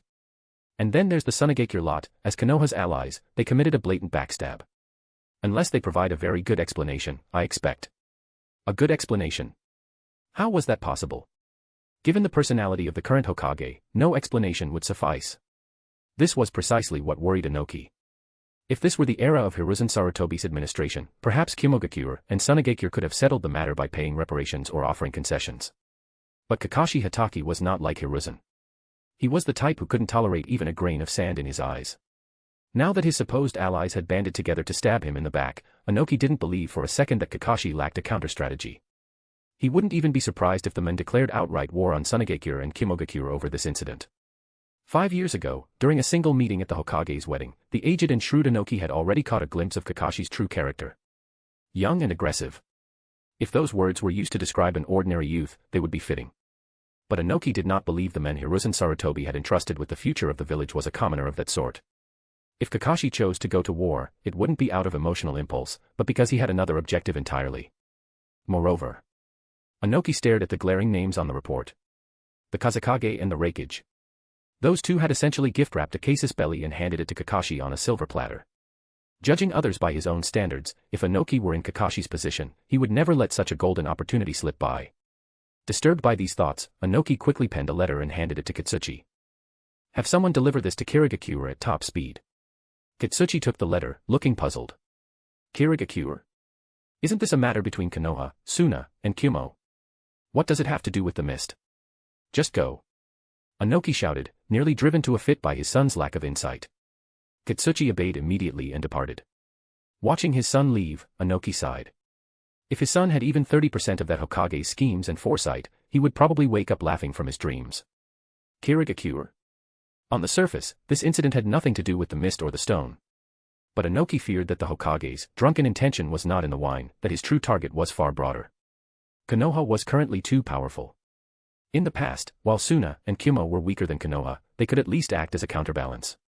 But with both the Kazekage and Reikage falling in Konoha, the strength of those two villages was now negligible. They would never be able to stop Konoha. If war broke out and Suna and Kumo were defeated, then the remaining powers, Iwagakure and Kirigakure, would be no match for Konoha on their own. Therefore, while the shinobi world appeared to be 5 great shinobi villages moving in parallel, it was actually being split in two. On one side were the 4 villages, wind, lightning, water, and earth, along with several smaller nations. On the other side stood Konoha. If the 4 villages continued to suspect each other and maintain a not my business attitude, they would simply be giving Konoha the chance to defeat them one by one. Anoki sighed softly, gazing at the bright moon outside the window. A hint of melancholy appeared in his clouded eyes. I hope the 4th Mizukage can see the reality of the situation and stand together with us. Once Konoha showed any intent to start a war, they had to cooperate immediately to resist the great enemy together. By the time Kakashi returned home, it was exactly dinner time. However, before he even reached the house, he spotted Tsukumo Hatake crouching by the main gate, patting Pakin's head. Have you seen the children? Kakashi asked, somewhat surprised to see the men outside. I have, Tsukumo replied, standing up with a smile as Kakashi approached. Little Mirai looks a lot like Asina, while Ichigo has a bit of how you looked when you were small. Asina was Kakashi's long-deceased mother.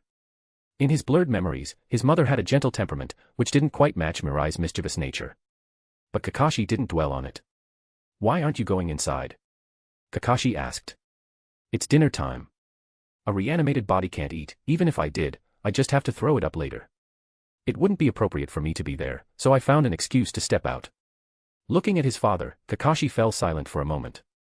Don't worry about it, Tsukumo said warmly, patting Kakashi's shoulder. To be able to return to the living world after death and see you, see Hikari and Kurenai, and meet my grandson and granddaughter, for me, that is already something to be incredibly happy about. Go on in, Kakashi.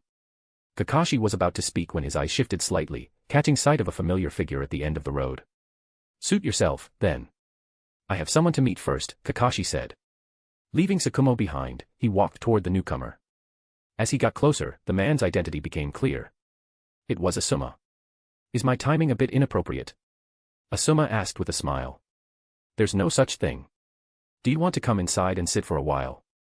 Kakashi shook his head. I'll pass. Asuma looked at the lights of the Hatake residence in the distance and went silent for a moment before shaking his head with a grin. If you can manage it, in this shinobi world that's about to fall into chaos, care to take a walk with this single dog? Hearing Asuma's self-deprecating remark, Kakashi didn't refuse. That boy, his wife already has dinner ready at home, so why is he leaving? Tsukumo grumbled from a distance, watching them walk away. Woof. Pakken barked at his feet. As the family's loyal hound, he understood everything clearly. But as a dog, he had no intention of explaining the reasons to his old master, Tsukumo, until his young master, Kakashi, gave him the okay. Chapter 200, Mother and Son. The night sky was like a dark curtain. Two figures stood by the riverbank. A cold night breeze brushed against the hems of their clothes, carrying a hint of a chill. The two had been talking for a long time, reminiscing from their childhood to the present, and eventually, the conversation turned to Kurenai. So, you jerk, you better treat Kurenai well from now on. Otherwise, I won't let you off the hook. A puff of blue smoke drifted from Asuma's mouth and nose, vanishing into the ink-black night with the evening breeze, as if the melancholy and regret in his heart were fading away with the wind. I will, of course. Kakashi glanced at the men beside him. There was more he wanted to say, but when the words reached his lips, they formed only a single promise. I know your character. Since you've given your word, I'll leave it at that. Looking at Kakashi, Asuma dropped his cigarette butt and watched the moonlit ripples on the lake, exhaling one last breath of murky smoke. It was over. 10 years of pursuit had come to nothing. Kurenai was already a married woman, it was time for him to look elsewhere. I'm heading out. Leaving behind his hidden regrets and melancholy, and carrying a sense of closure in his heart, he walked away alone down the path. Watching him leave, Kakashi said nothing more. He turned and walked toward the warm glow of the lights not far away. Tada! The moment Kakashi stepped through the door, he saw Hikari, Kurenai, Mirai, and Ichigo, along with Kushina, aiming confetti cannons at his face and setting them off. Kakashi looked at the group in front of him, momentarily dazed. What's this? Oh, it's just Papa. I thought it was Big Brother Naruto. Little Mirai looked at her father with a hint of disappointment. What do you mean, it's just me? Kakashi asked, patting Mirai's head with a look of confusion. It's because Sister Kushina missed 13 years of Naruto's birthdays while she wasn't by his side. She wants to make it up to him, Hikari explained from the side. Auntie Kushina even made a whole table of food. Mirai chimed in. Hearing this, Kakashi turned to his mentor's wife and asked doubtfully, You haven't gone to see Naruto yet? Judging by Kushina's appearance, she clearly hadn't seen him. Well. The red-haired woman scratched her cheek with her finger, looking a bit embarrassed. I'm still a little afraid. Figures. Kakashi understood the situation. Even though he had encouraged Kushina earlier, she still couldn't overcome the hurdle in her heart. He wasn't sure whose idea it was to make up for 12 years of birthdays, though. In that case, let's just wait for Naruto to come back, Kakashi said, pinching a small piece of colored paper off his sleeve. The shops on the street aren't closed yet, go buy some more confetti poppers. Then this mission is assigned to you too, Kurenai said with a gentle smile to Mirai and Ichigo. Mission accepted. Mirai shouted, immediately raising her hand. Me too. Ichigo followed suit, raising his hand as well. As she watched the two children take the coins from Kurenai and dash outside, a look of tenderness appeared in Kushina's eyes. If that night hadn't happened, she should have been like Kakashi, able to witness her own child growing up with her own eyes. Mirai and Ichigo ran very fast. When they returned, their small chests were heaving as they panted heavily, but they refused to let go of the confetti poppers they had bought. Why did you run so fast? Kurenai knelt down to take the poppers from the children, lightly scolding them while affectionately tidying Mirai's messy hair. Hee, we were just afraid Big Brother Naruto would come back suddenly, Mirai said, giggling as she enjoyed her mother's touch. You silly child. Kurenai smiled helplessly at her daughter. Watching the interaction between the mother and daughter, a soft look flickered in Kakashi's eyes. Why are you looking at me like that? Is there something on my face? Kurenai asked, touching her cheek in confusion as she noticed Kakashi's gaze. Nothing, it's just, never mind. Kakashi shook his head with a smile. How strange. Kurenai gave him a playful, mock-reproachful look. Woof. Suddenly, Bull's bark echoed from outside. He's here. Hikari, who had been crouching by the window watching the outside, waved everyone over. It's not just Naruto, his teammates Sakura and Sasuke are here too. Hikari whispered in surprise. He's here. Upon hearing Hikari's words, the already restless Kushina clenched her hands together tightly. Auntie Kushina, big brother Naruto might be a bit hyper, but he's a really good person usually, little Ichigo said, walking over to her. He tugged at her hem and comforted her in a small voice, he'll be so happy once he knows who you are. Ah, yes. Right. Kushina looked at Ichigo and nodded vigorously. Feeling a bit more settled, she stared intently at the door that was about to open. I'm telling you guys, I can't guarantee Kakashi Nezen will let us go along later. Naruto's voice, chatting with Sakura and Sasuke, drifted in from outside. Hearing this, Hikari, Kurenai, Mirai, and Ichigo, all holding confetti poppers, got ready. The door handle turned. Naruto was still looking back, talking to his teammates. Just as he stepped inside, a flurry of multicolored confetti burst into his face. Tada! Happy birthday, big brother Naruto. Mirai and Ichigo lunged toward Naruto together, looking up at the bewildered boy.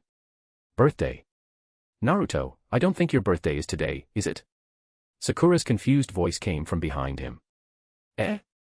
It doesn't seem to be today. Naruto remembered it wasn't his birthday, but the grand display made him wonder if he had remembered the date wrong. Is today Naruto's birthday? Sasuke wondered, instinctively touching his pocket. Big brother Naruto, sister Sakura, big brother Sasuke, come in, quickly. The two little ones pulled Naruto and the others into the house. Mirai, what's going on? Seeing Hikari and Kurenai smiling at him, Naruto scratched his head in confusion. Hee, someone is waiting for you, Mirai winked at Naruto playfully, putting on a mysterious air. Naruto looked at her and put on a thoughtful expression, patting her head. Are you and Ichigo playing a prank on me again? If that's the case, I can help you out, Mirai. The two siblings had done similar things before, and Naruto usually played along with a laugh.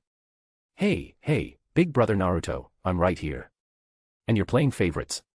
Ichigo, who was pulling Sakura and Sasuke along, spoke up immediately in protest. Ahaha, did I? Naruto scratched his head, acting foolish as if he'd been caught red-handed. Oh, forget about that. Come here. Mirai grabbed Naruto's hand and pulled him further into the room. What is it exactly? Naruto scratched his head and followed Mirai inside. But the moment he entered, his pupils dilated. Red. A woman with a head of vibrant red hair was standing in the room. Mom. The word escaped his lips instinctively. Ever since Naruto learned of his heritage, Kakashi had given him everything Kushina and Minato had left behind. Naturally, that included photos of the two. A photo of his parents sat right by Naruto's bedside. Naruto, nice to meet you. I am your mother. Kushina looked at her son standing dazed on the spot. She felt completely lost, her words coming out in stammers. However, a golden blur crashed into her embrace. Feeling the warmth of her son in her arms, Kushina's nervous expression softened. So this is what it feels like to hold Naruto. Her clear gray eyes were filled with tenderness. Looking at the young boy in her arms, this mother, seeing her son for only the second time, reached out and gently stroked Naruto's head. There. Mama is here. As she felt the texture of his hair beneath her fingertips, the red-haired woman's voice became even softer. Mom. Naruto hugged his mother tightly, as if she would disappear the moment he let go. Naruto's mother. Sakura watched the embracing mother and son, stunned. Beside her, Sasuke watched the scene in silence. Hikari and Kurenai also chose not to disturb the moment, watching Naruto and Kushina with quiet, pitying eyes. Mom. Naruto didn't know what to say. His heart was full of things he wanted to tell her, but when it came time to speak, those thousands of words condensed into one simple, pure title. Naruto, you've grown so much. You were so tiny the last time I saw you. Kushina stroked his hair, her voice slow and gentle. All these years, being all by yourself, it must have been so hard. Her words reached Naruto's ears, causing his body to tremble slightly. He lifted his tear-streaked face and shook his head vigorously while looking at his mother. No, it wasn't. Kakashi Nezen has always been with me. Later, there was Sister Hikari, Sister Kurenai, and Mirai and Ichigo. And now I have Sakura and Sasuke too. I have never been alone. Hearing his words, a smile appeared on Kushina's face. She reached out to gently brush away the tears on Naruto's face, smiling even as a crystal drop fell from the corner of her own eye, landing on Naruto's cheek. I'm sorry. For not letting Naruto experience what it's like to have a father and mother growing up. Watching this, Kakashi quietly slipped out of the house alone. The sharp-eyed Hikari followed him. "What's wrong?" she asked softly. "Not going to watch a bit longer? She is your mentor's wife, after all." The two sat under the eaves outside. Hikari spoke in a low voice, afraid of disturbing the mother and son's reunion after 12 years. "No. I'll go back in after they've finished talking." Kakashi sat on the wooden engawa porch, staring at the sunflowers swaying in the wind nearby. "Are you afraid you'll be moved to tears?" Hikari blinked at him and patted her chest with a light laugh. "Don't be afraid, Miss Hikari's embrace is very wide." "It's Mrs. Hikari," Kakashi corrected. "Well, don't worry about such small details." Hikari pouted when she saw Kakashi didn't react, then said slowly, "In Kushina's case, how long can she stay?" She had seen it before when Rin faced Kakashi. Once the regrets in Rin's heart completely vanished, she had released the impure world resurrection herself. Although Senju Tobarama had said their reanimated bodies could last for about half a year. If the soul found peace and released the jutsu voluntarily, then the half-year Kushina was supposed to have might last only a few moments. That would be too cruel for Naruto, finally getting to see his mother, only for her to leave again. "I don't know." Kakashi's eyes lowered. He understood Hikari's concern. But in his view, perhaps having only a brief moment was for the best. The longer they spent together, the more intense the pain and reluctance of parting would become. It was a case of, better a short pain than a long one. The impure world resurrection was not a true resurrection, after all. Perhaps Kakashi's line of thinking was too cruel. But he looked over at Hatake Tsukumo, who was currently playing with Pakken. Even though Tsukumo hit it well, they had no sense of touch, no sense of taste. They didn't even need to sleep. Time passed minute by minute. Kakashi listened to Naruto's sobbing, choked voice from inside and sighed in his heart. And just then, a figure appeared before Kakashi. "Kakashi." Kushina called out softly. "I have to go." Her voice trembled. She was suppressing her own reluctance and helplessness. "Mom." Naruto tried to chase after her, but he stopped when he met his mother's gentle gaze. "Naruto, stay in the house with Mirai and Ichigo. Be a good boy." Kushina's words were soft yet left no room for refusal. Naruto could only stand where he was. Once she saw that Naruto remained inside, Kushina looked back at the men in front of her. "I'm not going to be able to hold on much longer. This body is a vessel summoned with a sacrifice. When the jutsu releases, it will scare the children. Take me away." Kushina's voice was very light, causing Naruto's tears to flow even harder behind her. "As you wish." Kakashi stood up and looked at Hikari. "Take care of the children." With that, he vanished from the spot, taking Kushina with him. Nearby, Hatake Tsukumo sighed and silently followed them. By a lakeside, the gentlewoman could no longer suppress the collapse of her reanimated form. Just now, after talking with Naruto and learning that he was doing well, and seeing that he had Kakashi as a father figure, Hikari and Kurenai as mothers, and siblings like Mirai and Ichigo. When she felt gratified and at peace, the reanimated body began to fail. She had forced herself to hold it together until now through sheer willpower. She was worried that when her body collapsed, what was inside this mother would be a stranger's terrifying corpse. She wanted to present a perfect image of a mother to her son, not a dead body. Moreover, Mirai and Ichigo were still young. If she left them with psychological trauma, that was why she chose to have Kakashi take her away. "Kakashi."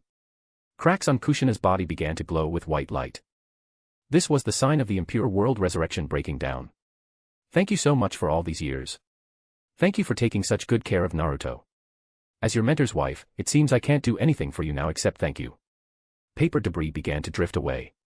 A pillar of brilliant white light descended from the sky, enveloping Kushina. "You don't need to say that." "It was my duty," Kakashi said, watching Kushina as her soul began to manifest from the crumbling vessel. "It's so good. Naruto is doing so well. You're doing well too. Everything seems to be so good. Everyone is okay. But, why do I feel like crying?" Tears fell from her eyes once more, turning into specks of starlight that merged into the dark night. "Kakashi, live well. Carry your responsibilities and live a good life, that is the last blessing I can give you." The translucent soul gradually returned to where it belonged as the pillar of light retracted. Kakashi looked at the moisture that had fallen into his palm. He turned silently to look at the men behind him. Kakashi. Chapter 201, The Brewing Storm. Another pillar of light descended from the heavens. Kakashi Hatake stood before the men, his expression a complex tapestry of emotions. "In the end, seeing that you're doing well and have even started a family of your own, as a father, I can finally rest satisfied. Enveloped in the pillar of light, Tsukumo Hatake's soul gazed at his son with a look of profound relief. His spirit began to gradually disentangle itself from the vessel of the reanimation jutsu.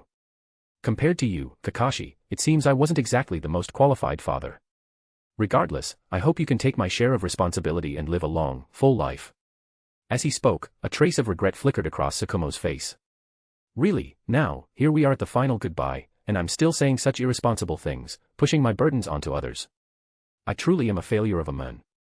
With those final words, Tsukumo's body turned translucent and drifted toward the sky, vanishing completely.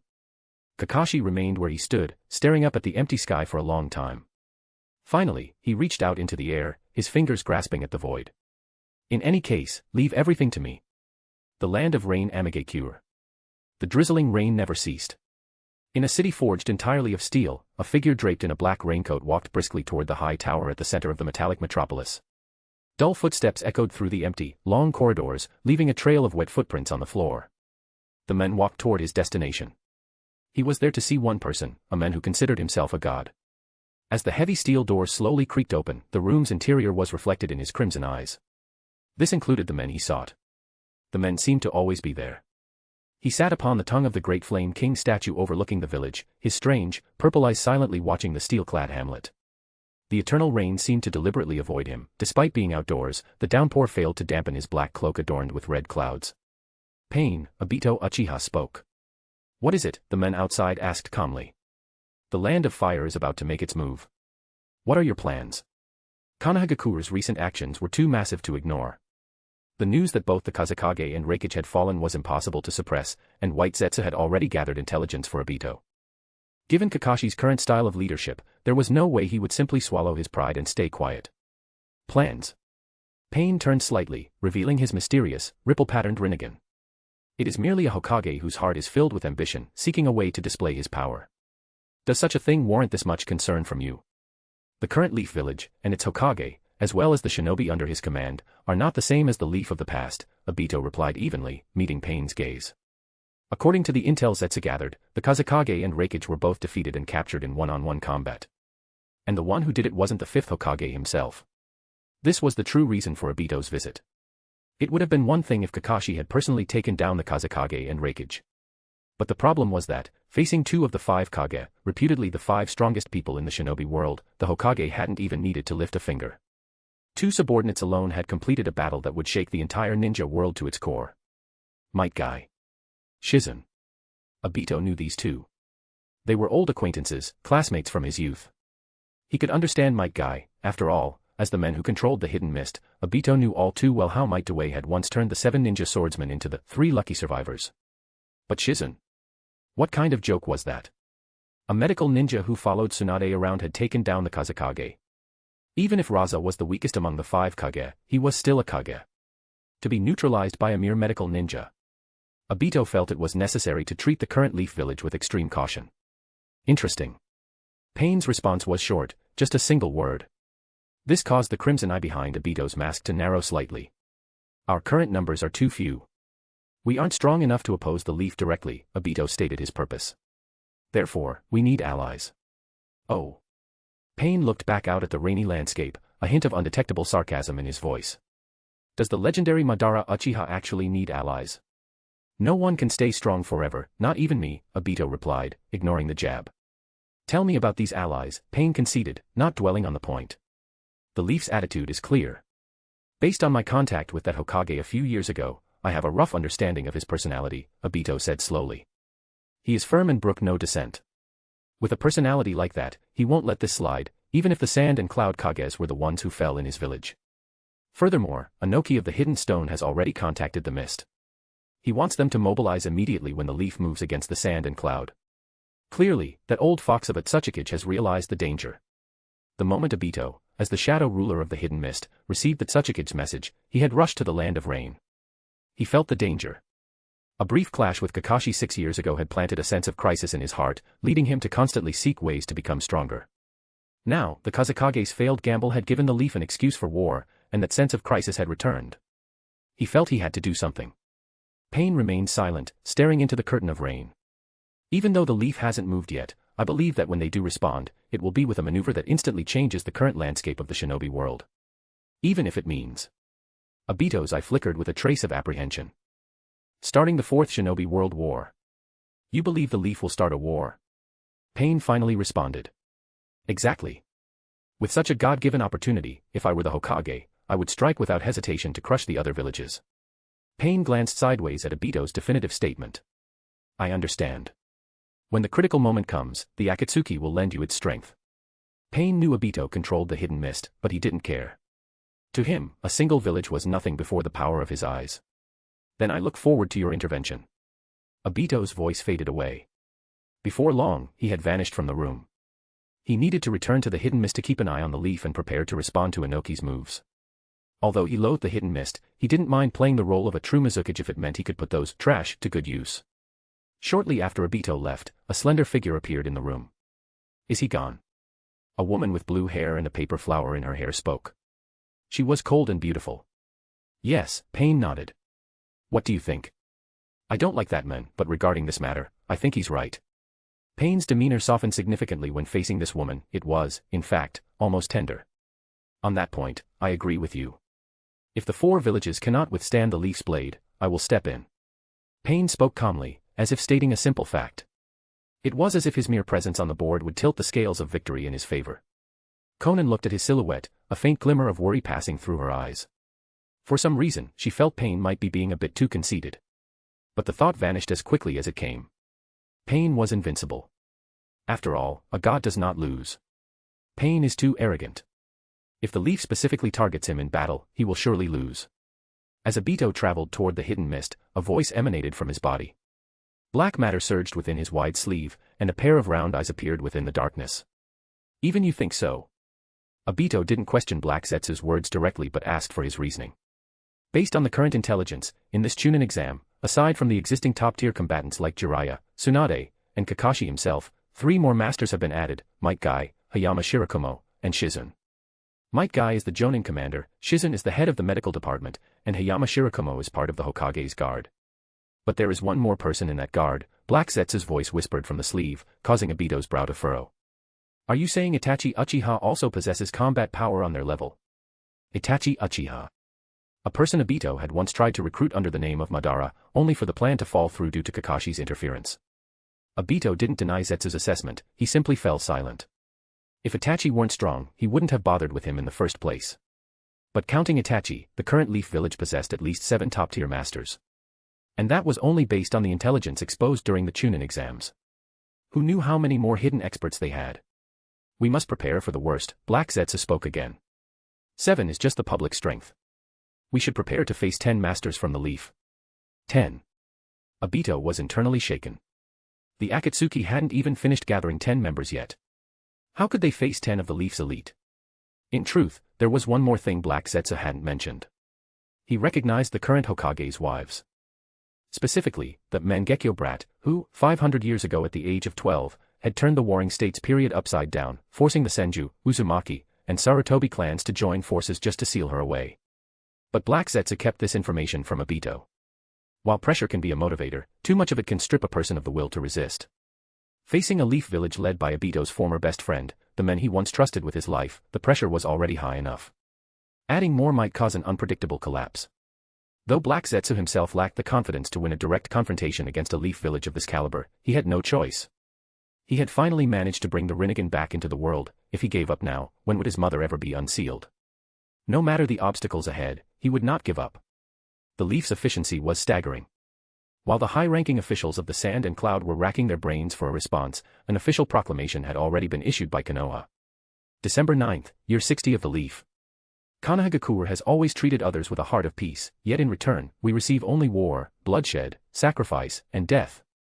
It has been less than 10 years since the last war ended, yet our allies, the Sand and the Cloud, could no longer restrain their desires and have struck once again. As one of the 5 great shinobi villages, if the Leaf does not strike back against such an insult, would we not be a laughingstock? The Sand has betrayed the alliance, the Cloud has violated their treaty. Since you have chosen to be enemies of the Leaf, prepare to pay the price. Effective immediately, the Land of Fire enters a state of war. The Hidden Sand and Hidden Cloud are enemies of the Leaf. Anyone who assists the Land of Wind or the Land of Lightning will be regarded as an enemy of the Leaf.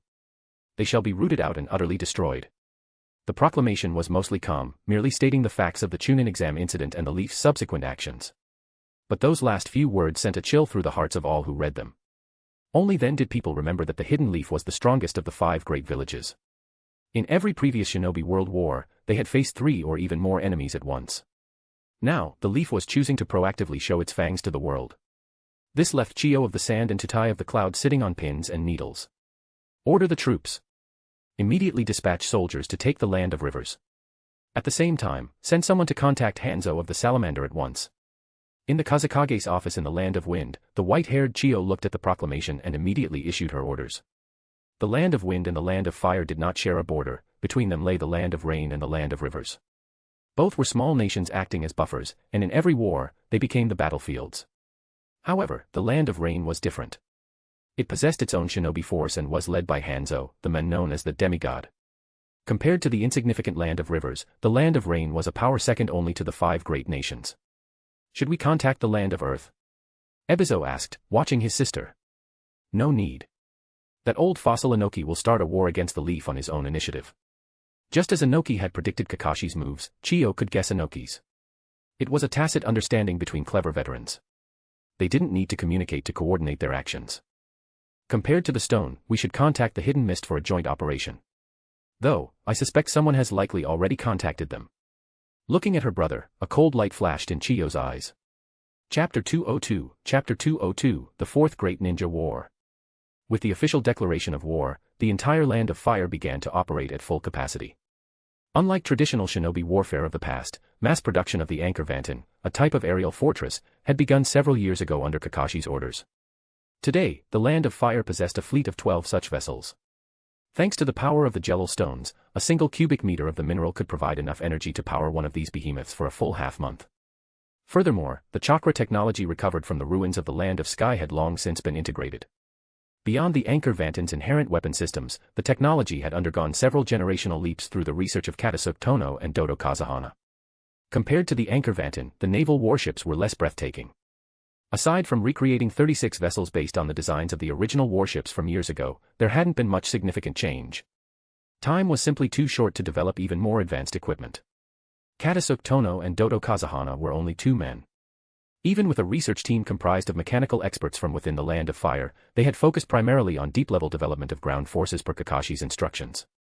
However, since the only village currently proficient in naval combat was Kirigakure, a fleet equipped with 3 Anchor Vanton units was more than sufficient. This is what you've been working on these past few years. At a military base within the Land of Fire, several people stood with their eyes wide as they stared at the massive machine before them. It stood about 3 meters tall and 10 meters long, its hulking body gleaming with a cold, metallic luster. A thick cannon barrel sat menacingly atop the iron beast. Below, the treads used for movement left deep ruts in the ground with every step, a testament to its immense weight. To be precise, it's the result of the research team led by Katasuke Tono and the others, Kakashi said, patting the cold iron surface with satisfaction as he looked at the group. While the appearance of a tank in the shinobi world felt somewhat jarring, it was a minor oddity compared to the Anchor Vanton and the naval warships. The original gunpowder shells had been replaced by scientific ninja tool scroll cartridges designed by Katasuke. According to shinobi theory, what were originally fire-attributed shells now possessed great diversity. With 5-element shells, wind, lightning, water, fire, and earth, this machine gained the capability to adapt to a wide variety of battlefield scenarios. The power source was likewise replaced by Jello stones. Even if they ran out of scientific ninja tool shells, they could utilize the Land of Sky's technology to fire the Jello energy directly as a laser beam. How many of these do we have? Jiraiya asked, circling the massive iron beast with curiosity. Aside from him, others like Hayama Shirakumo, Itachi Uchiha, and Might Guy had already seen the weapon. 200 units, Kakashi replied. The number sent a jolt through Jiraiya's heart. 200. For battlefields. That meant 50 units per front. What about the power? Jiraiya pressed. Within 800 meters, one shot has roughly the power of a tailed beast's blast. A tailed beast's blast, not quite a tailed beast bomb. But that power was more than enough. Jiraiya nodded slowly. Even if they only fired a single volley, 50 simultaneous blasts of that caliber would bring any opponent to their knees. Thinking of this, Jiraiya's heart skipped a beat, and he suddenly looked at Kakashi. What is it? Kakashi asked, noticing his gaze. Nothing. Jiraiya shook his head. Looking at the cold iron beast glinting in the sunlight, his feelings were complicated. The moment this thing appeared, the landscape of war in the shinobi world changed completely. The role of the individual shinobi would begin to shrink, eventually being replaced by these behemoths on the battlefields of the future. However, if that were the case, it would also reduce the sacrifices made by shinobi. Jiraiya didn't know if this change was good or bad, but for the current Konoha, it was the most powerful weapon they could ask for. Seeing Jiraiya's melancholy expression, Kakashi guessed his thoughts and shook his head with a smile. It was almost impossible for these machines to completely replace shinobi. A common person might think so, but a transcendent combat unit like a shinobi could never be truly replaced, not even if nuclear weapons were introduced. These things were meant to deal with conventional shinobi. Against high-level masters like Hayama Shirakumo or Guy, they were essentially useless. Developing tanks was simply Kakashi's tool for a war of unification. Once the shinobi world was unified, Kakashi would issue a call to all talents in this field. The tanks would be replaced by even newer equipment at the fastest possible speed. On the battlefield, you can have corresponding shinobi units coordinate with the tank units for a synchronized advance, Kakashi instructed Jiraiya. In other words, infantry-tank coordination. Yeah, I get it. Faced with this new invention, Jiraiya opened the hatch and climbed inside, looking around at the interior. Alright, all of you are now the commanders for various fronts. Everything that follows is in your hands. The appearance of tanks dictated that traditional large-scale shinobi tactics would be minimized, but the presence of enemy masters still required counterparts of the same level to eliminate them. We will not let you down, Hayama Shirakumo and Itachi Uchiha said respectfully. Jiraiya, I'm not worried about the Suna and Kumo battlefields, Kakashi said, looking at the Sannin. Only you and Tsunade facing Iwagakure requires the most attention. Although the third Tsuchikage is old, his particle style is not to be underestimated. Furthermore, they have the 4 tails and 5 tails Jinchuriki. If you can't handle it, I can go there personally, Kakashi added. He needed to stay in Konoha to oversee the overall situation. If any battlefield fell into a disadvantage, he would rush there at maximum speed. However, according to Kakashi's projections, with the exception of the Kirigakure, Iwagakure, and Amigakure fronts, Suna and Kumo were of little concern. Currently, Kirigakure was still under the control of Obito Uchiha. Given the imminent war, it was unlikely that Mei Terumi would choose this moment to overthrow the 4th Mizukage's rule. Barring any accidents, Obito was highly likely to appear on the Kiri front. Aside from Inoki of the both scales and Obito Uchiha, the Amigakure battlefield was the true key to this war of unification. Pain and the Akatsuki he led were in the land of rain. Although the original Suzaku of Akatsuki had been intercepted by Kakashi, the organization remained formidable even without Itachi Uchiha. Kakashi planned to team up with Tenzo to deal with Akatsuki. He had originally considered having Guy join them, but considering that Kumo's Killer Bee was a perfect Jinchuriki, arguably the only master in the world currently comparable to Pain, he had sent Guy to the Kumo front to counter him. Even with the Raikage already fallen at the hands of Konoha, Kumo could not be taken lightly. Indeed. In Kakashi's view, this wasn't a 4-front war against the winds, lightning, water, and earth nations. It included a 5th, the Land of Rain. The combined strength of the 4 great nations only equaled that of the Land of Rain. There was no complex reason for this, it was simply because of a single pair of eyes. The Rinnegan. Kakashi intended to personally solve this ticking time bomb. With that, you may depart. And Itachi, Guy, remember to bring the gifts I've prepared for Suna and Kumo. At this, a slight smirk played on the corners of Kakashi's lips. Understood, Itachi Uchiha and Might Guy replied instantly. Waging a 5-front war against Suna, Kumo, Kiri, Iwa, and AIM was a challenge even for the current Konoha. However, the emergence of the tank units compensated for the lack of Konoha's lower-level combat numbers. Although the 200 tanks were spread thin, with 50 per line and the support of 3 anchor Vanton ships, it was sufficient to handle the current situation. Tsunade and Jiraiya led their troops to the Land of Grass front against Iwagakure. Itachi Uchiha and Shizune headed to the Land of Rivers front against Sunagakure. Might Guy and Hayama Shirakumo each led their own forces to the Land of Frost and Land of Whirlpool fronts against Kimogakure and Kirigakure, respectively. In an instant, the military might of the Land of Fire was entirely deployed by Kakashi. Currently, the vast Konoha was left with only 800 shinobi as a garrison. It seemed to have fallen into its most vulnerable period in history. Yet, with Kakashi and Hikari stationed there, the village remained an impregnable fortress.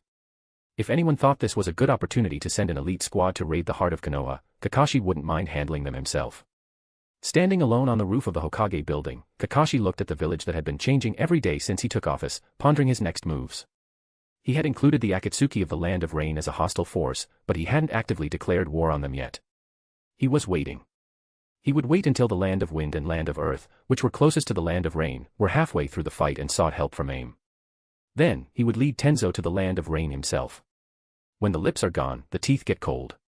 If the land of wind and land of earth fell, the land of rain would find itself trapped in an unprecedented, massive encirclement. Whether it was Hanzo of the salamander, assuming he wasn't dead yet, or Pain, neither would allow such a thing to happen. Therefore, the land of rain was destined to be Kakashi's enemy. And by entering the land of rain himself, Kakashi would also be tying down the enemy's most powerful allies, preventing them from supporting the other fronts. As for whether he could win, Kakashi never even questioned it. After years of accumulation and cultivating so many masters, it was time for a single battle to decide the fate of the world. Even if he lost, so what? As long as the foundation didn't crumble, he could simply recuperate and try again. A starved camel is still bigger than a horse. As long as the land of fire and Konoha's top-tier combat power and industrial system remained intact, even a loss would be enough to break the other nations. Besides, Kakashi didn't believe he could lose. What are you thinking about?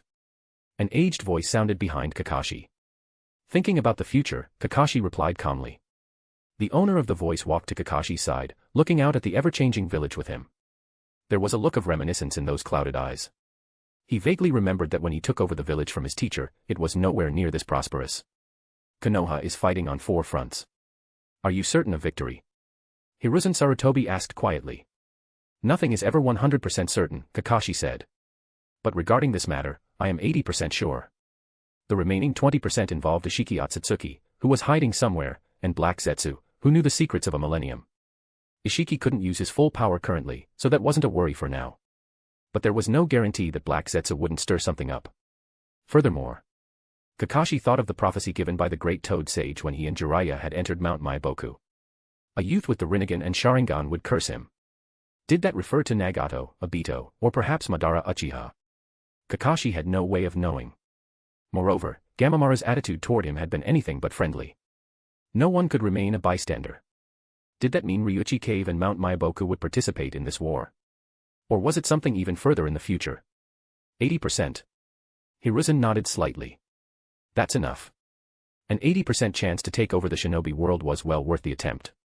In fact, even a 50% chance would have been enough to try. If there's anywhere you need me, you can tell me, Hiruzen said proactively. This old man might be past his prime, but these old bones can still move a bit. I certainly believe that, Kakashi smiled.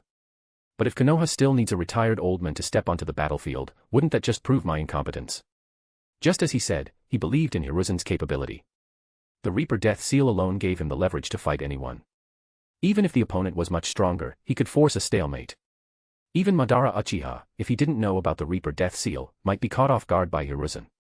If that's the case, then never mind. Hiruzen laughed and said no more, though a hint of regret appeared in his eyes. Given that both the second and fourth Hokage died heroic deaths, his own tenure as the third seemed somewhat uneventful. The moment Konoha's forces reached their respective battlefields, Might Guy and Itachi Uchiha simultaneously sent messengers to deliver the gifts Kakashi had prepared. Land of Frost Kumogakure Base Camp Central Command Tent. The air fell into a deathly silence.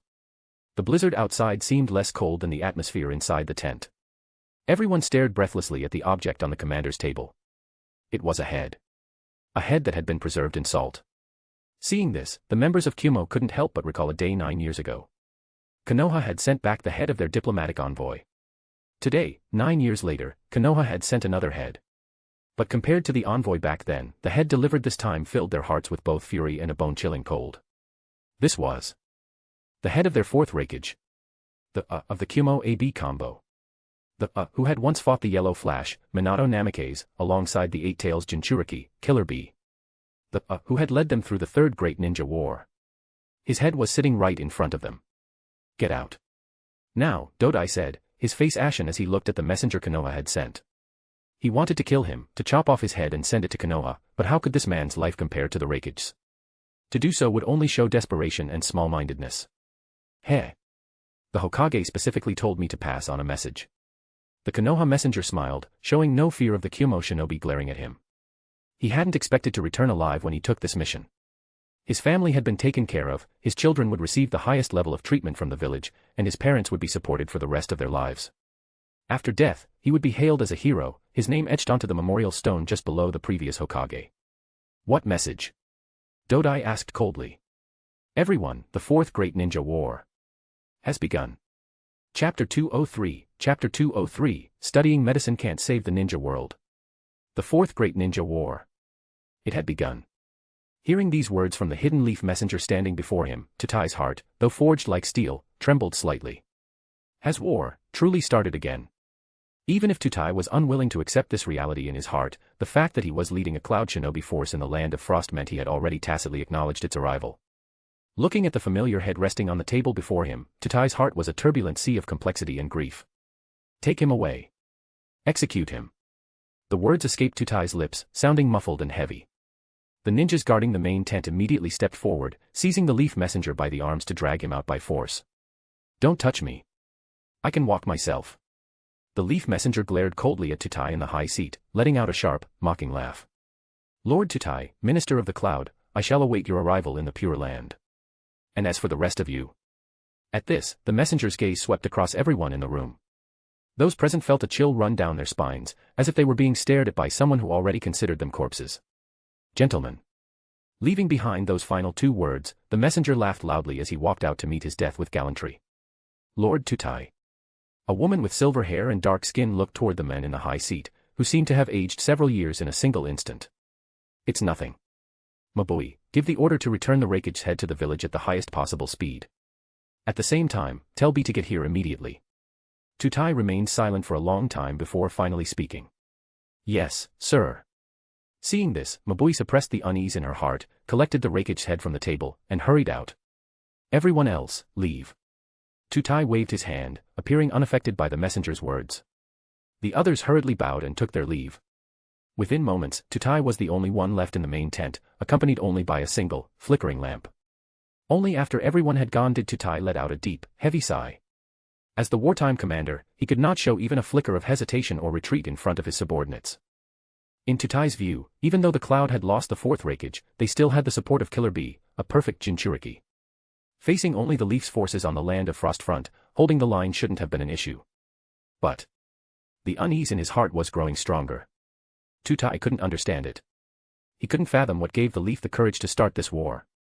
Even if the Leaf currently possessed an unexpectedly high number of masters, it was clearly not enough to face the combined might of the wind, lightning, water, and earth nations.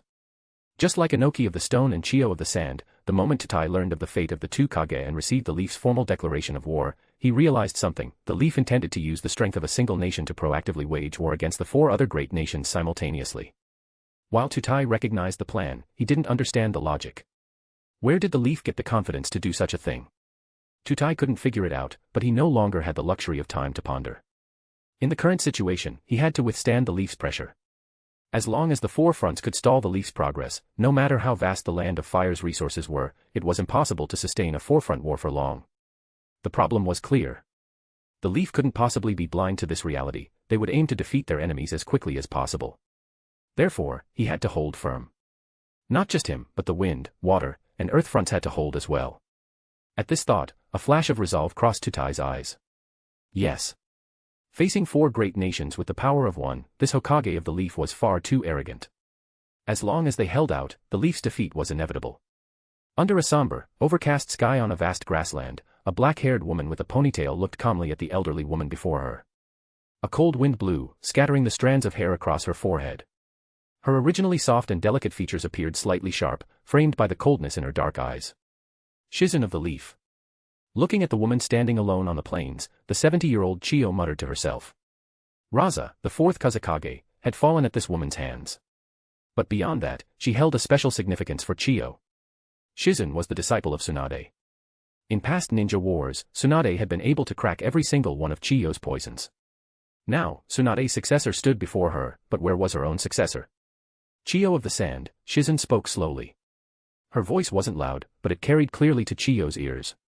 As allies of the Leaf, did you ever consider this day when you betrayed our treaty? Raza is dead. His head is right here. If you don't wish to follow in his footsteps, surrender immediately. Lord Hokage may show leniency. The young woman spoke calmly, a scroll appearing in her hand. With a light poof and a cloud of white smoke, a simple wooden box appeared in her palm. Judging by the size, it contained Raza's head. As she finished speaking, the black-haired woman gave the box a light toss. It traced a parabolic arc through the air, landing precisely in front of Chiyo, who stood 100 meters away. The wooden box rolled, the lid falling open to reveal a pale, grayish head with eyes tightly shut. It rolled to a stop at Chiyo's feet. Gazing at that familiar face, the expressions of those behind Chiyo changed slightly, and they instinctively took a step back. Though they were veterans used to death, this was, after all, the head of their leader. You see it now, the calm, indifferent voice drifted from ahead, drawing the sand ninja's eyes back to her. This was the woman who had defeated the Kazekage in one fell swoop. What an impressive display.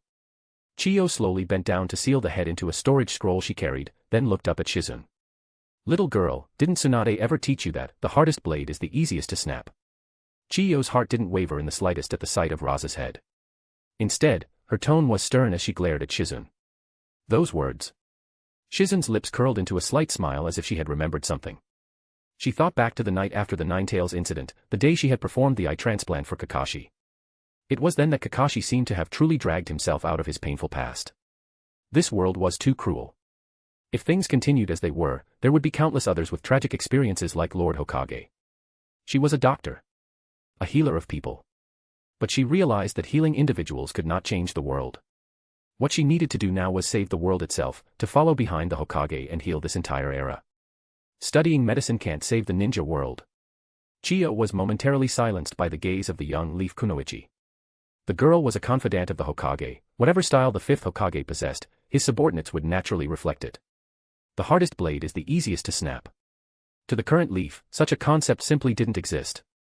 If you think I'm easy to snap, then come and try, see if I break, or if I crush your head first. The Leaf's arrogance will cost them dearly. And I believe this war will be the price you pay. At this point, Chiyo could only resort to harsh words. Is that so? You're welcome to try. But before that. Shizune's dark eyes, like deep pools, suddenly sharpened. Not good. Chiyo's pupils shrunk as a sense of impending crisis exploded in her mind. Without time to think, she barked an order to the people around her. Retreat. But the wind was howling. The air was surging. A sound like the atmosphere itself being torn apart rang out. In the far distance of their vision, dozens of unidentified objects were hurtling toward them at high speed. What is that? Chiyo didn't waste time thinking. She immediately tore open her puppet scroll. The 10 puppets of Chikamatsu. 10 white-clad humanoid puppets appeared before her, completing a sophisticated defensive formation in a mere 2 seconds. The next second, a terrifying heatwave accompanied by pillars of fire erupted toward the sky. With Chiyo at the center, everything within a 100-meter radius was swallowed by artillery fire. Lightning intertwined with flames, explosions were bolstered by gale-force winds. It was a scene straight out of the apocalypse. The shockwave and heat tossed Shizune's black hair into a wild dance, but she showed no fear in the face of this horrific power. She watched the scene with the same calm expression. It didn't matter if it was Chiyo or anyone else, a dead Chiyo was the best kind of Chiyo. This was exactly why she, as the commander of the front against the sand, had appeared here personally. Chiyo would only show herself if the Leaf's commander did the same. While they spoke, 50 tanks in the rear, coordinated by the Byakugan, had opened fire. A direct decapitation strike. Risking one's life was dangerous, but if it meant resolving the sand front as quickly as possible, it was all worth it. Senior Shizune, you were too reckless. Itachi Uchiha, who had been hiding in the distance, rushed over. He looked at his senior, who hadn't even blinked, with a hint of urgency. In daily life, this senior was clearly a gentle soul, why was she so bold and decisive on the battlefield? Vanguard, charge. The only response Itachi received was a command. Yes. Itachi nodded helplessly at the unfazed head of the medical department.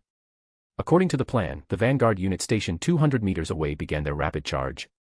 Simultaneously, a heavy mechanical roar echoed, the tank units were following close behind. However, the speed of a tank was still somewhat slow for a ninja, so they could only trail the Vanguard from a distance. Except for the units designated to coordinate with the tanks, everyone else charged at the sand forces like starving wolves. Kill. Kill them. These Leaf brats have no honor. Everyone, kill them with me. Seeing their commander attacked, the sand forces, who had also been trailing behind, swarmed forward like a rising tide toward the enemy. Just as the two forces were about to collide, the body of the sand ninja who had just roared out exploded like an overinflated balloon. Blood and mangled flesh sprayed everywhere, coating the nearby sand ninjas. Beyond him, several other sand ninjas near the center were sent flying into the sky by a mysterious, violent explosion and shockwave. What? A sand ninja gasped in horror.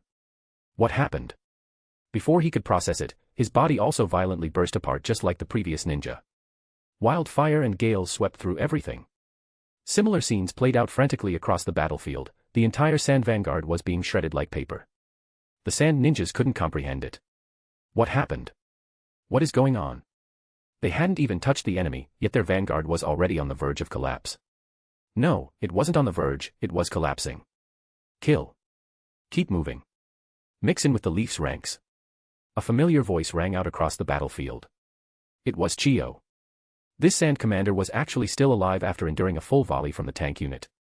Kunai with paper bombs attached to their tails struck the steel hulls of the tanks, but the thrown weapons merely produced a few sparks and left faint scratches. Kunai were practically useless against tanks. The paper bombs exploded, but after the smoke cleared, the steel beasts roared out of the flames, their cannons obliterating the ninjas who had dared to throw the kunai. Everyone watching felt their skin crawl. How can such monsters be destroyed? The crowd surged past Shizun, the steel beasts crawled beside her. She watched the bedraggled sand elder as she crawled out from the earth. Did you figure it out? The limitations of the tank units. However, Shizun's eyes drifted slightly upward toward the gloomy sky. Golden lightning fell from the heavens, instantly striking a sand squad that was attempting to follow Chiyo's order to entangle with the Leaf troops. The violent lightning wiped out the entire squad in a single moment. This anomaly immediately caught the attention of those watching. They looked up at the sky, and their pupils instantly contracted. A colossal object had appeared above them at some unknown point. The already dark sky felt even more chilling under the massive shadow cast by this giant. That. What is that? A sand ninja whispered in terror, seemingly giving up all resistance. The next moment, a shell falling from the sky, carrying fire and destruction, erased him from existence. With the appearance of the first anchor Vantion, two others deactivated their sky-blending barriers and revealed themselves above the battlefield. Gazing at the unidentified flying objects and the iron torrent rushing toward her, Chiyo felt only horror and a deep chill in her soul. These were unknown things. If the Leaf's method of fighting the four great villages had been some special ninjutsu or more powerhouse experts like Shizun, Chiyo was confident she could hold them back with sheer numbers. But facing these unknown flying vessels and steel beasts, each comparable to a small-tailed beast. Retreat. A shrill, low roar tore from her throat. Less than 10 minutes after the order to start the war, the order to retreat followed immediately. This absurd scene was now playing out on the Land of Rivers battlefield. The era has changed. Shizun slowly pulled a specialized black glove onto her fair hand. Her dark eyes locked onto the figure directing the sand's retreat. Having survived a round of shelling from the tank unit, no matter how much Chiyo raged against the dying of the light, she couldn't have come out unscathed. Shizun intended to take down the sand commander on the very first day of the war.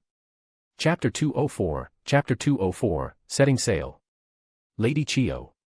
The moment Shizun charged into the formation alone, many of the Sunagakure shinobi present keenly noticed her movement. They threw themselves forward recklessly, desperate to reach the sand veteran. A violent force erupted from Shizun's fingertips. The sand shinobi blocking her path was killed instantly by a single punch. Unparalleled power surged through the man's body. The moment the fist connected, his internal organs were pulverized, and he died instantly. The residual force sent his broken corpse hurtling into the distance like a tattered doll. In my way, Shizun said coldly, showing no mercy to the enemies blocking her path. However, as an elder of the sand and a founding figure who had dedicated her life to the village since its inception, Chiyo's prestige was deeply rooted in the hearts of her people. Because of this, Elder Chiyo, hurry and leave. Anyone can die in this war, but you cannot. One after another, sand shinobi lunged at Shizun. Even knowing it meant certain death, they did not hesitate for a second. Punch after punch after punch. Her expression cold, her elegant face stained with blood, Shizun continued to close the distance toward Chiyo. Let's go. Chiyo watched the scene with a heavy gaze. Supported by her close subordinates, she prepared to depart.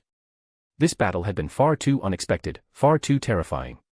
Never before seen weapons, never before seen tactics. The flying objects in the sky and the steel beasts on the land displayed power that transcended the common sense of shinobi. As a master of the puppet technique, Chiyo could tell at a glance that the anchor Vantion and the tanks were essentially puppets. But unlike the puppet technique of the hidden sand, the people controlling these things were located inside the puppets. She needed time. If given enough time, she could replicate such existences. This was the confidence of a puppet master of the shinobi world. Therefore, she could not die yet. To stop the leaf, she could not fall here. Thinking this, Chiyo quickened her pace. You think you can just leave? A sharp shout rang out from behind. A violent aura suddenly exploded. 7 or 8 sand shinobi who had attempted to risk their lives to stop Shizun were sent flying by an absolute force.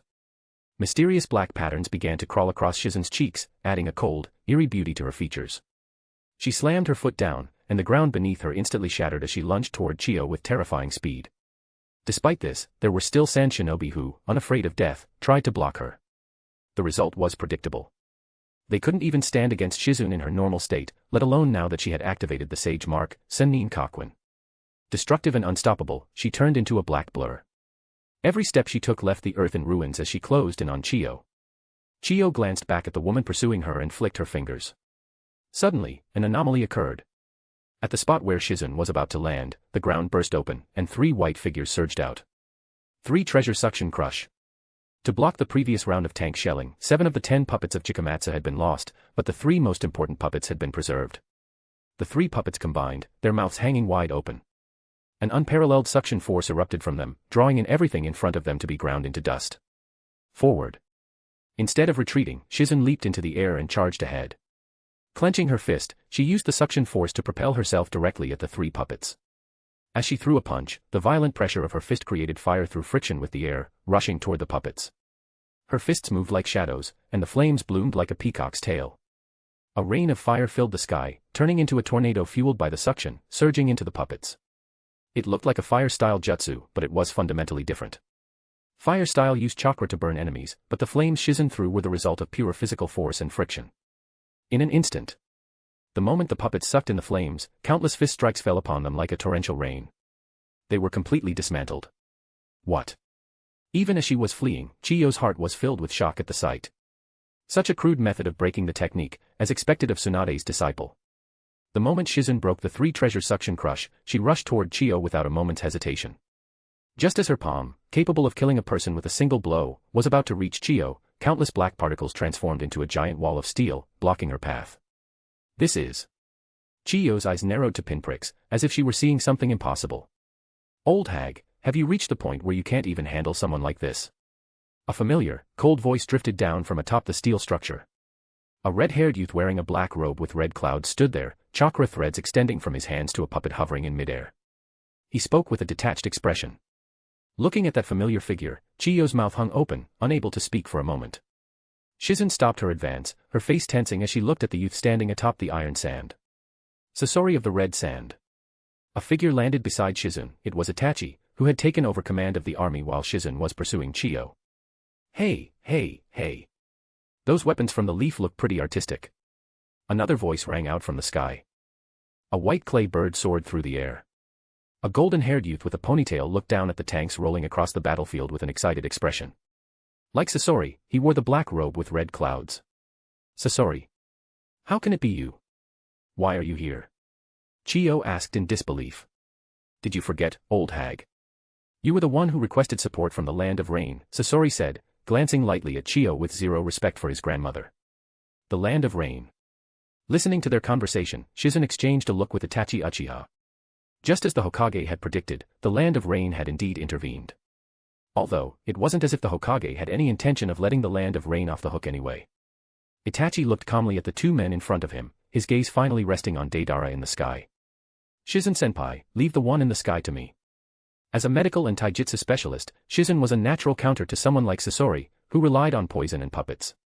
However, she lacked effective means of attacking enemies in the sky. Fine. We'll do it your way, Shizune nodded slightly. High above, Deidara was annoyed by their talk and was about to speak when he suddenly stopped. He maneuvered his clay bird into a lightning-fast spiral. Several explosions went off in the sky, and the resulting shockwaves made his robes flutter violently. It was only then that he realized that several hundred meters away, many tanks had already trained their cannons on him. Don't get careless, brat. One wrong move, and you'll die, Sasori said calmly from the ground. Streams of iron sand poured out of the mouth of the puppet he was controlling, shaping themselves into iron spears aimed at Shizune. Chiyo stared at the scene. Ordinary sand shinobi might not know, but she knew all too well. What exactly was that puppet in Sasori's hands? That was the 3rd Kazekage. But on this battlefield, even she couldn't say much. Right now, the priority was to stabilize the collapsing sand forces and retreat. Sasori's attack was ready. His emotionless eyes stared at the battle-ready Shizune. Magnet style, iron sand drizzle. Kanahagakure Hokage office. Kakashi frowned slightly as he looked at the latest battle report from the Windfire front. Shizune had moved quickly, pushing back the sand forces within a single day and nearly capturing their commander, Chiyo. If Sasori and Deidara hadn't arrived to save the day, the entire sand army would likely have collapsed completely. In the end, under the cover of Sasori and Deidara, the Sand Shinobi were driven out of the land of rivers, and the entire force retreated to the land of wind. Currently, Shizune and Itachi were resting and regrouping, maintaining a standoff with the sand forces. Although they intended to attack again, Deidara's use of 3 C3 bombs had served as a powerful deterrent. Kakashi put down the intelligence report, his brow furrowed. Even with Sasori and Deidara's help, the sand could not win against Shizune and Itachi. With 3 anchor vanchins and 50 tanks supporting them, it was almost impossible to lose. Furthermore, in the original timeline, Deidara had already been defeated by Itachi. The reason they didn't take him down this time was simply because he stayed high in the sky, keeping Itachi's genjutsu out of range. Next time they met, Itachi wouldn't give Deidara that chance again. What truly made Kakashi frown was the appearance of the Akatsuki. It was quite unexpected. Shizune's advance was fast, but the Akatsuki's reinforcement speed. No, it was Pain's decision-making speed that was remarkably fast. Kakashi didn't believe they just happened to arrive the moment Chiyo was about to be captured. It was clear the two had arrived at the battlefield early and only intervened at the critical moment when the situation turned sour. From this, it was evident that Pain had long intended to support the 4 great nations and had already put those plans into motion. If this was the case on the wind-fire front, then what about the earth, lightning, and water fronts? Currently, the only confirmed members were the Blue Jade duo, Sasori and Deidara, on the wind front and Obito Uchiha on the water front. Kakashi wasn't worried about the Blue Jade duo. Guy was on the lightning fire front, so Kakashi was at ease there as well. Even on the water fire front, Bayun Hayama was facing Obito, and Kakashi wasn't worried. With Hayama's abilities, even if he couldn't beat Obito, he wouldn't lose. The only thing that worried Kakashi was the earth fire front. In addition to having the perfect Jinchuriki of the 4 tails and 5 tails, the Hidden Stone Village also had the 3rd Tsuchikage. If they were joined by Akatsuki members, even 2 of the Sannin, Jiraiya, and Tsunade, might run into trouble. At this thought, Kakashi rubbed his fingers and opened his eyes slightly. Have Tenzo come here. Gekko Hayate, who was on standby, immediately rushed to the Umbu headquarters. Kakashi had originally intended for Tenzo to accompany him to the Hidden Rain Village when the war reached its peak to deal with Pain, Konan, and the rest of the Akatsuki. But Pain's decisiveness forced Kakashi to send Tenzo to reinforce the Earthfire front just in case. If Tenzo went to the Earthfire front, then there was only one person left in the village qualified to go to the Land of Rain with him. Hikari. Although he had once intended not to let Hikari step onto the battlefield again, Kakashi was not a pedantic man. Lord Hokage. A figure appeared before Kakashi. The man was tall with a somewhat honest face, wearing the standard black uniform of a Konoha Jonin. Tenzo, I need you to get to the Land of Grass battlefield as fast as possible to support Tsunade and Jiraiya. Kakashi informed him of the current situation and ordered him to depart immediately. Then what about the Land of Rain? Tenzo hesitated. According to the original plan, he was to go to the Land of Rain with Kakashi.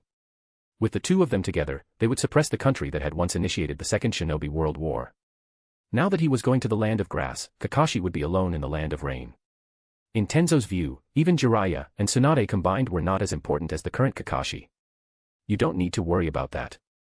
Hikari will take your place, Kakashi said with a nod. In that case, I will set out immediately. Tenzo accepted the order without further hesitation and took his leave. As the only wood-style user in Konoha, his strength had improved by leaps and bounds after mastering the Sage Mark. The Sage Mark had brought a qualitative change to his power.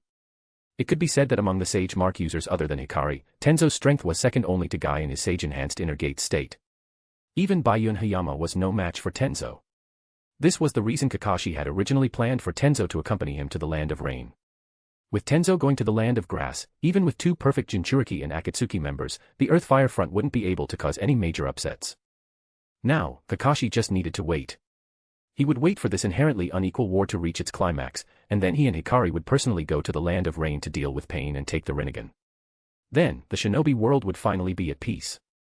Once he had the Rinnegan, even if Madara Uchiha were to be resurrected, he wouldn't be able to stir up much trouble. Then, he would send out teams to find Black Zetsu and nip all threats in the bud. Kakashi himself could then focus on raising the overall strength of the shinobi world to prepare for the visitors from beyond the heavens 20 years from now. Thinking this, Kakashi stood up to leave. Since he had chosen to team up with Hikari against Pain, he naturally had to inform her. Meanwhile, thousands of miles away at a port in the Land of Water, dozens of large ships had already set sail. Just as Kakashi had judged, in the face of such a massive move by Konoha, Mei Terumi had suppressed her coup to overthrow the 4th Mizukage's rule. In a sense, this was the result of introducing an external conflict when internal ones couldn't be resolved. Standing at the bow of a ship, the brown-haired woman in a water-blue robe looked out at the endless sea with a face full of worry. For some reason, a sense of crisis rose in her heart. It felt as if this operation would encounter some unforeseen variable. Mei Terumi smoothed her hair, which had been ruffled by the sea breeze, and sighed inwardly. I hope it's just my imagination. Chapter 205, Chapter 205, Naval Battle. Nearly 100 wooden ships sailed majestically across the vast ocean toward an unknown destination. From an aerial perspective, the fleet was a spectacular sight. Has the Mizukage shown himself yet? Mei Terumi asked softly as Ao approached her side. As Mei's deputy in her secret plot to overthrow the fourth Mizukage, Ao, with his Byakugan, was her most capable and trusted lieutenant. No. Ever since the decision was made to go to war with the Leaf, the Mizukage has remained in seclusion. Ao scanned their surroundings to ensure no one was eavesdropping before whispering, no one can get near him except for a few specific personnel. I see. A flicker of worry creased Mei's beautiful brow. The Hidden Leaf's sudden declaration of war against the Hidden Sand and Hidden Cloud had caught her completely off guard. It had forced her to delay her original plans to overthrow the Mizukage. But the auburn-haired woman leaned against the bow, her emerald eyes fixed on the boundless sea. If the fourth Mizukage were to die in battle on this front, it might actually be a favorable outcome for everyone involved. Lady Mei, should we still? Ao looked at Mei, a fierce glint appearing in his exposed eye. Restrain yourself for now. The war against the Leaf is more important at this moment, Mei replied with a sigh. If anything unexpected happens, wait for my command. Do not act rashly. In the middle of a war, making a move against Yugura Karatachi was far from ideal. Yugura could die, but he could not die at the hands of his own people during wartime. If such a thing happened, the impact would be even more devastating than the Sand or Cloud losing their own Kage. The Leaf would never let such a golden opportunity pass. If Mei failed to stabilize the army's morale immediately after Yugura's death, the entire Mist Force would be as flimsy as paper, easily pierced by the Leaf. For the sake of Kirigakure, Mei had to endure and let Yugura live as the fourth Mizukage for a little longer. Meanwhile, inside the cabin of the flagship, Yugura Karatachi stood listlessly by the desk like a servant. Beside him, Obito Uchiha, clad in his black cloak with red clouds, was leafing through the latest intelligence gathered by White Zetsu and the Mist. The latest developments from the sand battlefield had been rushed to his desk by White Zetsu. Staring at the detailed reports regarding the tank units, Obito's brow furrowed tightly behind his mask. This kind of weaponry, it's reminiscent of the methods used by the Land of Sky during the last Great Ninja War, Black Zetsu remarked calmly from where he was attached to a White Zetsu clone. Obito frowned slightly. Kakashi, is this where your confidence comes from? He instinctively thought back to that night years ago, the battle he had fought against Kakashi during the Uchiha massacre. His heart felt complicated. Regardless of the past, Kakashi now stood on the opposite side of his goals. This war, which swept across the entire shinobi world, was the final stage for their settling of accounts. Obito stood up and walked to the window, gazing at the infinite waves. A trace of complexity flashed in his dark eyes. Kakashi, you've become stronger than before, but I haven't been standing still either. 6 years have passed, I am no longer who I used to be. Are you prepared to face the comrade you once trusted with your life? Just as the Mist Fleet was about to reach the land of whirlpools, 30 steel-hulled warships slowly crested the horizon. The appearance of such a massive fleet could not be hidden from the Mist Scouts. When the flags bearing the leaf symbol of the Konohagakure headband appeared in the lenses of his telescope, the scout on the lookout tower immediately screamed to his comrades below. Leaf ships ahead. 10 kilometers out. Mid-sentence, the scout seemed to hear something. He looked instinctively toward the Leaf fleet. The sound of the wind, it was too sharp. It wasn't the sea breeze. It was the sound of something tearing through the air. Within his line of sight, several black objects trailing streaks of flame were hurtling toward them at incredible speeds. Enemy attack. Shrill cries erupted across the Mist Fleet. A second later, violent flames accompanied by deafening roars exploded within the formation. The scout who had first spotted the Leaf fleet was hit directly in the chest by a shell from a main battery. In an instant, he was torn apart, turning into a rain of blood and gore that splattered across the ship. The shell continued its trajectory, slamming into the ship behind him. In an instant, flames soared into the sky, and the violent explosion cleaved the ship in two. The vessel let out a creaking moan as it began to sink into the bottomless depths. The surviving ninjas immediately scrambled toward the surrounding ships. Before the two armies had even met face to face, several large ships had already been sent to a watery grave. Counterattack. Counterattack. Mei, acting as the Mist's vanguard, immediately ordered her forces to strike back. From the founding of the hidden villages to the present day, naval warfare had always been Kirigakure's specialty. After the other villages clashed with the Mist at sea during the First Great Ninja War, they had all shifted their battlefields to land. There was a reason for that choice. Even when at war with the mist, the major villages would wait for the mist ninjas to make landfall or strike them while they were mid-crossing. No one ever chose to proactively engage the mist in a naval battle. But the Leaf was doing exactly that. Not only were they engaging at sea, but they had also seized the initiative with a preemptive strike. For mist ninjas, who had reigned supreme on the ocean for decades, this was an unbearable insult. Hatches opened along the hulls of the leading mist ships, revealing giant ballistae aimed at the approaching Leaf fleet. At the command, dozens of massive bolts were launched. Simultaneously, nearly 100 mist ninjas dove into the sea, swimming toward the oncoming steel fleet. Maintain distance. Continue firing, Hayama Shirakumo ordered coldly from the command center of the Leaf flagship, his arms crossed as he watched the mist's counterattack. He wanted half of the mist ninjas dead before the two sides even engaged in close-quarters combat. Naval battles were different from land wars. On land, you might fight for days and nights, or even stand in a stalemate for years. But a confrontation at sea wouldn't even last a day. A sunken ship meant death. If he could eliminate the mist forces quickly, take out the 4th Mizukage leading them, and destroy the mist ports, he could return to the Leaf immediately to assist the Hokage on the other battlefields. Yes, sir. The communications officers immediately relayed the orders to the other warships via radio. The mist's counterattack arrived. A significant number of the ballista bolts were destroyed by cannon fire mid-flight, but some still slammed into the hulls of the warships. Upon closer inspection, the giant bolts were covered in paper bombs. Following a series of loud bangs, flames erupted, and shock waves of heat lashed against the steel hulls. However, once the fire dissipated, only small dents remained where the bolts had struck. Paper bombs were completely ineffective against these steel giants. It was like the hidden stone steel style. If a body hardened to invulnerability could be hurt by a simple paper bomb, the steel style would be a useless ability. A new round of shells screamed toward the mist fleet, sending several more large wooden ships into the depths. At the same time, the mist ninjas swimming through the water drew their blades, intending to scuttle the steel ships. However, seeing how thick the armor was, they abandoned the idea and surfaced, running up the sides of the ships to seize the decks. But Leaf ninjas were already waiting for them, armed with special ninja tools loaded with kunai. This was the result of Dodo Kazuhana's research, devices that allowed for the rapid-fire discharge of kunai and shuriken.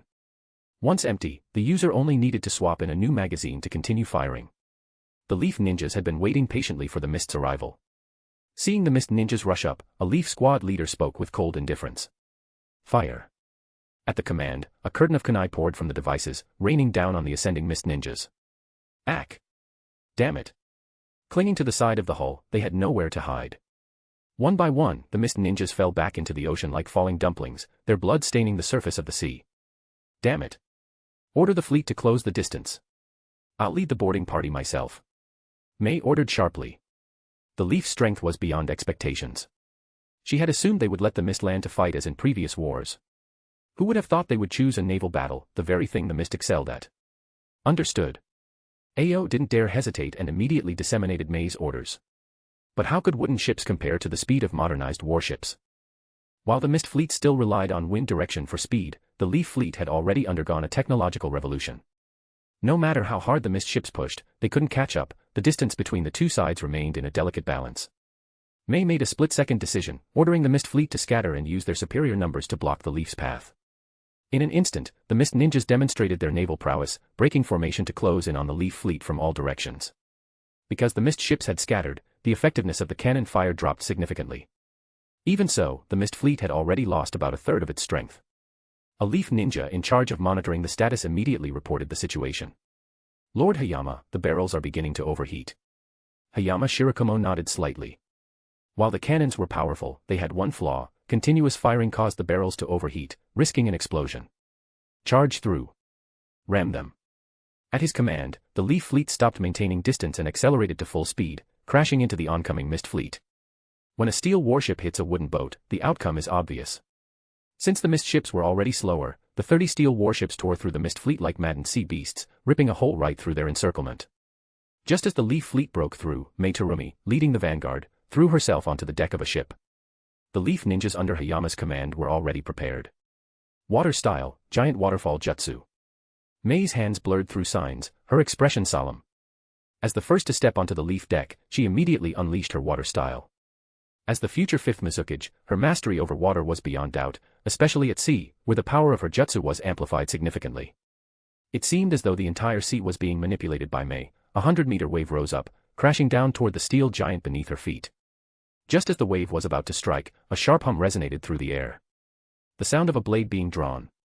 A streak of pure white sword light swept out from nowhere, like a curtain falling from the heavens, slashing toward the towering wave. In an instant, it was over. A single lock of hair fell to the ground. May watched in shock as the 100-meter wave she had created collapsed powerlessly back into the sea, severed by that single strike. One strike, to subdue the sea. May Terumi of the Mist. Your reputation precedes you. A calm voice drifted from a distance. A tall figure holding a snow-white blade walked slowly toward May. Hayama. Shirakumo. May stared grimly at the men approaching her. According to reliable intelligence, this man was a member of the Hokage's personal guard.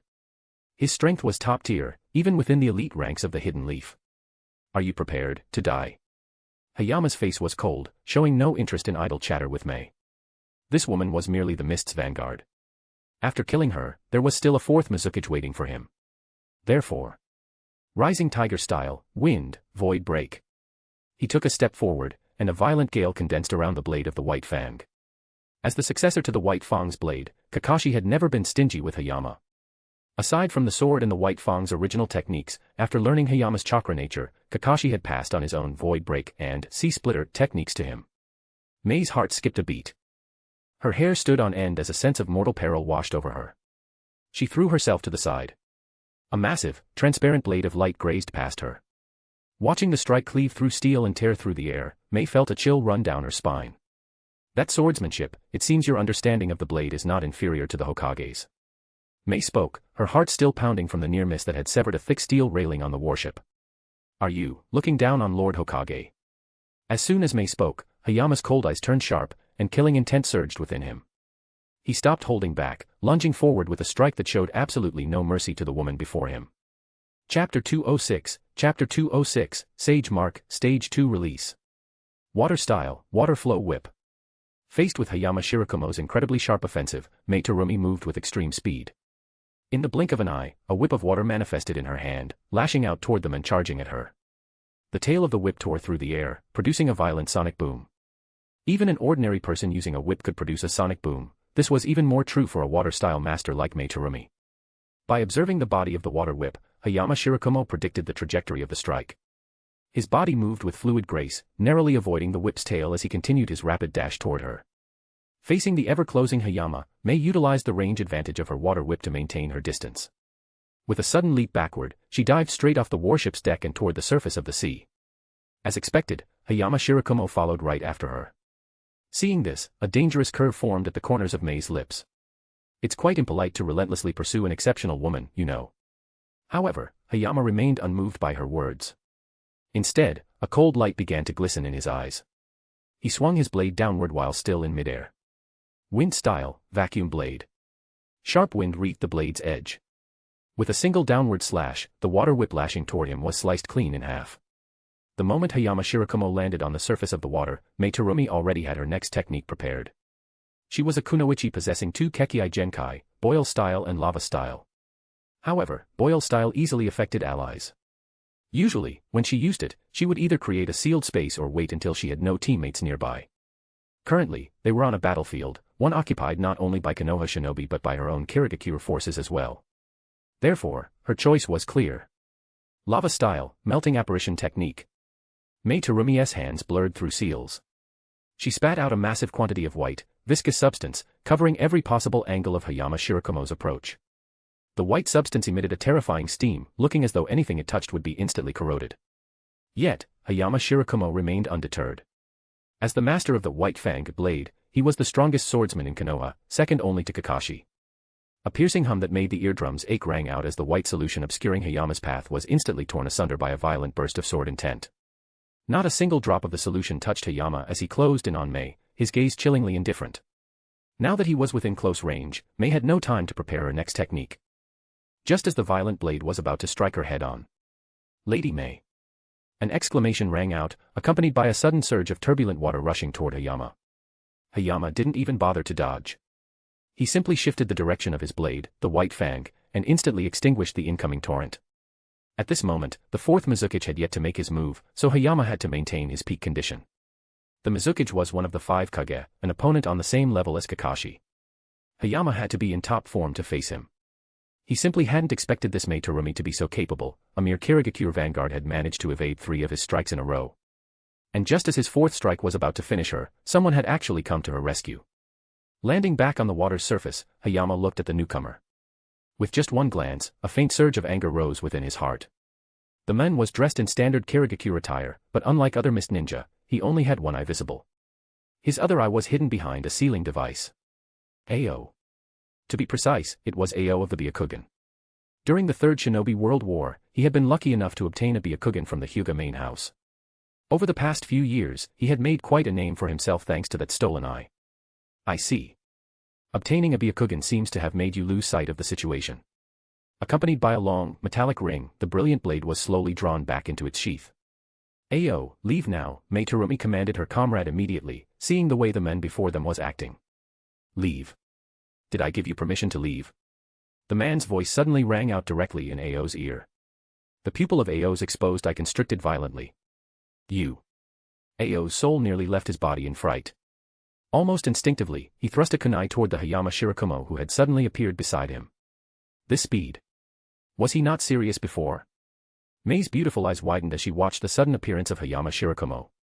A terrifying thought surfaced in her mind. But now, she had no more time. Putting aside her friendship with Ao, his Byakugan was a massive asset to her. It was even that very eye that had detected something was wrong with the 4th Mizukage. However, now that Hayama Shirakumo was serious, he didn't give Mei the slightest opening to intervene. A brilliant white flash of a blade ignited, and a head soared high into the sky. Ah, that annoying thing is finally dead. Inside the Kirigakure flagship, Obito Uchiha watched from afar as Ao was decapitated by Hayama's strike and murmured softly.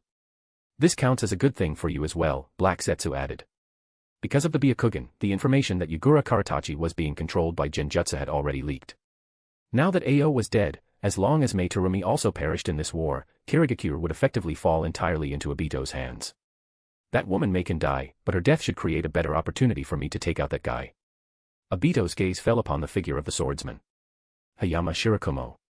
A member of the 5th Hokage's personal guard. His strength was formidable, even within Konoha, he could be ranked in the top 7. Having observed his combat performance during the Konoha Chunin exams, Obito knew he didn't have the certainty of taking him down in a short amount of time. Now, by using Mei to create an opening, Obito intended to strike from the shadows and aim for a one-hit kill. In that case, go ahead and do it, Black Zetsu said calmly. Obito's lips curled into a smirk.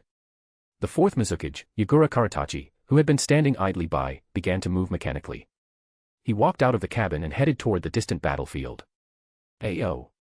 Mei Terumi watched in disbelief as her familiar comrade was killed in a single strike by Hayama's blade. I'll kill you.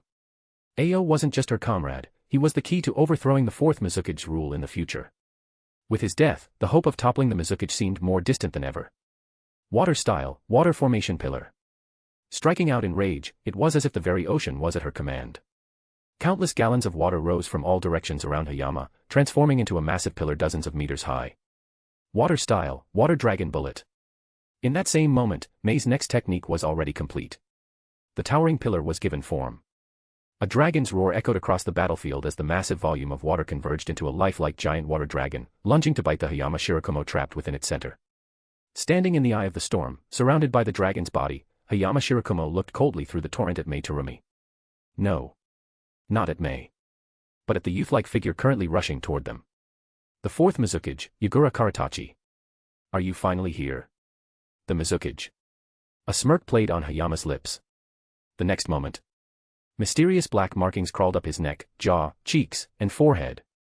Sage art, wind, air severing. The hum of the blade exploded at that moment.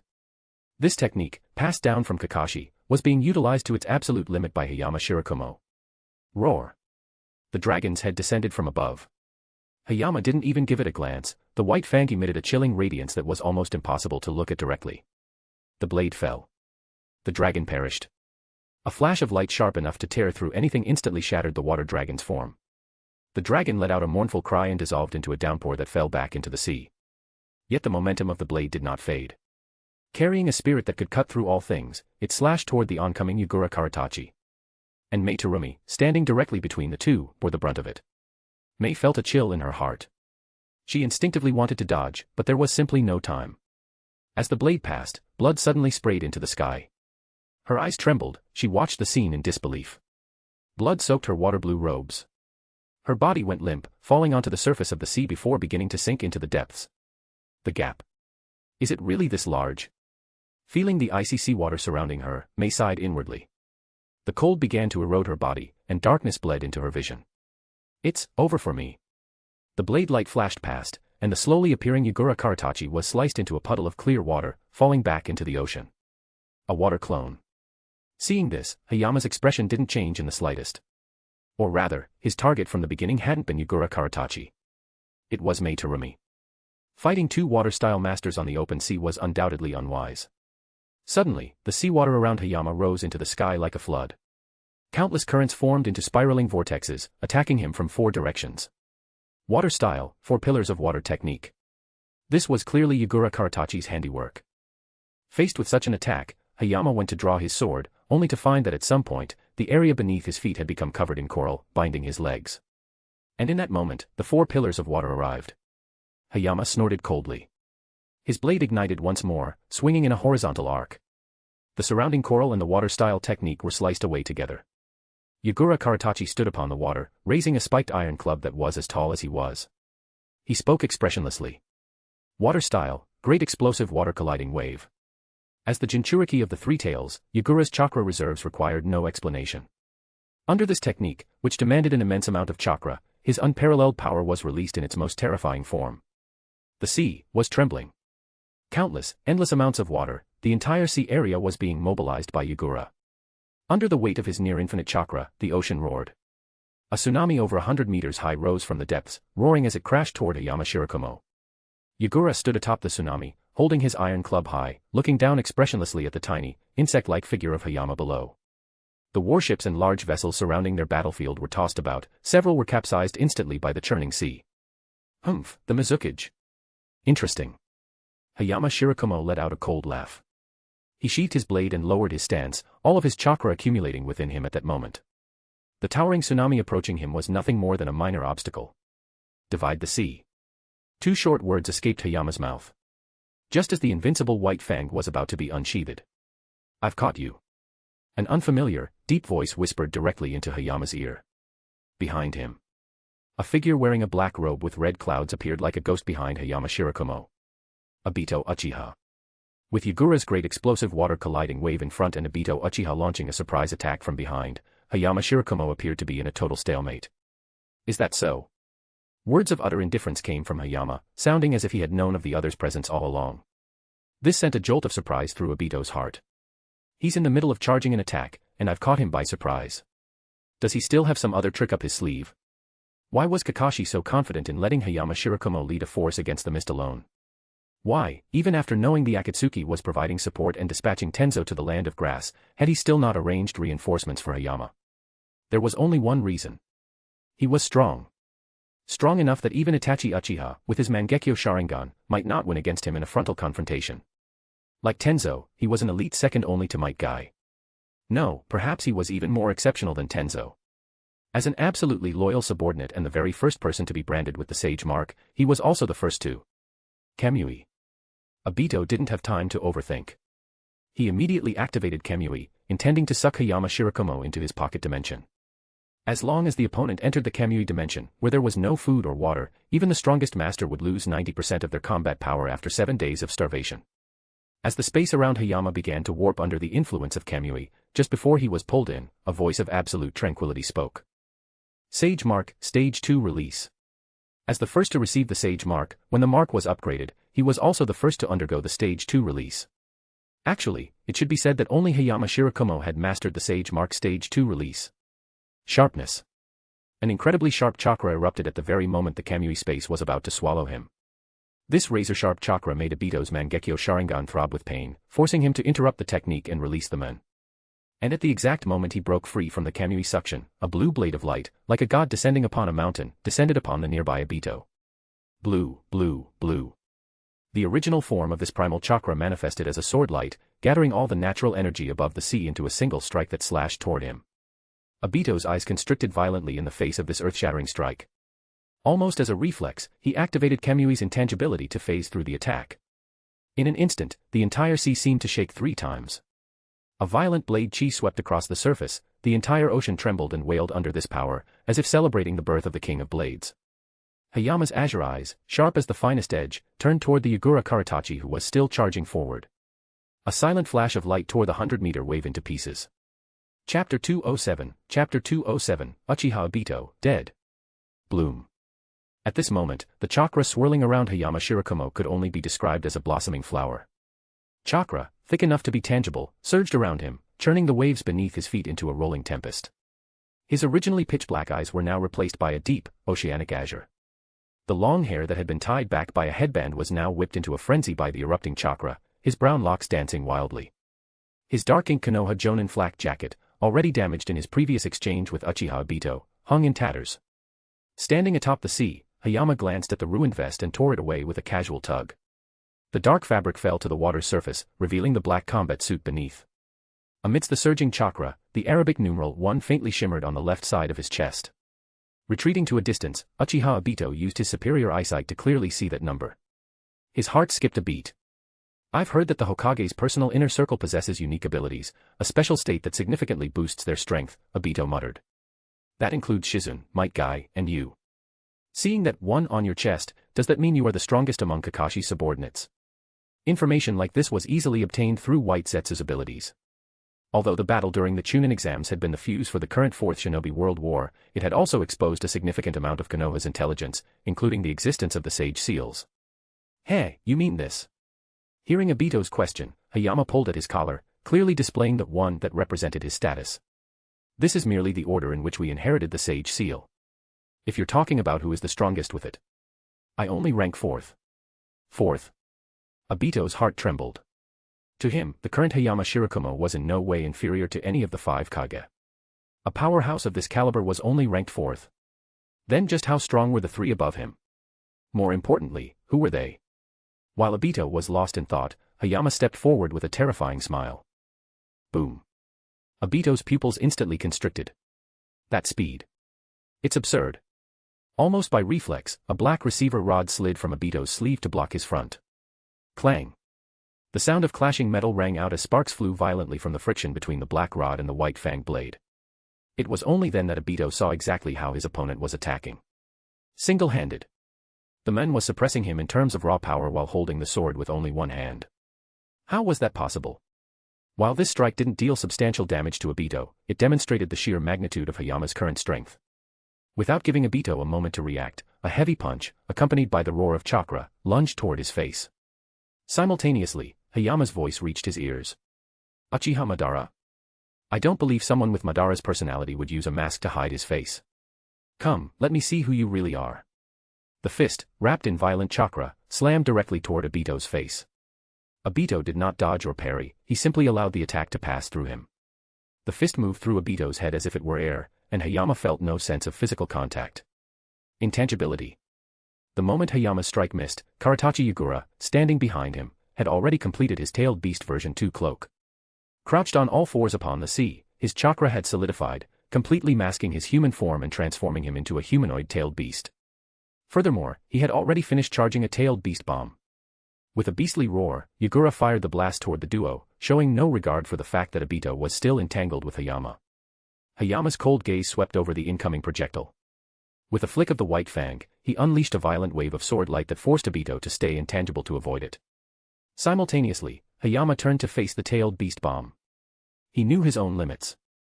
Hayama had mastered the Sage Seal, Stage 2 release, but it only lasted for 10 minutes. He had to end this quickly. Chakra flooded every meridian in his body in an instant. The white fang blade in his hand creaked and groaned, the hum of the sword vibrating incessantly. Raising the long blade, Hayama showed no sign of retreating from the tailed beast bomb, a technique feared by the entire shinobi world. In an instant, or perhaps a fraction of a second, a blue-white flash of sword light erupted. The piercing shriek of the blade was so sharp it felt like it could puncture eardrums. The entire battlefield was split in two by this single strike, the sea beneath them was forcibly cleaved open, revealing the trenches on the ocean floor.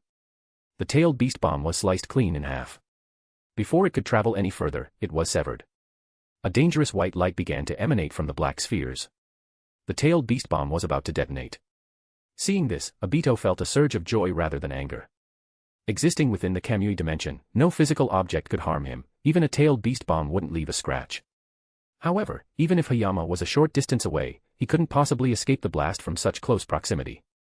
Obito wasn't the only one who realized this. Hayama was well aware of the situation. He looked coldly at Obito, who was still phased out via Kamui, and let out a chilling smirk as he raised his blade. What is he doing? Obito had exposed his abilities during the Nine-Tails attack, the Uchiha massacre, and now this battle. He didn't believe for a second that Hayama didn't understand how Kamui worked. In this state, he was invincible. No matter how strong the opponent's swordsmanship was, they couldn't hurt him. Just as Obito suspected, Hayama had no intention of using traditional swordsmanship against an intangible opponent. Holding the sword horizontally across his chest, Hayama turned his back to the imminent tailed beast bomb explosion. Facing Obito, he raised his other hand.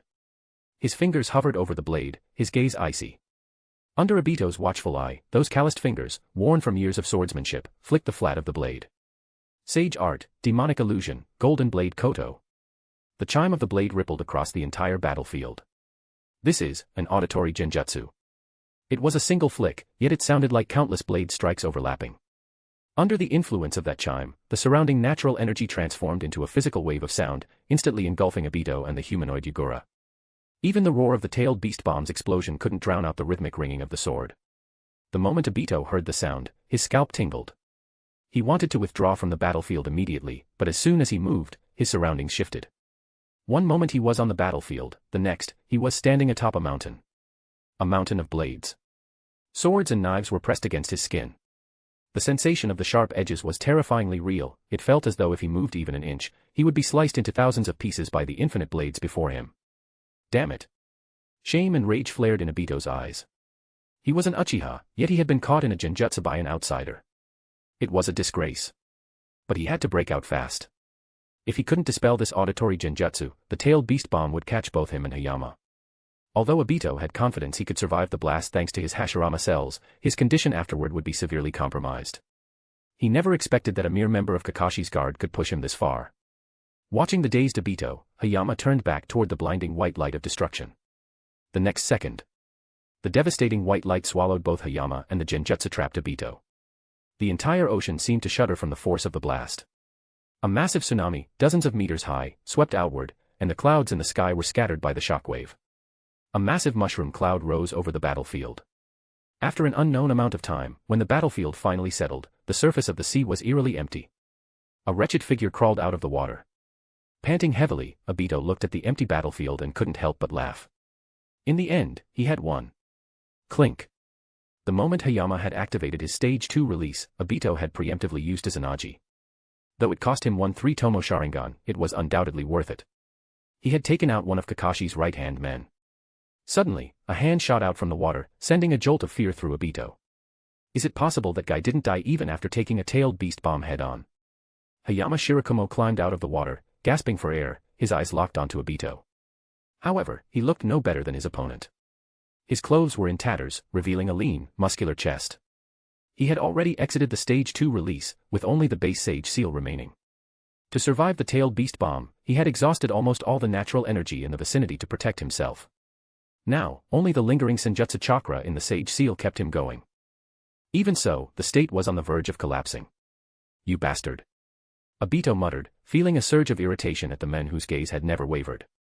A black receiver rod appeared in his hand. He charged toward Hayama without hesitation. This man was far too dangerous, he had to die here.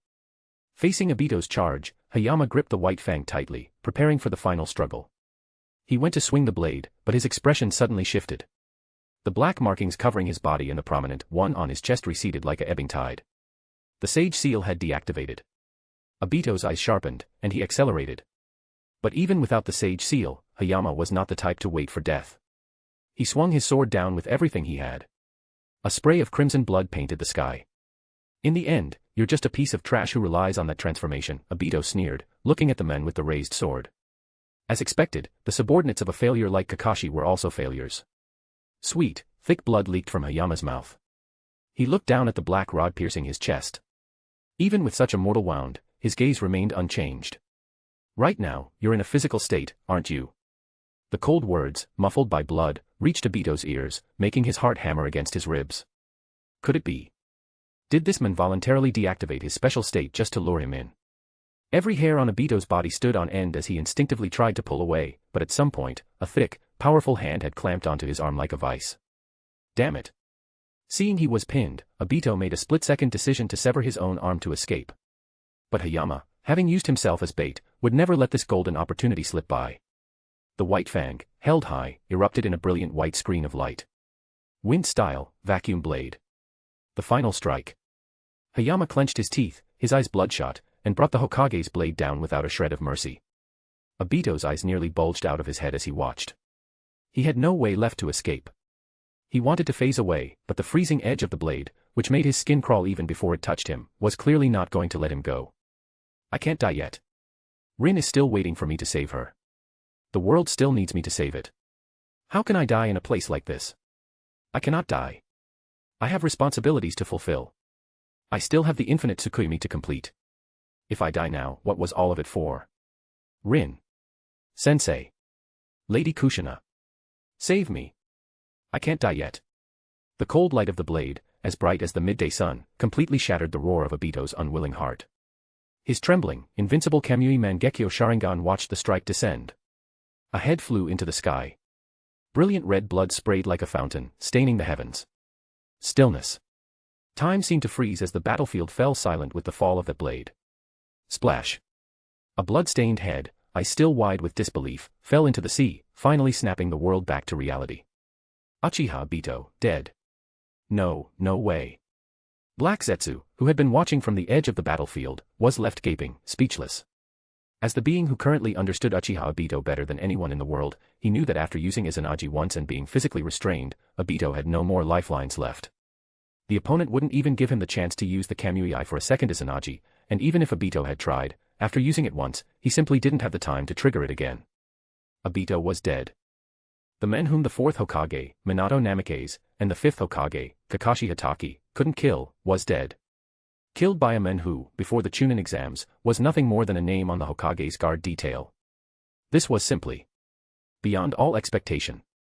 Chapter 208, Chapter 208, to make the goddess descend upon her garden once more. Blood flowed down the black rod that had impaled his body, staining the surface of the sea beneath his feet. Hayama Shirakumo looked at the corpse floating on the water, a trace of regret surfacing on his face. In his current state, he could no longer continue the fight. His vision blurred and the world seemed to tilt. This man, an enemy who had never shown a hint of emotion regardless of the foe he faced, suddenly collapsed onto the sea. Darkness began to consume his sight. Looking up at the sky, he slowly reached out his hand as if trying to touch something. He thought back to the day they first met. As a plain, newly promoted Jonin, he had attended his first Jonin Council meeting, only to be appointed to the Hokage Guard platoon by the Lord Fifth, who himself had only recently taken office. From the initial White Fang sword style to the later Sage Mark, and then the techniques like Void Break and Sea Splitter. Lord Hokage had never once mistreated him. He didn't understand. He was just an ordinary, unremarkable nobody in the village. Why had the Hokage chosen him out of all the other ninjas? But now, he no longer needed to understand. He had proven himself. He had proven that the Lord Hokage's judgment had been right. Ha, ha ha, ha ha ha ha. Blood mixed with foam spilled from his mouth. He could feel his life slipping away, yet he couldn't suppress the urge to laugh out loud. The true culprit behind the Nine Tails Night all those years ago, the puppet master behind the Uchiha massacre, had died by his hand. Quick! Where is the medical ninja? Medical ninja. Medical ninja. Lord Hayama needs emergency treatment. Amidst the jostling and shaking, Hayama Shirakumo seemed to hear the surrounding clamor. Along with it, the sharp scent of disinfectant drifted into his nostrils. How is he? Standing outside the operating room, a white-haired man spoke as he watched the man lying on the surgical table through the glass. Reporting to Lord Hokage, Lord Hayama's internal chakra pathways are severely damaged. It is clearly an injury caused by pushing his chakra to its absolute limit, the director of the medical department replied, wiping cold sweat from his forehead. Furthermore, that black rod pierced his chest, narrowly missing his heart. It's extremely dangerous. With my abilities, I can only manage to keep Lord Hayama alive.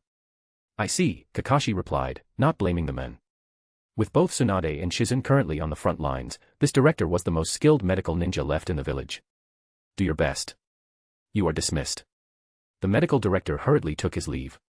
After the battle between Hayama Shirakumo and Obito Uchiha, Hayama had been on the verge of death. Once the officers of the accompanying fleet realized the frontline units couldn't save him, they immediately decided to dispatch one of the 3 anchor Vanti ships to rush Hayama back to Konoha for treatment. That was how he had arrived here. Kakashi looked at the men in the operating room, his heart heavy with complex emotions. By now, he had received the reports from the Kirigakure battlefield. Hayama Shirakumo had successively decapitated Mei Terumi, defeated Yugura Karatachi, and killed Obito Uchiha. But the price paid for such a brilliant achievement was steep. The medical director's words had been polite, but they were a hair's breadth away from saying that Hayama would never be a ninja again. The only plan now was to wait for either Tsunade's or Shizen's battlefields to be decided, and then arrange for them to return to the village for emergency treatment. If they were forced to abandon their current duties, the enemy would undoubtedly seize the opportunity to turn the tide. Therefore, neither Shizen nor Tsunade could be moved yet. Rubbing his brow, Kakashi sighed inwardly. Although Hayama's victory was magnificent, there were 2 oversights. Yugura Karatachi was not dead, he had vanished from the battlefield. Furthermore, when the troops cleared the area, they only found Obito Uchiha's headless body. His head, like Yugura, had disappeared. Kakashi didn't blame anyone for this. No one, including Kakashi himself, could have predicted such an outcome. He could roughly guess who was responsible. Black Zetsu. The 3rd son of the rabbit goddess. He had swept in and snatched the spoils. Worrying about it now was useless. The priority was to end the war as quickly as possible so Tsunade and Shizen could be freed up. At that thought, Kakashi narrowed his eyes. The battle at sea had decided the winner between Konoha and Kiri, but there was a commonality: the leaders of both sides had exited the stage. However, Kirigakure had suffered devastating losses in that naval engagement, they wouldn't be able to cause trouble again anytime soon. Kiri could be set aside for now and dealt with once everything else was settled. Now, there were 4 fronts left: lightning, wind, earth, and rain. To end this as fast as possible, the first step was to eliminate the land of rain. During the short time since the Kirigakure front opened, the Azure Jade duo of Sasori and Deidara had appeared in the land of rivers, while the 3 North duo of Kakuzu and Haiden had arrived in the land of frost to assist Kimogakure. Only Kisame Hashigaki, codename South, had appeared alone in the land of grass. Might Guy had already sent back intelligence. Until now, he had been holding back his strength, waiting for the 8-Tails Jinchuriki to appear on the Kumo battlefield so he could finish him along with Kakuzu and Haiden in one fell swoop. Now that Tenzo had arrived in the land of grass to join forces with Jiraiya and Tsunade, the scales that had been tipping toward Iwagakure were being pushed back. So, now. A cold light flickered in Kakashi's eyes. Aside from Pain and Konan, all members of the Akatsuki had been deployed. That meant only those 2 remained in the hidden rain village. Kakashi walked out of the hospital and squinted at the slightly piercing sun in the sky. It was time. He should make his move. A slender hand appeared in his field of vision, blocking the harsh sunlight. Staring at the sun for too long is bad for your eyes. Hikari held her hand out, shielding Kakashi's gaze. I was just about to look for you. Looking at Hikari, Kakashi smiled and took her hand in his. What do you need me for? Hikari gazed at him with a bright smile, her slightly playful tone sounding almost like she was acting spoiled. Dead. Looking at the black and white, aloe-like figure emerging from the ground, the usually stoic face of Pain showed a hint of surprise for the first time. Yes. Madara is dead, Black Zetsu spoke calmly. He died at the hands of Konoha's Hayama Shirakumo. I see. Pain didn't say much.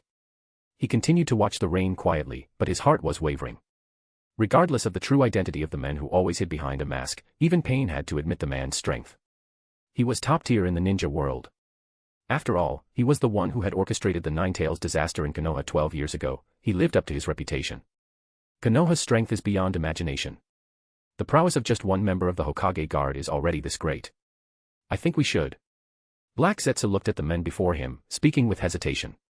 Avoid their edge. Pain finished Black Zetsu's sentence with a hint of enigmatic mockery. Do you think I will lose as well? As Pain continued to speak, Black Zetsu remained silent.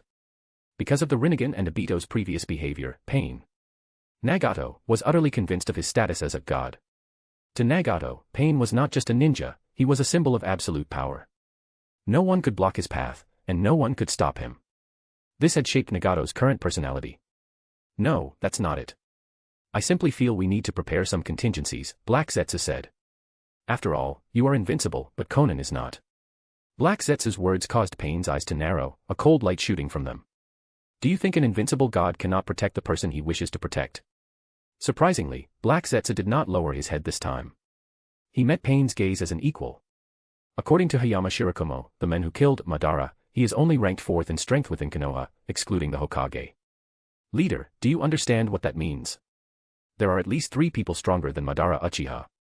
And no matter how strong you are but one person. Even a god faces hardships, losses, and obstacles on the path to divinity. It is a road of trials and tribulations. Even the Sage of Six Paths could not guarantee he could protect those he loved along the way. Much less you. Black Zetsu pointed toward the sky, his voice calm as he looked directly at Pain. That moon in the sky was created by the Sage of Six Paths himself. Leader. Pain. Nagato. Can you do the same? Black Zetsu's words were quiet, yet they left Pain speechless. Time ticked by. Faced with the soul-piercing gaze of Pain's Rinnegan, Black Zetsu did not flinch. After an unknown amount of time, the man finally spoke. You win, Zetsu. Take Konan and leave. I will stay here alone. In the end, Pain was still Pain. His concession was merely to have Konan leave and stay out of the conflict until the war ended. What if the Hokage takes the field himself? Then I shall kill him. And if you lose? A god does not lose. You are not a god. You are merely walking the path toward becoming one. I will not lose. Even the rabbit goddess, a true deity, was not invincible, Black Zetsu said calmly, causing Pain's eyes to twitch slightly. The rabbit goddess. The reason the Sage of Six Paths created the moon was to seal the rabbit goddess. I'm sorry, mother. To make this fellow set aside his useless arrogance for a moment, please forgive me. Black Zetsu sighed inwardly. A ripple of emotion appeared on Pain's face. He knitted his brows, looking at the black and white aloe-head. He felt that this creature's origins might be far from ordinary. So, what are you trying to say? Pain's voice turned cold. Avoid their edge. Think before you act. Obito's death had truly shocked Black Zetsu. Even Obito, who possessed wood-style cells, Kamui, and Izanagi, had died. Who else was safe? In Black Zetsu's eyes, when it came to survival methods, even the real Madara Uchiha was inferior to Obito. If such a person could die, what about the Pain before him? Konoha's strength was truly terrifying. You may leave. Pain's voice grew icy. Allowing Black Zetsu to talk back was already a display of great tolerance. Zetsu should not overstep his bounds by flaunting the god's favor. Black Zetsu looked at the men with dissatisfaction, 1,000 curses on the tip of his tongue, but he suppressed them under the gaze of those purple, ripple-patterned eyes. The only plan now was to hope the Hokage of Konoha wouldn't appear on the battlefield and expose Pain. Otherwise, knowing Kakashi Hatake's personality, if any front suffered a setback, he would personally step in to resolve the problem. After Black Zetsu left, another figure appeared in the room. A woman with a paper flower in her hair and a cold, elegant face looked worriedly at Pain, who was still silently watching the rain. In her heart, she felt Black Zetsu's words made sense. As a ninja, one should never underestimate an opponent. Especially not the legendary Kakashi Hatake. But no need to worry. This is all just a bit of wind and rain before the arrival of peace. Pain's words slightly steadied Konan's mind. But even so, she couldn't help but ask with concern, Nagato, what if you lose? Pain didn't answer. He just stared silently at the rain. A god does not lose. My dream. Yahiko's dream. Everyone's dream will be realized after this war. I am justice. And I am God. Hearing Pain's words, Konan left silently. However, after leaving, she saw a figure standing at the corner of the corridor. It seemed he had been waiting for her. Zetsu. Konan looked at him, puzzled. Pain is too arrogant. You are the only one who can persuade him now, Black Zetsu said. Pain will not lose, Konan shook her head, intending to walk past him. Yet, as they brushed past each other, Black Zetsu's voice suddenly grew loud. If he were a god, there would be no war in this world. Konan's footsteps stopped. She looked at Black Zetsu in shock. Pain's quarters were right above them. These words weren't meant for her. If he were a god, his parents wouldn't have died. If he were a god, Yahiko wouldn't have died. If he were a god, this country wouldn't be weeping. Black Zetsu had burned his bridges, his eyes filled with determination as he looked at Konan. This was the most he could do for Nagato. Now that Obito was dead, all hope rested on Nagato. If Nagato followed in Obito's footsteps, his mother, his mama, would never be revived.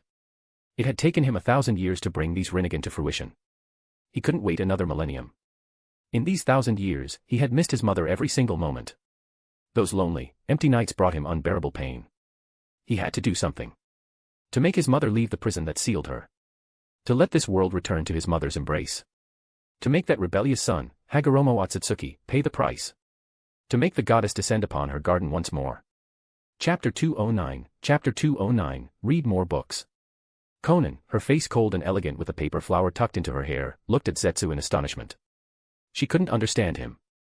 Could the death of the man claiming to be Uchiha Madara have affected him this much? To the point where Zetsu was willing to defy Pain just to ensure Pain avoided a direct confrontation. It was absurd. As the wielder of the second pair of Rinnegan, Pain's strength had already transcended the mundane. Even if Konan harbored a sliver of worry in her heart, she still blindly believed in Pain's power. Pain was invincible. Regarding Black Zetsu, Konan simply spoke with a calm voice. I understand. For the time being, you should stay by his side. In Konan's view, Black Zetsu's actions were ultimately for Pain's benefit. If an accident truly occurred, Zetsu's mayfly technique would be enough to facilitate Nagato's escape. This was the only thing Konan could do, even though she felt it was an entirely redundant precaution. Very well. Black Zetsu looked at the woman before him with a sense of helplessness. Being allowed to stay with Nagato was the best outcome he could hope for right now. He only hoped that, when the time came, the Hokage wouldn't suddenly appear on the battlefield. Regardless of everything else, nothing could be allowed to happen to the Rinnegan. The rain continued to fall. In this city forged entirely of steel, a young couple dressed in ordinary traveling clothes walked through the ubiquitous downpour, huddled under an umbrella. They stepped into a ramen shop illuminated by neon signs. Did you get wet? The young husband reached out to smooth his wife's slightly disheveled hair. Perhaps due to the cold winter season, her cheeks were tinged with a faint red. I'm fine. Looking at her husband, the wife cast a slightly self-conscious glance at their surroundings. They were still in public, after all. The scattered diners and the shop owner witnessed the scene, offering knowing smiles. Welcome, customers. What can I get for you? The owner asked with a warm, welcoming grin. 2 bowls of your signature ramen, please. Thank you, boss, the husband replied with a light smile, leading his wife by the hand to a seat in a less crowded corner. Right away. Please wait just a moment. The owner set to work immediately, his hands moving with practiced efficiency. While the noodles were boiling, a particularly gregarious diner leaned over toward the young couple, winking playfully. Young man, you two must be newlyweds, right? Faced with the man's teasing, the husband replied with a gentle, refined smile. Actually, no. We've been married for over 6 years. Our child is already 5. The diner looked surprised, then gazed at the couple with a hint of envy and sentimentality. That's wonderful. Nearly 7 years and the spark is still that strong. You two must keep trusting each other as you walk your path together. The husband nodded with a polite, practiced smile. Here you go, folks. Your ramen is ready. The owner arrived, carrying 2 steaming bowls of ramen. Thank you. The husband took the bowls, carefully placing one in front of his wife before setting his own down. This gesture made the owner smile again. Just as he was about to turn away, he struck up a conversation. Judging by your accents, you two aren't locals, are you? The land of rain bordered 6 nations, wind, earth, fire, grass, river, and demons. It sat near more borders than any other country except the land of fire. Consequently, foreign merchants often used the land of rain as a temporary waypoint. Yes, we are from the land of fire. Your craftsmanship is excellent, boss, the wife added, blowing on the hot noodles before taking a bite. It's not at all inferior to Ichiraku ramen back in Konoha. Thank you for the compliment, the owner chirped, feeling flattered. The land of fire, eh? That's a fine place. As for Konoha. The owner's voice trailed off. His expression suddenly froze. If they were from any other part of the land of fire, it might be fine, but Konoha. Currently, the land of rain and the land of fire were effectively hostile powers, especially Konoha, which served as the core military strength of the land of fire. And this woman had casually compared his cooking to a specific shop within Konoha. Which meant. The atmosphere in the shop suddenly plunged into a heavy silence. The owner and the surrounding diners all went stiff, their eyes instinctively darting toward the young couple. Did I say something wrong? Hikari whispered, noticing everyone staring at them. No. Just warm yourself up, but don't eat until you're too full, Kakashi replied, shaking his head. He had brought Hikari directly into Amigakure without the slightest intention of hiding his presence. Since she had said it, she had said it. Besides, this omnipresent rain was actually a sensory jutsu maintained by Pain himself. The rain tiger at will technique.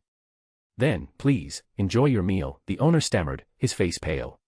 Check, please. Keep the change. Several diners stood up one after another and began to leave. Though they weren't shinobi, they understood one thing clearly. What did it mean for someone from Konoha to enter Amigakure so boldly? The security checks to enter the village were strict. They didn't believe the village would just let someone from Konoha stroll in during wartime. Even if there was some misunderstanding, it was better to be safe than sorry. They all made the same choice: stay out of it. Safe travels. The owner muttered, his face a mask of misery as he watched his customers flee. They could leave, but he couldn't. This was his shop. At that moment, two more figures stepped into the unremarkable ramen shop. One bowl of ramen, boss. The newcomer's voice was cold and distant. See, coming right up. The owner had been dazed by the presence of Kakashi and Hikari, but when he saw the new arrivals, his eyes nearly bulged out of his head. The Lady Angel. The newcomer was none other than Konan, who usually acted as Pain's representative and was revered as God's angel. And with her was Pain, Tendo. We'll be troubling you, Konan said with a slight nod, moving toward the table adjacent to Kakashi and Hikari. Pain did not speak a word. Once they were seated, a bowl of steaming ramen, prepared at the fastest speed of the owner's life, was placed before Konan. If you have no urgent business, you should leave, boss, Konan said kindly, looking at the noodles. The arrival of the fifth Hokage and his wife in Amigakure would have been a major diplomatic event during peacetime. But in this era of war, as hostile nations, this uninvited visit warranted nothing less than absolute vigilance.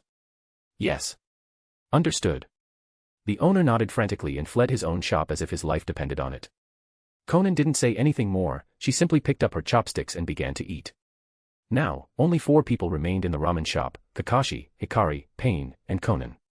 The atmosphere settled into a bizarre, heavy silence. Fifth Hokage, Kakashi Hatake. Quite an honor, Pain said calmly, being the only one without food in front of him. Leader of the Hidden Rain. It seems Hanzo of the Salamander is no longer with us, Kakashi replied. He took a final sip of his soup and looked warmly at Hikari, who was still taking small, delicate bites. He was merely a relic of a bygone era. As time passes, past glory inevitably rots. Even the men hailed as the demigod of the shinobi world was no exception, Pain stated flatly. Regardless of Kakashi's purpose, in Pain's eyes, since he was here, he wouldn't be allowed to leave. His intention was to keep the enemy leader here permanently. And to detain the world-renowned Kakashi, combat was unavoidable. Given the strength of both parties, the entirety of Amigakure would become a battlefield. Thus, from the moment Kakashi stepped into the village, the Rain Shinobi had already begun evacuating the civilians. Pain needed time. He needed to buy time for that evacuation. Sensing the movement of the villagers departing in the rain, Kakashi smiled. He had no objection to the evacuation. If he could take down the leader of the Hidden Rain without involving innocents, that was for the best. That is true, Kakashi nodded slightly. History was full of men who were brilliant in their youth but grew senile and incompetent in their old age. In his past life, Kakashi had seen many such emperors. Right, Emperor Wu of Han. Or Emperor Xuanzong of Tang. It seems that as Hokage, you are not as short-sighted as ordinary men, Pain said softly, though his tone carried an underlying arrogance. That is good. At least we share some common ground. It won't be as tedious as dealing with Hanzo. Hanzo. Kakashi's gentle tone vanished, replaced by a cold glint in his eyes. By comparing him to me, am I to assume you are underestimating me? In the 20 years he had lived in this world, he had never stood beneath anyone. Even the legendary Hanzo of the Salamander was nothing more than an afterthought to the current Kakashi. Underestimating you. Pain replied, his gaze clashing with Kakashi's. Spoken like the men you are. Even Hanzo is like an ant in your eyes. I only wonder if your strength is worthy of such pride. Whether it is worthy or not, you are welcome to find out, Kakashi countered, refusing to yield an inch. The tension in the air snapped like a taut wire as Hikari and Konan both set down their chopsticks. I heard that Jiraiya took 3 students in the Land of Rain, Kakashi said, standing up slowly as a murderous intent began to fluctuate around him. In hindsight, if he had brought the 3 of you back to Konoha, it would have saved a lot of trouble today. Pain stood up as well, staring directly at Kakashi. Even if Jiraiya-sensei had brought us to Konoha, I would not have helped the village. Furthermore, there are no ifs in this world. Pain spread his hands slowly. If everything could be chosen again, this world would not be so cruel. His voice was level, but his purple, ripple-patterned eyes held a soul-shaking intensity. War. Slaughter. Blood. This world is too painful. A pain that tears the heart and lungs apart. Everyone reaches for things that don't belong to them because of their own desires. Pain looked at Kakashi with a strange inflection. Hokage, our goals are actually the same. Your ambition is clear from the way you declared war on the 4 great shinobi villages simultaneously. Kakashi let out a soft chuckle and looked into the legendary Rinnegan. You think my ambition is to rule the world? You're wrong. Kakashi raised a finger before him, his black eyes meeting the eyes of the Otsutsuki lineage without flinching. My goal has never changed. Merging the shinobi world is simply a necessary step in the process. Pain seemed intrigued. Oh. Let's hear it. Kakashi did not hold back. I will bring peace to this broken world. 500 years of peace. If an ordinary person had said 500 years of peace, others would have scoffed. But the man standing here was Kakashi, the Hokage. He possessed the power to make it a reality. Only 500 years. Pain didn't look shocked, instead, he sighed with pity. It seems that even for someone like you, your capacity is limited. I am the exact opposite. I will bring eternal peace to this world. 500 years is a mere pittance. I want 500 times 500 years. Hearing such delusional words, Hikari frowned slightly. A madman. That was her assessment of the men before her. I have a clear understanding of my own capabilities, Kakashi said, his smile turning mocking. That's why I set the goal at 500 years. As for you, do you have the strength to match your delusions? My strength. Pain dismissed the mockery. The power of a god is something a mortal could never imagine. A god? Kakashi asked. Then, as a self-proclaimed god, could you answer a question for me? Before you perish, a god shall permit you a question, Pain replied. Consider it my mercy. It was just one question, Pain could afford that much. Then, could the high and mighty god tell me, can you control color? Kakashi's question left Pain momentarily stunned. The shop fell silent. Pain furrowed his brows, staring at the men. It seems you are truly nothing special, to be preoccupied with such trivial matters. Kakashi shook his head. Trivial. The essence of color is the wavelength of light. Controlling the wavelength of light represented absolute invincibility. In the future, make sure Mirai and Ichigo read more books, Kakashi said, turning his head toward Hikari. Is now really the time for this? Hikari tilted her head, looking at him in confusion. The people outside should be mostly gone by now, Kakashi said, looking back at Pain. Giving you time to evacuate the civilians, that was my mercy. Compared to your ethereal, impractical mercy, I think mine is a bit more tangible. As Kakashi's words hit Pain's ears, his eyes narrowed. Which meant the enemy was ready to strike. Chapter 210, Railgun. Black Zetsu had imagined Kakashi might join the battle in the Land of Grass, moving at top speed to settle accounts with that crafty old fox, the third Tsuchikage. He had also considered that Kakashi might enter the Land of Frost, forcing the Eight-Tails Jinchuriki of the Hidden Cloud to reveal himself, only to be cut down just as the Two-Tails Jinchuriki had been years ago. But this. A silent blade of light slashed through the city of steel. A tower, forged entirely of iron, began to tilt and collapse under the weight of that single strike, creating a deafening roar. Hidden in the shadows, Black Zetsu watched the scene with a mask of indifference. He never expected this. He never thought Kakashi would lead his people directly into the heart of Amigakure, the hidden rain village. While the Akatsuki had taken steps to assist the four great ninja villages, if it came down to a war of occupation, the Akatsuki's influence on the battlefield could never hope to match that of the great nations, especially since Pain had yet to make his move. And yet, the fifth Hokage had appeared here. Irritation flared within Black Zetsu, but he suppressed it, returning to Nagato's side to wait for the battle to conclude. A fine drizzle fell from the sky, soaking their robes. Rainwater slid down his white hair, trailing past his cheek before dripping away. Kakashi stared calmly at the two figures suspended in the air. Pain and Konan. Both possessed the ability to fight in the sky. It was only because of this that they had narrowly avoided his initial strike. So, they can fly.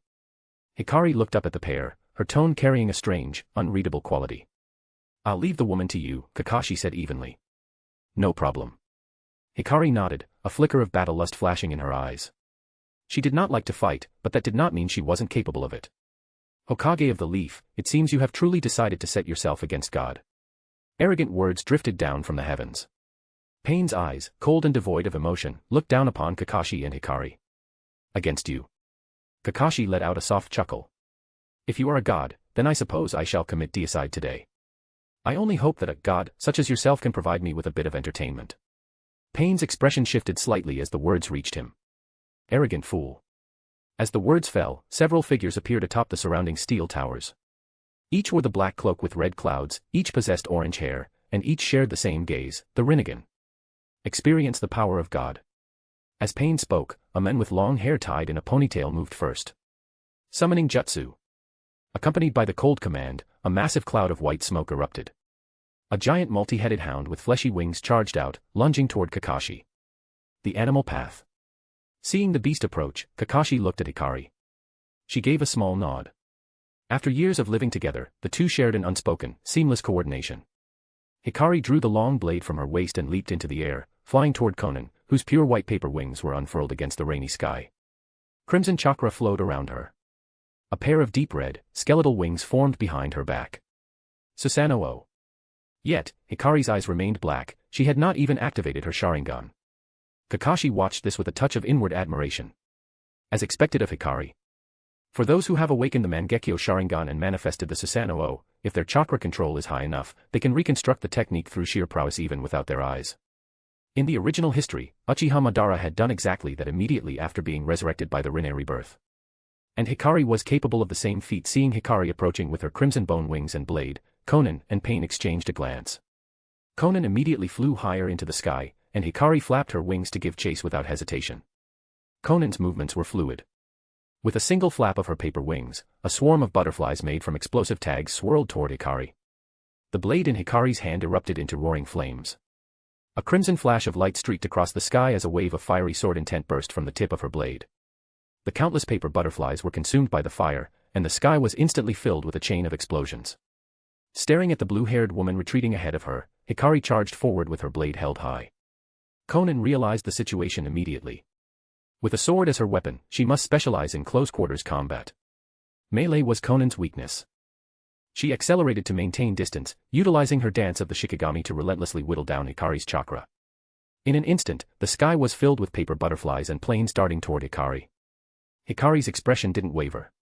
Even as a wife and mother, the combat instincts etched into her bones had never faded. Her blade became a blur of light, and a violent storm of fire and steel swept outward. Any paper construct that tried to get close was detonated, turning the entire sky into a domain of explosions and flames. Neither Kakashi nor Pain spared a second glance for the battle in the sky.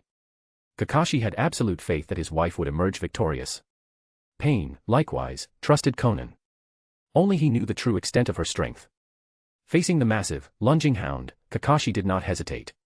He reached out into thin air, and a crimson phantom blade formed of chakra solidified in his hand. He slashed downward. The arc of the blade, infused with the nature of fire style, slammed directly into the beast. The giant hound was cleaved in half instantly. However, instead of dying, the two halves transformed into two separate, smaller hounds that pounced toward Kakashi again. But Kakashi watched the incoming beasts without moving, as if he were waiting for something. Suddenly, a small spark ignited on the hounds' bodies. 1, 2, 3, 4, countless sparks. The sparks coalesced into a roaring inferno that consumed both beasts. The air was filled with their agonizing howls. It wasn't long before the hounds were incinerated by the flames, vanishing from the battlefield in a puff of white smoke. The Deva Path narrowed his eyes at the sight. He used the nature transformation of fire style to solve the multi-headed hound. Was it a coincidence? Pain knew the hound's abilities better than anyone. A beast that could split infinitely was one of the top-tier summons. To have it dealt with so casually, he could only describe it as a fluke. At that moment, the Azura Path, Preta Path, and Human Path charged at Kakashi simultaneously. The Animal Path began to weave signs once more. The Azura Path ripped away his Akatsuki cloak, revealing a mechanical, sturdy body. He transformed into a three-faced, six-armed form with a serrated iron tail, reaching Kakashi first with incredible speed. Facing the Azura Path's close-quarters assault, Kakashi remained unperturbed. Getting too close to him was a death sentence. A crackle of lightning, sharp enough to pierce through the sound of the rain, rang out. White electric arcs began to spread across Kakashi's body. Just as the Azura Path's six arms and iron tail were about to impale him. A look of deadly seriousness finally appeared in Kakashi's eyes. Thunder, lightning, and a storm. He had been silent for too long. He had been so quiet that the power within his body almost felt foreign to him. In this era, with Hashirama Senjugan and Uchiha Madara not yet resurrected, no one was worthy of making Kakashi go all out. The battle during the Chunin exams had been nothing more than a warm-up. A god. Pain. Fine. Let him see what capital this man had to claim the title of a god. The chakra within his body roared like a vast ocean. A blinding white lightning storm erupted around Kakashi. The ground shattered under the pressure. The surrounding curtain of rain was pulverized by the lightning, evaporating before it could even get close. The sheer volume of chakra radiating from him was so terrifying it felt as though the air itself had turned into a solid mass. The Azura Path, being the closest, was paralyzed by the storm before he could even land a blow. His indifferent Rinnegan eyes actually rolled back in their sockets. The white-haired man slowly raised his hand, his fingers forming a blade, and made a simple horizontal stroke. The massive head of the Azura path rolled across the ground, coming to a stop at the feet of the other paths. Nagato's emotional state +1. Chakra +1%. Current chakra, 20,000%. Currently, Kakashi's chakra was 4 times that of Naruto as a teenager. In terms of pure chakra volume, he had completely surpassed Hashirama Senju. Which meant, pain, come.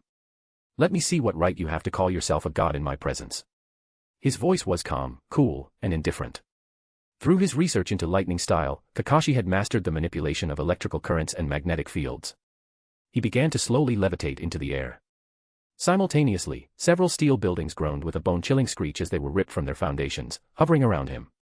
Water gushed from broken underground pipes, flooding the earth below. Nagato, controlling the paths, was shocked. Floating in the air and levitating buildings, he could do these things too. But there was one difference. That chakra, it was so dense it had practically physical weight. Even he did not possess such a massive, terrifying amount of chakra. This was. Though he realized the fifth Hokage was an unprecedentedly powerful enemy, Nagato felt no urge to retreat. He was pain. He was God. Ridiculous. Arrogant. You think because you have mastered a bit of power, you can challenge the divine. The Deva path spoke coldly. On the ground, the animal path had completed its summons. A bird, a centipede, a crab, a bull, a rhino, a chameleon, and a lobster. 7 giant creatures appeared on the battlefield. Meanwhile, the Naraka path immediately set about reviving the Azura path. Kakashi watched this calmly. He didn't stop the animal path from summoning, nor did he stop the Naraka path from reviving the fallen. To him, none of it mattered. He had come to Amigakure today for one reason, to crush, break, and kill pain. With Obito Uchiha dead, it was time to dismantle the Akatsuki for good. Once the Akatsuki fell, the likes of Orochimaru or Hirako wouldn't be able to stir up any trouble, they wouldn't even get past subordinates like Shiranui Genma. Is that so? Kakashi let out a cold laugh at Pain's words. Mind and will became one.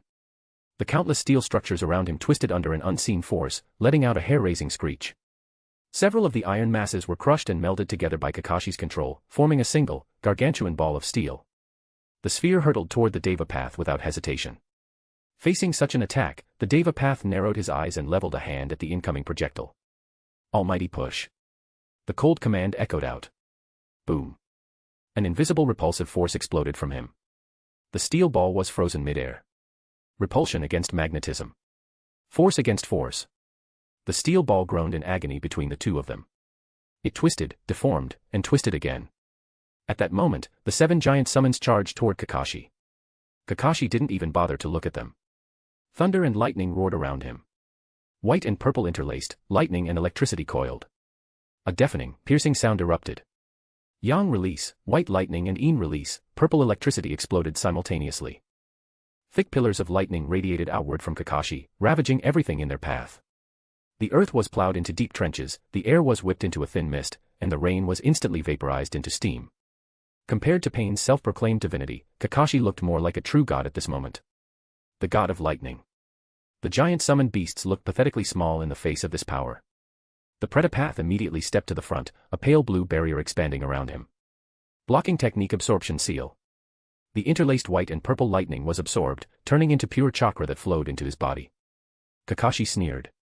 He pointed a hand toward a nearby steel tower that hadn't been uprooted yet and made a gripping motion. The tower acted as if grasped by an invisible giant hand and was ripped out. Under Kakashi's control, the entire tower was hurled like a javelin toward the Pretapath. The Deva path's heart jolted.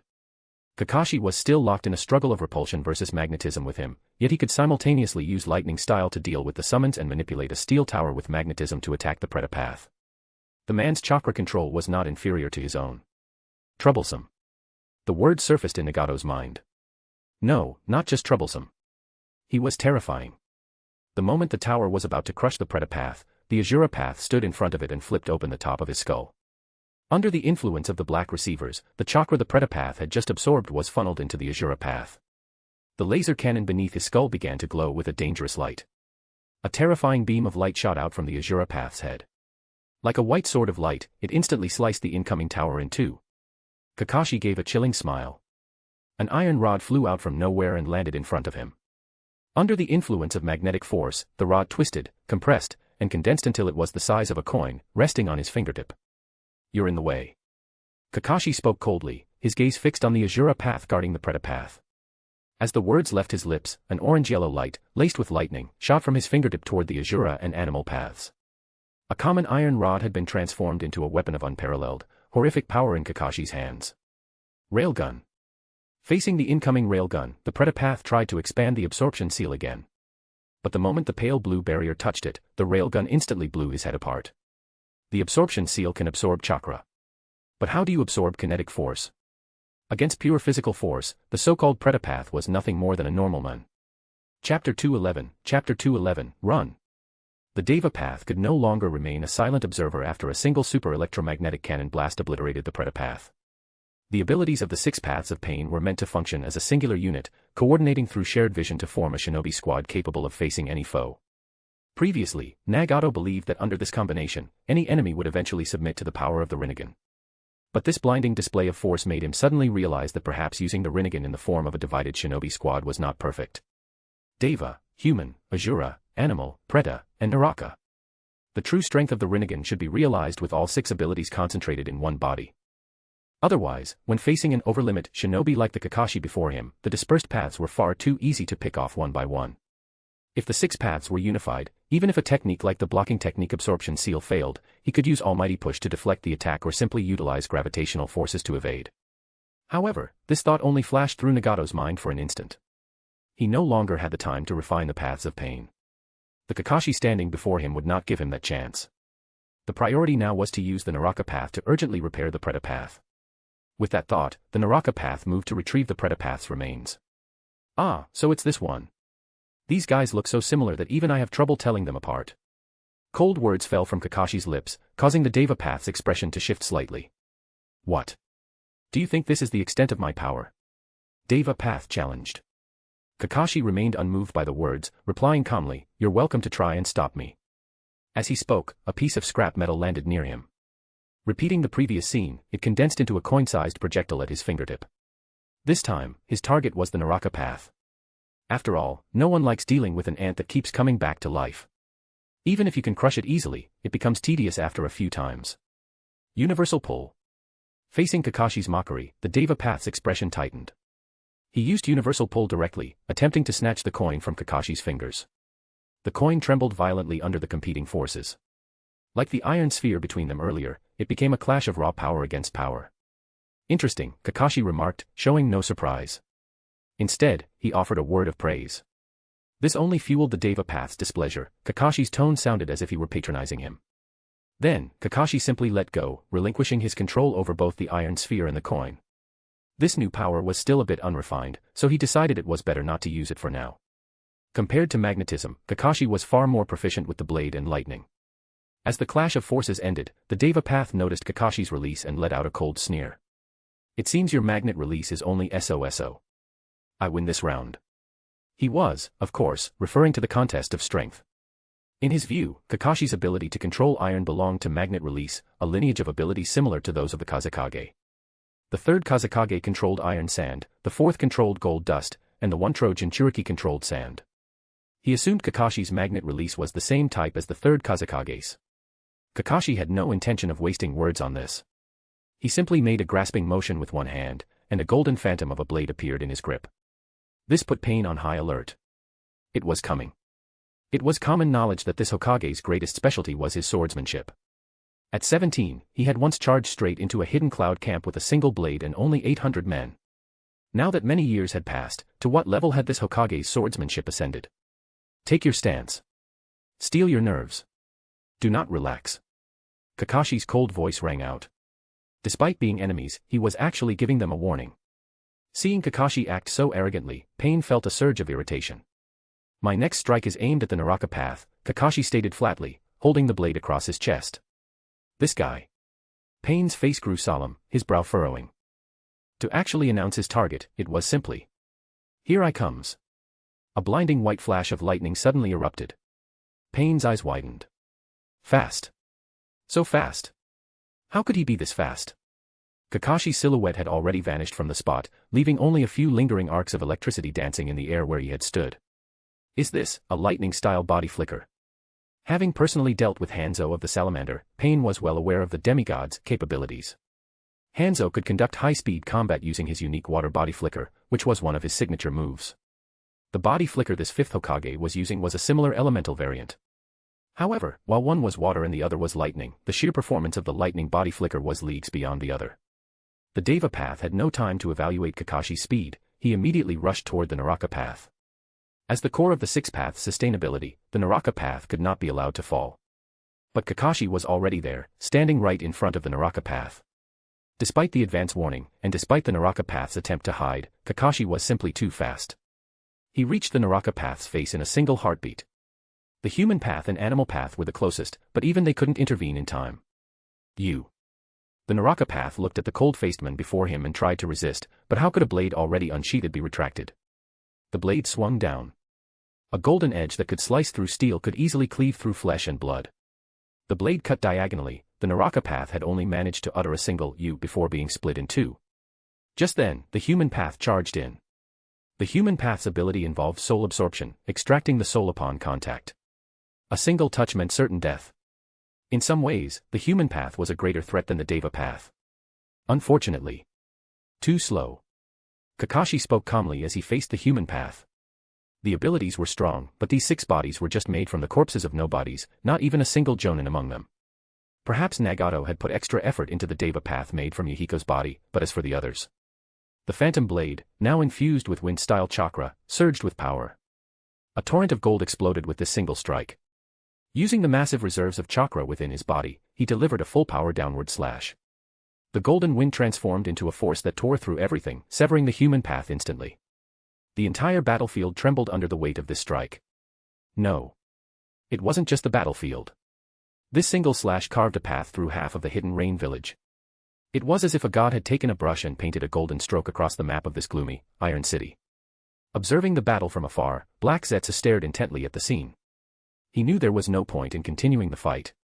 A casual swing of a blade possessed such terrifying power, this was not a level Nagato could contend with. Nagato needed to become even stronger to face this Hokage.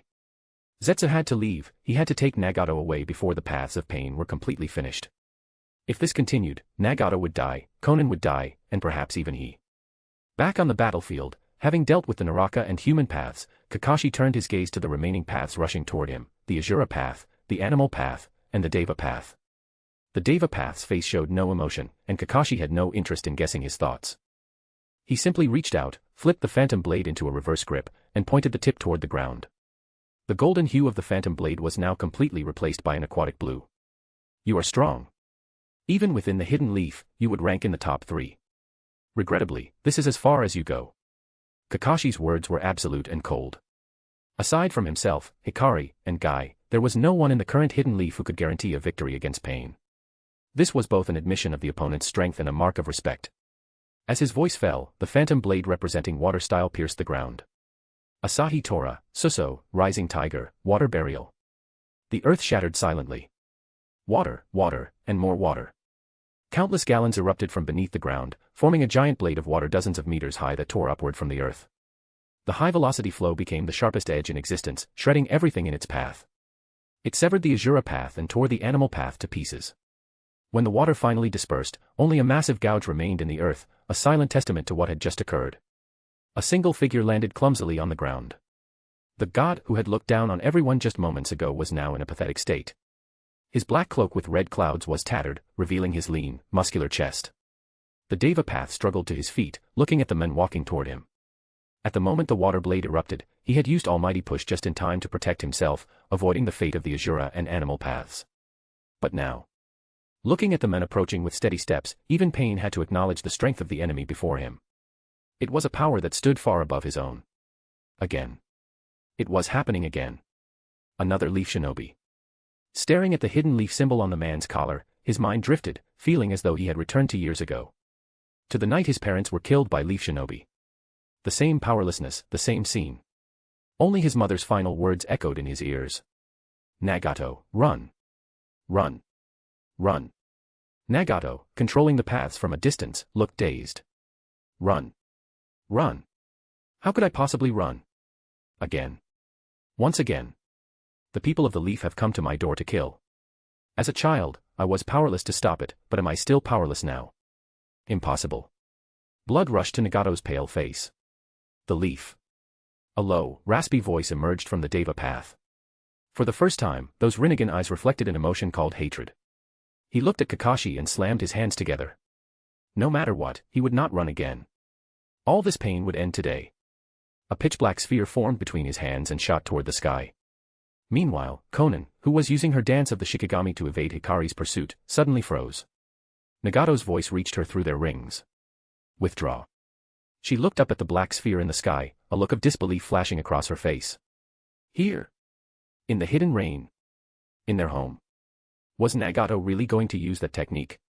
Despite the sorrow in her heart, Konan was powerless to change it.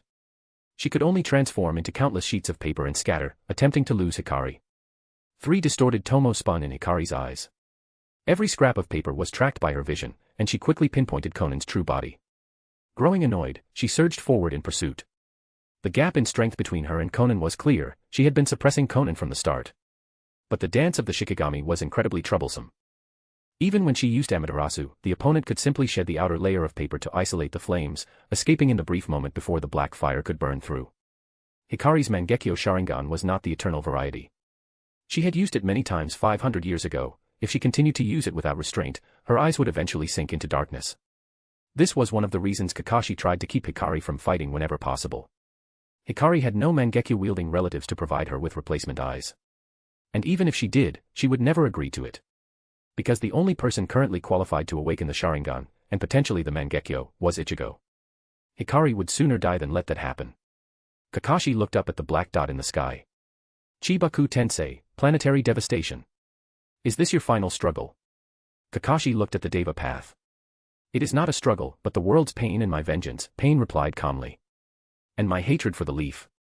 How could you, a citizen of a great nation, understand the suffering of a small one? Pain looked at Kakashi. Witness it. This is the power of a small nation. The power of. The Deva path continued to speak, but Kakashi was no longer listening. His purpose here was to end all of this. Blinding white lightning struck toward the Deva path, only to be blocked by an invisible barrier. But purple lightning followed immediately after. Almighty Push had a 5-second cooldown. It was simply too long. The Deva path collapsed to the ground. Kakashi didn't spare him another glance, instead looking up at Hikari in the sky. Sensing his gaze, Hikari understood immediately. She flew toward him and landed at his side. How are you? Kakashi asked softly. I'm fine, Hikari shook her head. She knew what he was asking. Seeing her response, Kakashi didn't say more. He simply thought to himself that once the village's chakra technology advanced, they should prioritize researching wood-style cells. Even though the Deva path was down, the Chibaku Tensei in the sky showed no signs of stopping. The earth trembled, and the air wailed. Under the massive gravitational pull, objects began to hover, flying toward the black dot in the sky. A golden hue bled into Kakashi's eyes. His originally dark pupils now looked like twin spheres of molten gold. The chakra within his body merged with the surrounding natural energy, transforming into Sage Chakra. The phantom blade rose again, lightning coiling and screaming around the blade. Sage Art, Yang Release, White Lightning. The phantom blade solidified. At a glance, it looked as though Kakashi was holding a bolt of lightning itself. Facing the Chibaku Tensei, Kakashi took no chances. Sage Chakra flowed through his arm, and without hesitation, he swung the blade. A brilliant white light instantly tore through the gloom of the overcast sky. The white light cut through the rain, cut through the shadows, and cut through the final remnants of Nagato's struggle. He could only watch silently as the black sphere shattered before his eyes, turning into dust. Chapter 212, Sacred Paper Messenger Jutsu. Inside a towering steel spire in the distance, a man watched the Chibaku Tensei in the sky being forcibly shattered. Slowly, he released his pressed palms. The man had a mane of vibrant red hair, but his frame was gaunt and withered, his body ensnared within a massive life support apparatus. He looked as though he might draw his last breath at any moment. This was Nagato. The true controller of the 6 paths of pain. Even though Nagato still had plenty of chakra remaining, he already knew the battle was over. He had lost. It was an utter defeat. Nagato, it's time to go. A humanoid creature with a black and white, yin-yang face and a head shaped like a Venus flytrap rose from the floor. It was Zetsu. Go. Nagato didn't speak, he only stared silently into the distance. Now that pain has been defeated, where is there left for me to go? Nagato, you aren't a god. You shouldn't hold yourself to such impossible standards. To you, this is merely a hurdle on the path to godhood, Zetsu urged. If you let yourself be tripped up by this, then your former pride will truly become nothing more than a joke.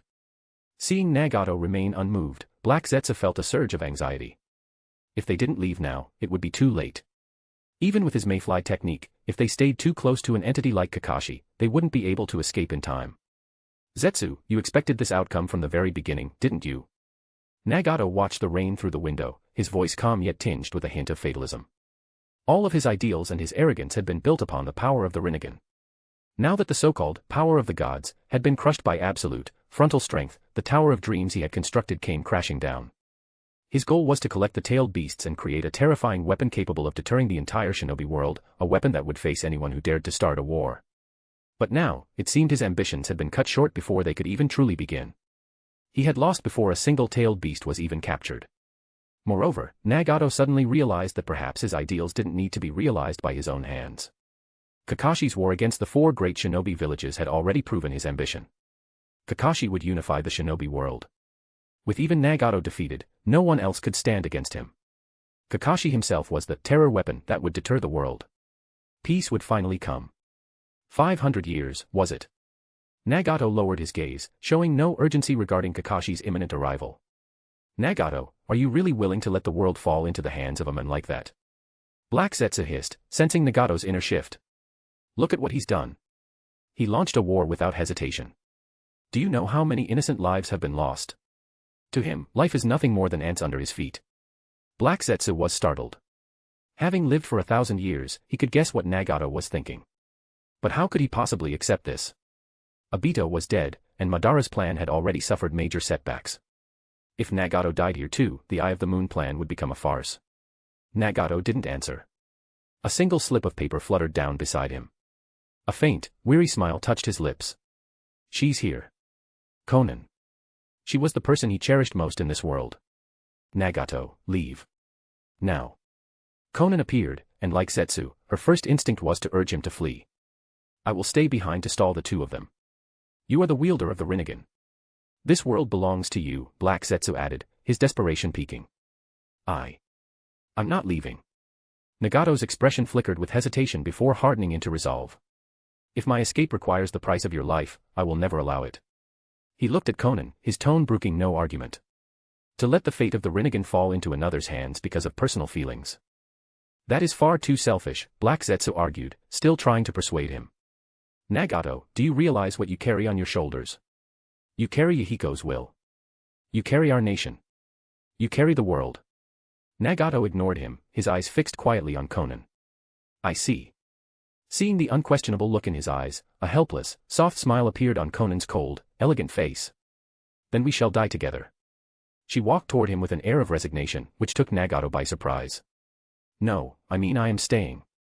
Konan, you should leave, Nagato said, frowning as she approached. Do you really think someone with Kakashi's temperament would spare me after you're gone? Konan asked, stopping beside him with a look of feigned confusion. Nagato hesitated. He truly hadn't considered that point. That is why you must remain the savior of this world, she whispered. Do it for me, all right? Carry my will with you. Konan's hand came to rest gently on the back of Nagato's neck. His instincts flared with alarm. Konan, what are you? Nagato's eyes widened as he realized her intent, but it was too late. A precise strike from the edge of her hand hit his neck. In his weakened state, he had no way to stop her, and he had never dreamed she would strike him. Darkness rushed in, and Nagato collapsed into unconsciousness instantly. Holding his limp body, Konan fell into a momentary silence. Zetsu, I'm entrusting Nagato to you. With some effort, she lifted Nagato from the machine and handed him over. At the same time, a piece of paper drifted onto Nagato's chest, covered in rows of handwriting. It was Konan's final testament. She was prepared to die for him, just as Yahiko had died for her all those years ago. Fine, Black Zetsu replied, looking deeply at the woman before sinking into the ground with Nagato, leaving without a hint of lingering attachment. Konan turned to look out at the sky. A relieved smile touched her amber eyes. Yahiko, if it were you, would you have done the same? There was no need to wonder. Of course he would. That was how Yahiko had died, for her. Thinking of this, Konan let out a soft laugh and stepped out of the window. Pure white paper erupted from her back, forming wings that carried her soaring into the sky. Meanwhile, Kakashi had used the black receivers from Pain's body to track the source using Sage Chakra sensing. "It's her," Hikari muttered, frowning as she watched the woman fly toward them. She glanced at the steel tower nearby. Her sensory abilities told her it was already empty. She stayed behind to let Nagato escape. Kakashi felt a sense of dissonance. Given Nagato's personality, he wouldn't normally let Konan cover his retreat. It's not like him. He expanded his sage sensing again. Nothing escaped his notice. He detected the chakra that had belonged to Pain, Nagato's chakra, moving away at high speed. With Kakashi's strength, he had an 80% chance of catching them if he pursued now. But he didn't. Instead, he looked up at the woman standing alone against him and Hikari. If she was willing to stay behind, she wouldn't allow them to pass easily. Even with Hikari there, defeating Konan would likely require the Mangekyo Sharingan, and Kakashi didn't want Hikari using those eyes any more than necessary. Especially since the earth began to tremble. The ground, no, the entire Hidden Rain village, was shaking. That woman actually had a hidden move like this. Hikari frowned, sensing the abnormality beneath their feet. The entire foundation of the village was packed with something. Explosive tags. An unfathomable, terrifying amount of them. Fifth Hokage of the Hidden Leaf, Konan's voice rang out from the sky, cold and filled with resolve. Kakashi looked up, meeting her amber gaze. "This world does not need you. I will not allow you to hurt anyone else." Kakashi faced her, his expression unmoved. "So, you've chosen death." Sacred Paper Messenger Jutsu. This was Konan's final and greatest trump card. 600 billion explosive tags, a force that could make the entire shinobi world tremble. If this many tags were used on a battlefield, they could turn the tide of any war instantly. Kakashi had brought Hikari along specifically to have her pin Konan down to prevent this exact scenario. He hadn't expected things to escalate this quickly. But it didn't matter. If Nagato escaped, he could always send Tenzo and Hayama to hunt him down later. Eliminating an unstable factor like Konan was worth the trip. "My life, my everything, it should have vanished 20 years ago," Konan said. "Because of my most precious comrade, I lived until today. Now, I will do the same for another. Kakashi, I will kill you here. Please, do not hate me." She wasted no more words and wove a series of hand signs. In an instant, the Hidden Rain village convulsed. The ground disintegrated, the towers collapsed. The entire village was being torn apart and destroyed by the Sacred Paper Messenger Jutsu. Countless sheets of paper swarmed toward the sky, every single one marked with the kanji 4 explode. Even the ground beneath Kakashi and Hikari's feet turned into a sea of paper bombs. Hikari looked on in shock, instinctively moving closer to Kakashi. Against a technique of this scale, even she would have to retreat. But seeing Kakashi remain composed, her anxiety vanished. "Don't bluff," Kakashi said calmly. "It only makes you look weak." Since she had chosen death, Kakashi wouldn't mind being the one to send her off. "Arrogant," Konan whispered. Under her control, the sky-blotting paper bombs surged toward them. Simultaneously, the ground beneath them vanished as the earth of paper bombs split open, sending Kakashi and Hikari plummeting into a seemingly bottomless abyss of explosives. "Kakashi!" Hikari cried out. She moved to manifest her Susanoo to carry him out of the danger zone. "It's fine." Kakashi remained calm. He wrapped one arm around Hikari's waist and held a single hand sign before his chest with the other. A brand new technique unfolded. At that moment, the first explosive tag detonated right in front of them.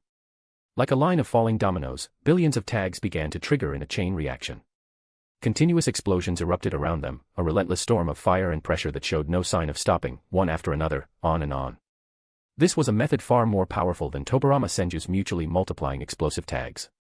Tobirama's technique was only infinite in theory, in practice, it was limited by the number of tags available. Even if Tobirama had lived for 100 years, he could never have produced 600 billion tags. But Konan, with her paper-style secret techniques, had achieved the impossible. Enveloped in a mysterious barrier at the center of the explosions, Kakashi and Hikari continued to fall. Suddenly, a massive, snarling dog's head pattern appeared on the ground beneath them. A strange formation flared to life, and a barrier protected them as something began to surge up from the depths. A massive black claw thrust out from the formation. Then, a terrifyingly large, black canine head emerged beneath their feet. The head was so colossal that it caught Kakashi and Hikari, hoisting them back up toward the surface of the sea of explosions. Despite the constant blasts, Hikari could finally see what they were standing on.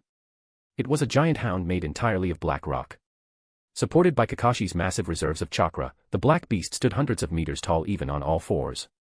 Its sheer size was breathtaking. Asahi Tora, Earth style, heart of granite. This was the strongest technique within Kakashi's Earth-style repertoire. It was also the only technique in the Asahi Tora style, which combined swordplay with ninjutsu, that did not primarily rely on a blade. This rockhound wasn't just a simple Earth-style construct, Kakashi had infused it with yang-release chakra to give it physical vitality. I've noticed, why are all your Earth-style moves related to dogs? Hikari looked at him, finally catching the pattern. The dog heads on the mud wall were one thing, but even your summons are dogs. Kakashi fell silent for a moment. That's not important. He had expected his wife to praise his impressive summoning, not critique his aesthetics. In the sky, Konan looked down and saw the gargantuan beast rising through the sea of paper bombs. Her heart sank. She didn't believe for a second that Kakashi would expend this much effort just for a showy summon. Konan tried to fly higher to gain distance, but a sense of crisis washed over her. Below, the rock hound snapped its head up, locking its gaze onto her. Before she could react, the massive beast coiled its limbs and lunged, leaping with a force that cleared the entire sea of explosions in a single bound. As it soared toward her, Konan could almost hear a low, guttural growl vibrating in the beast's throat. In her panic, she saw Kakashi standing atop the hound's head. The shimmering blade of his spectral sword had reappeared in his hand. Sage Art, Yang Release, White Lightning. Chapter 213, Chapter 213, The Death of Konan. Faint sparks of electricity coiled around his palm. As the chakra within his body converged, the arc-like energy gradually transformed into brilliant white lightning, visible to the naked eye. The black rock hound beneath his feet lunged forward in a single bound, rushing toward Konan, who was just about to spread her wings and retreat. At that moment, Kakashi and Konan's gazes locked. Konan gritted her teeth as she stared at the men before her. She had never imagined that he could escape from that sea of 600 billion paper bombs, let alone launch a counterattack so quickly. You. Without hesitation, Konan beat her wings, attempting to fly higher into the sky. Trying to run. Standing nearby, Hikari's expression sharpened. She attempted to manifest her Susanoo again to give chase, but Kakashi reached out and stopped her. I'll handle it. Before Hikari could process his words, Kakashi was already surging through the air, propelled by magnetic forces. With the white lightning held firmly in his hand, he closed the distance to Konan. To Kakashi, Konan's flight speed was simply too slow. Furthermore, she had just exhausted a massive amount of chakra to maintain a technique of such colossal scale. At this moment, she was nothing more than a spent force. Although some chakra remained in her body, it was far from enough to change the outcome of this encounter. The lightning in Kakashi's hand branched out like a sprawling tree, surging toward Konan at high speed. Supported by his immense chakra reserves, the white, branch-like bolts expanded with terrifying speed and range. In a mere instant, her pristine paper wings were riddled with holes by the lightning. Kakashi's gaze remained cold, devoid of any pity or hesitation. Under his control, the white lightning didn't falter for a second, piercing straight through her heart. Bright red blood stained the branching white bolts. Looking down at the white branch protruding from her chest and feeling the agonizing pain radiating through her body, a sense of daze flickered in Konan's eyes. It hurts. Yahiko, did you experience the same pain back then? Infused with yang release, the white lightning possessed a physical, solid form, literally propping Konan up in midair. Having landed a decisive blow, Kakashi didn't stop. He manipulated the white bolt, causing successive branches of lightning to grow wildly, skewering Konan's limbs and torso. With her body impaled and paralyzed by the electricity, she was unable to launch any final, desperate counterattack. Seeing that she was completely subdued, Kakashi tightened his grip on the lightning in his palm. In a flash, the brilliant white transformed into a deep, regal purple. The white branches stretching across the sky turned violet as a deafening thunderclap erupted, completely extinguishing Konan's life force. Paralyzed and dying, she could no longer maintain the dance of the Shikigami. With this single strike, Konan was well and truly dead. Seeing the light fade from her eyes, Kakashi dispelled the technique, and the lightning in the sky vanished into nothingness. The sea of paper bombs beneath the black rockhound's feet dissolved as Konan fell. Kakashi likewise dispelled the hound's summon. As they watched Konan's body hit the ground, Kakashi and Hikari walked toward her. What do you plan to do next? Hikari asked, looking down at the fallen woman before turning to Kakashi. Kakashi looked toward the horizon, sensing his surroundings. He found no trace of Nagato. The time Konan had bought with her life was enough for Nagato to flee far away. Bury her with that pain, Kakashi said, glancing at the nearby corpse of the Deva Path. Hikari looked a bit surprised, but she didn't argue. Invoking Earth style, she created a pit where the Deva Path puppet and Konan's body were laid to rest together, covered by a small earthen mound. After a final look at the grave, Kakashi turned and left with Hikari without further hesitation. In this battle, the White Tiger of Akatsuki had fallen, and Pain had been defeated. The only minor regret was Nagato's escape, which introduced a degree of uncertainty for the future. However, compared to Nagato, the overall state of the war was more important.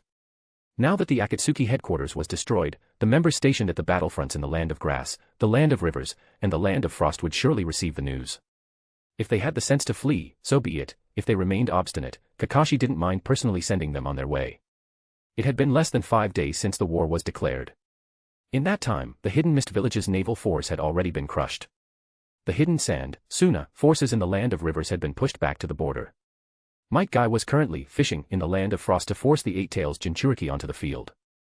Meanwhile, Yamato had joined the Land of Grass battlefield, where Jiraiya and Tsunade were contending with the Four Tails, the Five Tails, Anoki the Tsuchikage, and Akatsuki's Kisame Hashigaki. We're going straight to the Land of Rivers, Kakashi said calmly, looking toward the distant sky.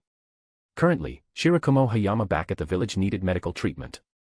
Shizune and Tsunade were in the Land of Rivers and the Land of Grass, respectively, two countries situated on opposite sides of the Land of Rain. Kakashi had two choices.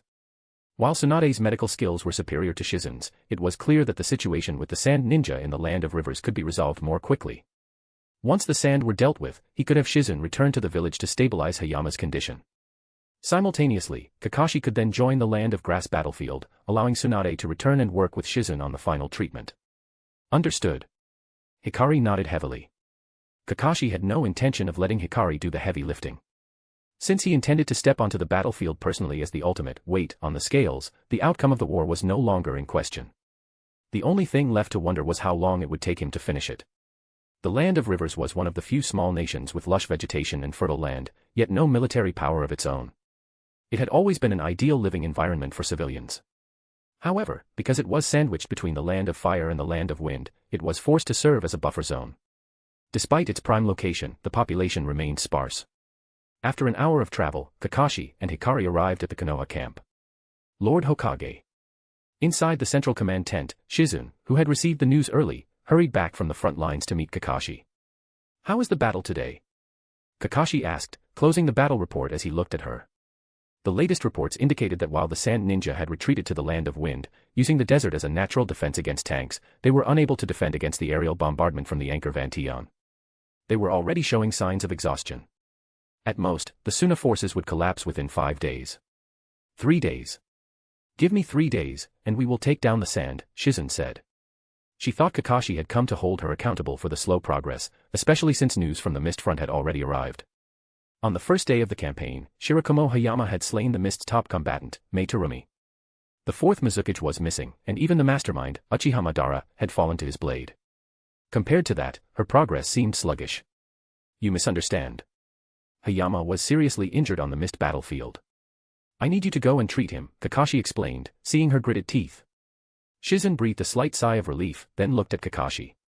"Are you planning to take command personally?" If Shizune stepped down to treat Hayama, someone had to take over the Suna front. Though Itachi Uchiha was powerful, he was too young to command the full respect of the troops. Changing generals mid-battle was usually a taboo, but if the Hokage himself took the lead, there would be no issue. When the supreme power and strongest combatant takes charge, the usual rules don't apply. That is the plan. I want to resolve the sand issue as quickly as possible. What was the situation today? Kakashi nodded. The tanks are too heavy to move quickly through the desert, so we've been relying on the Anchor Van Tion. Furthermore, our numbers are fewer than the enemy's. Aside from the current stalemate, we generally hold the advantage, Shizune reported without hesitation, adding, however, it wasn't without gain. Today, Itachi managed to take down Deidara, who specializes in aerial combat. Kakashi nodded. In previous encounters, Deidara had stayed in the air, leaving Itachi with few options. It seemed he had finally used a lure to draw Deidara into the range of his genjutsu and took him down decisively. "In that case, I'll head out now," Kakashi said, setting down the report. "Now?" Shizune was startled. "Today's skirmish just ended. The troops are exhausted.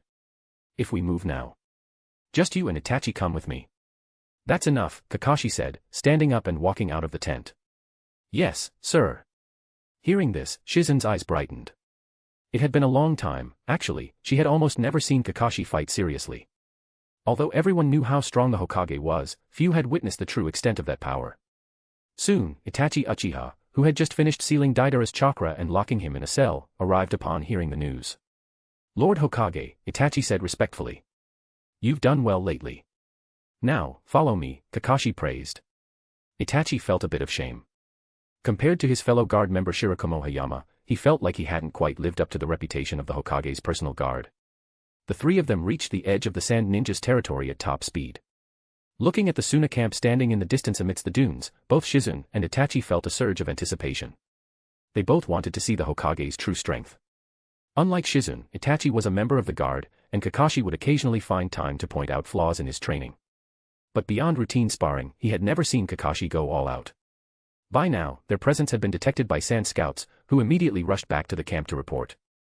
Kakashi glanced at the scouts, who thought they were hidden but were glaringly obvious to him, and didn't pay them much mind. He had more important things to do. Before the eyes of Itachi and Shizune, Kakashi brought his hands together. Chakra surged violently within him. Despite having fought Pain and Konan and then traveling from the land of rain to the land of rivers, he still possessed a staggering amount of chakra. As the energy roared through his coils, Kakashi wove a series of hand signs and whispered the technique's name. Water style, great explosive water colliding wave. Using water style in a place without a water source was a massive test of a ninja's mastery. Furthermore, water style was one of the most chakra-demanding of the 5 elements. Without sufficient reserves, a technique that should create a massive tidal wave might only result in a fountain-sized spray. But Kakashi's chakra capacity was beyond question. Even in a desert like this, he could manifest a terrifying force. And then, a flood appeared. Countless tons of water surged from thin air, transforming into a raging deluge that roared and tumbled forward. A flood in the middle of a vast desert, it was a sight that defied logic. Even though the sand's capacity to absorb water was immense, the sheer volume of this flood was more than the desert could swallow. The violent torrent roared like a giant beast of the sea, charging toward the distant sand camp. Shizune and Itachi watched in shock. Though they never doubted his power, the amount of chakra required to perform a water style of the scale in the desert was nothing short of monstrous. Yet, after releasing such a massive technique, Kakashi's expression didn't even change. It was as if a feat of this magnitude was nothing more than a casual gesture. "We can go now," Kakashi said calmly, slowly releasing his hand seal. "Yes." Shizune was shaken to her core. Looking at the scene, she couldn't help but recall an old battle report from years ago about the Land of Frost, where the hidden cloud, Kumo, had been flooded. Although it was just a written account, she could now imagine the scene. That report had attributed the plan to Jiraiya. Looking at the men before her, Shizune finally realized who the true mastermind behind that plan had been. The flood surged toward the sand camp like a monstrous beast. Such a massive disturbance naturally couldn't be hidden. Even before the scouts reached the camp, Chiyo had already stepped out of her tent, her expression grim as she watched the roaring water heading their way. Even after participating in 3 great ninja wars, she had never seen a water style of this scale. "Pass the order, full retreat," Chiyo said, her face pale. In a desert, with a water style like this, there was no need to guess the identity of the attacker. In this war that spanned the entire ninja world, Konoha had deployed all its masters, but the Hokage had yet to move. Among the Konoha ninja currently facing them, neither Shizune nor Itachi Uchiha possessed such means. The answer was obvious. Truly impressive.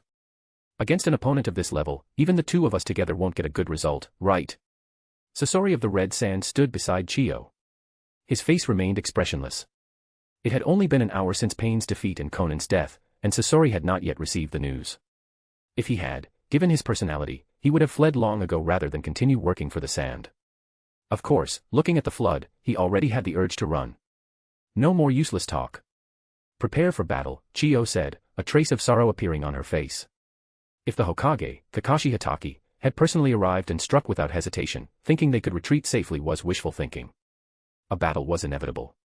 Chiyo looked at her withered palms and sighed inwardly. She was prepared to die. Battle. Sasori glanced at his grandmother. "You overestimate me. I have no intention of throwing my life away for the sand." "Sasori." Chiyo looked at her grandson with a mix of shock and anger, but her expression quickly softened. She said calmly, "In that case, go." No matter what, Chiyo was Sasori's grandmother.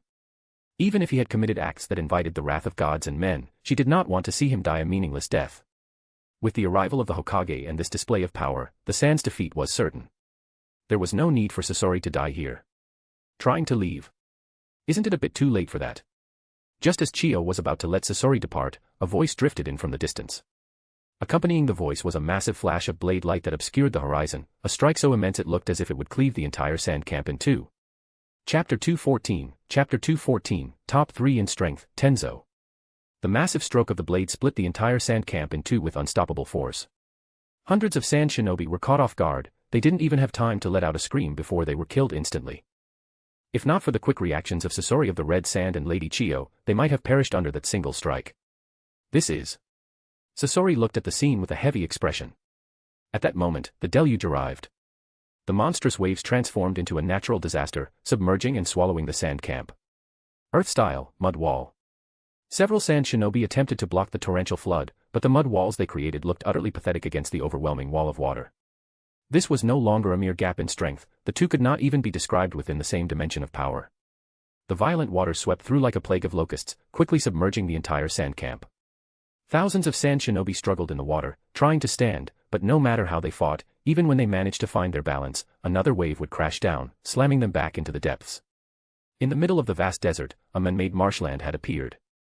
Shizune and Itachi Uchiha followed behind Kakashi, watching the scene. While their hearts were filled with shock, they gained a clear understanding of their Hokage's true power. Hatake. Kakashi. The elderly woman stood upon the surface of the water, her eyes fixed on the men pacing toward her. White hair, a rugged face, and pitch-black eyes. Everything about him reminded her of that man from many years ago. Tsukumo Hatake. Her son and daughter-in-law had died at the hands of this man's father. Watching the figure before her approach with such calm composure, Chiyo grit her teeth, the flames of hatred smoldering in her heart. Hokage, the sand has lost. The sand is willing to surrender. As the commander of the sand forces, Chiyo could not let personal vendettas blind her. She could only suppress her rage and speak with a heavy voice. Kakashi looked at the old woman calmly. Is the sand surrendering again? His words were detached. He didn't show the slightest flicker of emotion at her statement. Yes. Hearing the word again from Kakashi's mouth, Chiyo felt a surge of humiliation, yet she was forced to bow her head. She had never seen power of this caliber before. Splitting an entire camp in two with one sword strike, turning a desert into a marsh with a single water-style jutsu. This kind of power could perhaps only be rivaled by the legendary Hashirama Senju or Madara Uchiha. In Chiyo's view, it was undoubtedly a bargain to bow their heads and surrender now and pay some reparations to become allies with such an enemy once more. Beside Kakashi, Shizune frowned as she watched. She had also noted the word again. Surrender, surrender, surrender. They surrendered so many times only to do it again. Konoha had won so many times, yet they were bitten back every single time. She felt something was wrong, but with Kakashi present, she could only suppress her dissatisfaction for the moment. If that is the case, then there is no longer a need for the hidden sand village, or even the entire land of wind, to exist. From now on, they shall simply belong to the land of fire. The calm words exploded in Chiyo's mind like a thunderclap. For a moment, she didn't even process what Kakashi had said and stood there stunned. Chiyo looked at Kakashi blankly, asking with uncertainty, "What did you say?" Facing Chiyo's question, Kakashi simply stared at her. "Do you mean to completely erase the hidden sand and the land of wind?" Only now did Chiyo finally snap back to reality, looking at Kakashi with an expression of utter disbelief. "Correct. This world has been in chaos for too long. You, who have been enemies of Konoha many times and have repeatedly betrayed our alliances, simply cannot earn my trust. Since that is the case, it is better to erase you entirely." Kakashi nodded slightly and continued. "But do not worry. It won't just be your hidden sand village. The cloud, the mist, the stone, the rain, every nation in the world, every piece of land, and even those samurai of the land of iron will become mere passing guests in history. In the end, everyone will be known by only two words. Konoha." Perhaps because Kakashi's words were too shocking and terrifying, Chiyo remained dazed for a long time. "You are saying, you want to erase the hidden sand village?" Chiyo asked once more. Kakashi was no longer interested in talking. When people get old, they tend to only hear what they want to hear. Similarly, out of Kakashi's entire speech, Chiyo had only registered the part about the sand being erased. As an elder of the sand, I have personally witnessed the establishment and the glory of the hidden sand village. I will never allow such a thing to happen. Chiyo slowly lifted her bowed head, her aged eyes staring deathly at Kakashi. Glory. Has the hidden sand ever actually had glory? Kakashi let out a cold sneer. Regardless, you don't need to worry about it much longer. You will die here today. Kakashi's words sounded like a death sentence for Chiyo. The moment he finished speaking, Chiyo's left arm suddenly underwent a violent transformation. The metal components at her left elbow joint turned into razor-sharp blades, instantly piercing through Chiyo's heart. A splash of crimson stained Chiyo's robes.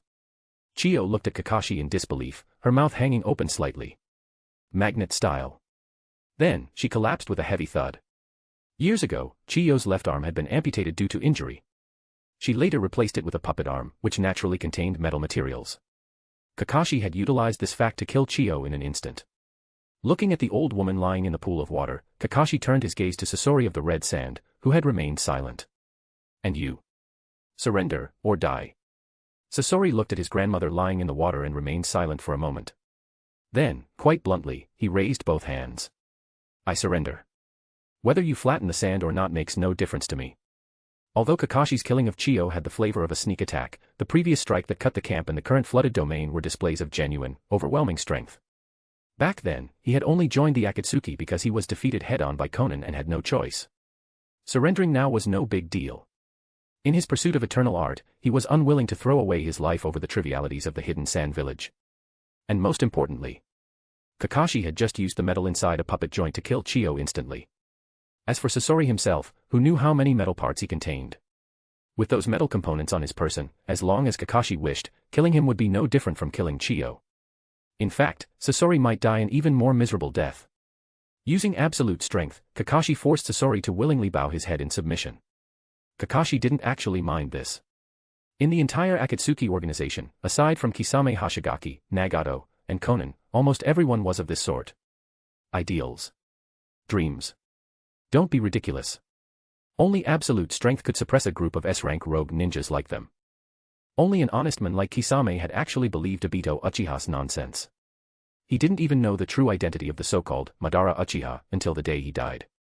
With Sasori's decisive surrender, the sand forces had completely lost the power to resist. Thousands were struggling to survive in the water, and the number of those who had drowned was unknown. Kakashi looked at Shizen beside him. Notify the troops to come and finish the cleanup. With the core combat power either dead or surrendered, the sand was no longer a threat. Even if the so-called Ebizo was still around, he couldn't stir up any trouble in this situation. The downfall of the hidden sand village was now clearly visible. Yes. Shizen spoke respectfully, her face filled with admiration. She finally understood why she had felt that way earlier. Surrender, defect, fight, surrender again, defect again, fight again. That was the hidden sand. That had been the sand's way of doing things all along. An organization so fickle and devoid of shame simply shouldn't exist. It wasn't just the sand, the other hidden villages were the same. These factions, these villages, should all become sacrifices for Konoha's rule over the world. And now, with Kakashi's arrival, the war on the sand front was officially declared over. Kakashi did not immediately send men to invade the hidden sand's home territory. After dealing with the sand troops on the battlefield, he sent Shizen back to Konoha to treat Zaojin Baiyun, while Itachi Uchiha was temporarily left in charge of the station troops. Everything else would be decided once the results of the battles in the Land of Grass and the Land of Frost were determined. The news of the Sand's front line collapsing and the total annihilation of their army had already reached the hidden sand village. Facing the might of Konoha's blade, everyone was consumed by anxiety and dread. Kakashi didn't care about any of that.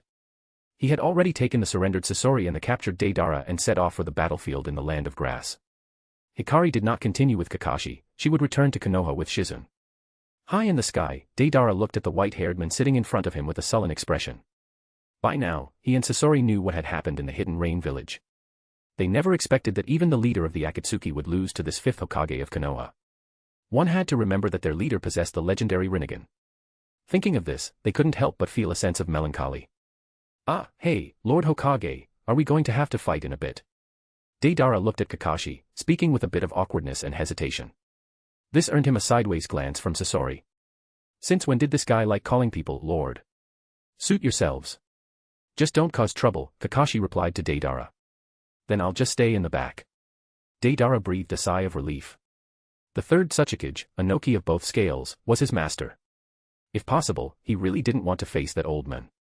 Whenever he thought of that stubborn, pedantic little old man, Deidara felt uncomfortable all over. If possible, Deidara truly didn't want to see him. But clearly, no one cared about his thoughts right now.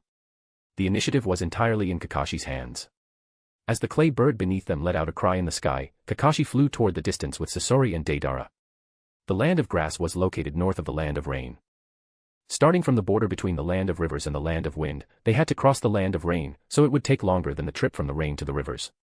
While Kakashi was in transit, the battlefield in the Land of Grass had reached a fever pitch. Previously, the enemy side boasted the third Tsuchikage Inoki, the Tsuchikage Sunkatsuchi, the four tails Jinchuriki Rashi, the five tails Jinchuriki Han, and Kisame Hashigaki of the Akatsuki. While Jiraiya and Tsunade did not fear any of them individually, if these people attacked all at once, even the legendary Sannin had to temporarily retreat from the brunt of it. Especially since Jiraiya was unable to summon the toads of Mount Myaboku. Yes, it was true. Mount Myaboku had refused Jiraiya's summoning jutsu. This caused Jiraiya's composure to waver, reminding him of the day he and Kakashi had visited the Great Toad Sage. The Great Toad Sage had prophesied Kakashi's future. Kakashi would bring uncertain changes to the shinobi world, and no one would be able to remain uninvolved. But now, although Kakashi's march toward unifying the shinobi world had begun, many forces were clearly still hidden in the shadows. The so-called Akatsuki was just one of the groups participating. Did the Great Toad Sage still not consider this war, which affected the entire shinobi world, to be the uncertain change? Jiraiya didn't know. Though his inability to summon toads caused his strength to drop significantly, fortunately, Tenzo's timely arrival managed to stabilize the situation. Furthermore, with Tenzo's formidable strength, they had even launched a counterattack. If not for the third Tsuchiga's particle style being so troublesome, the war would have ended the moment Tenzo arrived. However, at this moment, both sides had begun their final clash. Jiraiya vs. Han, the Five Tails Jinchuriki. Tsunade vs. Kisame Hashigaki. Tenzo vs. Inoki of both scales, the Four Tails Jinchuriki, and Katsuchi. Tenzo alone was suppressing three top-tier experts. When Zhaojian Baiyun faced Obito Uchiha, he had personally said that with his strength, he could only be ranked fourth in all of Konoha. Tenzo's strength was something Zhaojian himself acknowledged as being superior to his own. The strong have their own pride, and Zhaojian Baiyun was no exception. For a master who could end the hidden mist battlefield in a single day to be so thoroughly convinced of another's superiority, it was clear just how powerful Tenzo really was. And now, on the land of grass battlefield. 100-meter-tall, ferocious wooden figure, looking like a deity, stood tall upon the battlefield. The wooden figure's body was colossal, and a long, menacing wooden dragon was coiled around it. With every step it took, the earth trembled and rocks tumbled. In the sky, looking at the giant wooden figure approaching him, Inoki's expression was grave. Sage art, would release, would human jutsu. This was a technique unique to Hashirama Senju. He never expected that decades after Hashirama's death, a technique belonging only to the god of shinobi would appear in the world once again. At this moment, Tenzo stood atop the head of the wood human with his hands clasped. He controlled the wooden giant as it stepped toward the enemy. Mysterious black markings had crawled across his cheeks. Tenzo's pitch-black eyes watched the little old man ahead with solemnity. Even with the wood human jutsu, he could not afford to be careless against particle style. Otherwise, no matter how powerful the technique, it could be killed in one hit by particle style. To face Inoki's particle style, he had to first use the wood dragon jutsu. He would use the wood dragon's ability to absorb chakra to counter it. Chapter 215, Wood Style Tames the Tailed Beast. Tenzo stood dressed in the impeccable dark uniform of a leaf jonin, his forehead protector aligned perfectly without the slightest tilt. His honest-looking face featured a pair of dark, spirited eyes. At first glance, one would think Tenzo was merely a plain, unremarkable nobody among the Leaf's jonin ranks. If one didn't know beforehand that Tenzo was the chief of the Leaf Zumbu, nothing in his appearance would suggest it, let alone that he was one of the top three in the Leaf, mentioned by Hayama Shiragumo. Compared to the sharp, aggressive edge Hayama displayed in battle, Tenzo seemed almost harmless, even though he possessed the wood style. Then, a massive wood human rose from the earth, standing tall enough to touch the heavens, while a ferocious, coiled dragon roared toward the sky. The wood-style secret techniques that once dominated the world had appeared once more in the shinobi world that had once bowed before them. Standing atop the wood human's head, Tenzo clasped his hands together. With a calm expression, he controlled the titan beneath his feet, making it stride toward the enemies ahead. Each step covered dozens of meters, and with every footfall, the very earth trembled. Originally, Tenzo's wood style lacked this level of power, and he certainly couldn't manifest the wood human or the wood dragon. But ever since the sage mark appeared, everything had changed. A fundamental shift had occurred between the wood style and the sage mark. He had previously possessed the strength of an elite jonin, but after obtaining the sage mark, it was as if a spark had fallen into a pool of oil. The seemingly ordinary oil had erupted into a towering inferno. At that moment, Inoki gritted his teeth as he watched the wood human marching toward him. He had initially thought Tenzo was just some lucky kid who happened to possess the wood style. He hadn't expected the men to reveal his true strength until this very second. Wood style, wood human technique. It was a technique on par with a perfect Susanoo. Rashi. Inoki bellowed from the sky. Shut up, I know. Below Inoki, a short, red-haired middle-aged man stepped forward, snapping coldly at the Tsuchikage in the sky. This was Rashi. He had once left the village in a fit of rage to wander the world due to political disagreements with Inoki. If the Leaf hadn't initiated the Fourth Shinobi World War, he wouldn't have returned to the Hidden Stone Village. Naturally, he had no patience for Inoki. Son Goku, get ready, Rashi whispered, looking up at the massive wood human looming over them. Rashi, even for me. The voice of the Four Tails, Son Goku, echoed in Rashi's mind. He didn't finish the sentence, but the meaning was clear. Even a being as powerful as a tailed beast was no match for that wood human. There are some things that someone simply has to do. Rashi's words held no hint of retreat. His gaze remained locked on the wood human. If that's the case, then let's go. Searing, violent chakra erupted from Rashi's body. Boiling lava, reeking of sulfur, began to spread outward from him as the center. At the same time, the chakra on Rashi's body grew so dense it turned physical. Four tails made of pure chakra swayed gently, the intense heat they radiated distorting the very air. But it didn't stop there. Their opponent was using the signature technique of the god of shinobi, Hashirama Senju. A mere tailed beast cloak mode wouldn't be enough to face it. His size ballooned, his body expanded. Until... roar. A beast-like hull tore through the battlefield. A massive ape appeared, wearing a golden crown, covered in crimson fur, with four tails at its back. Its size was in no way inferior to the wood human. Rashi's tailed beast transformation seemed to take a long time, but in reality, it happened in an instant. Before the wood human could even reach him, he had already become the Four Tails, Son Goku. The Four Tails, is it? Standing atop the wood human, Tenzo's expression didn't flicker as he looked at the tailed beast that matched his titan in size. He continued walking straight toward his opponent. Don't underestimate me. Son Goku beat his chest with his massive fists, letting out a dull, thundering sound, and then lunged at the wood human. As the Four Tails charged, the wood human clenched its fist and threw a heavy punch straight at the beast's face. The punch whistled through the air, carrying a roar of its own. Faced with this strike, the Four Tails didn't dare be careless. It swung both fists simultaneously to intercept the wood human's single punch. A violent shockwave exploded between them, nearly blowing Anoki right out of the sky. Seizing the moment, Anoki acted immediately. A faint white glow appeared between his palms, forming a translucent white cube. Particle style, atomic dismantling jutsu. Under Anoki's control, the white cube flew straight toward Tenzo. Particle style. Created by the second Tsuchikage, Mu, it was a Kekii Tota that combined wind, fire, and earth chakra, a level beyond even Kekii Genkai. It could disintegrate any matter into its most basic molecular form. However, if particle style were truly that invincible, the god of shinobi would have been Mu, not Hashirama Senju. If particle style were truly that strong, then Mu and the young Anoki wouldn't have been utterly crushed by Madara Uchiha in the past.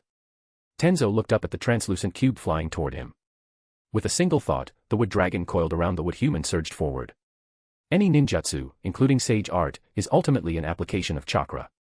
And the wood dragon technique specialized in suppressing and absorbing chakra. The wood dragon's massive frame moved with incredible speed. In the blink of an eye, it reached the particle-style cube and opened its maw, swallowing the technique whole. The terrifying power of the particle style grew dim under the wood dragon's chakra absorption, eventually turning into pure energy that fed back into the dragon itself. Anoki watched this, lowering his hands, his brow furrowed deeply. As expected, particle style is ineffective. The wood dragon flew back and coiled around the wood human again, staying vigilant against Anoki's next move. Tenzo looked at the Four Tails before him and formed a hand seal. Sage art, wood style, Kakuan style entirety enlightenment enclosure ash hand. Against a tailed beast, sealing jutsu was the most effective method. And as it happened, Tenzo considered himself quite proficient in sealing. The wood human extended its other palm, reaching for the Four Tails' head. Seeing this, the Four Tails gritted its teeth while struggling against the wood human, warning its Jinchuriki, Rashi. That's Hashirama Senju's sealing technique. Even the Nine Tails couldn't break free once it was pinned down. Think of something, fast. Rashi didn't respond. Instead, he looked in a specific direction. There stood a sturdy, middle-aged man in a standard hidden stone flak jacket. It was the Tsuchikage's son, Kitsuchi.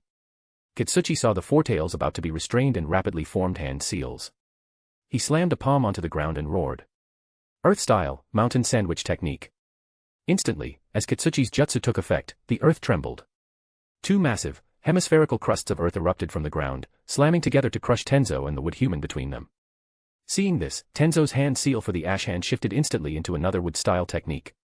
He shouted in a low voice. Wood style, deep forest emergence. Life was instantly breathed into the ground as Tenzo injected his chakra.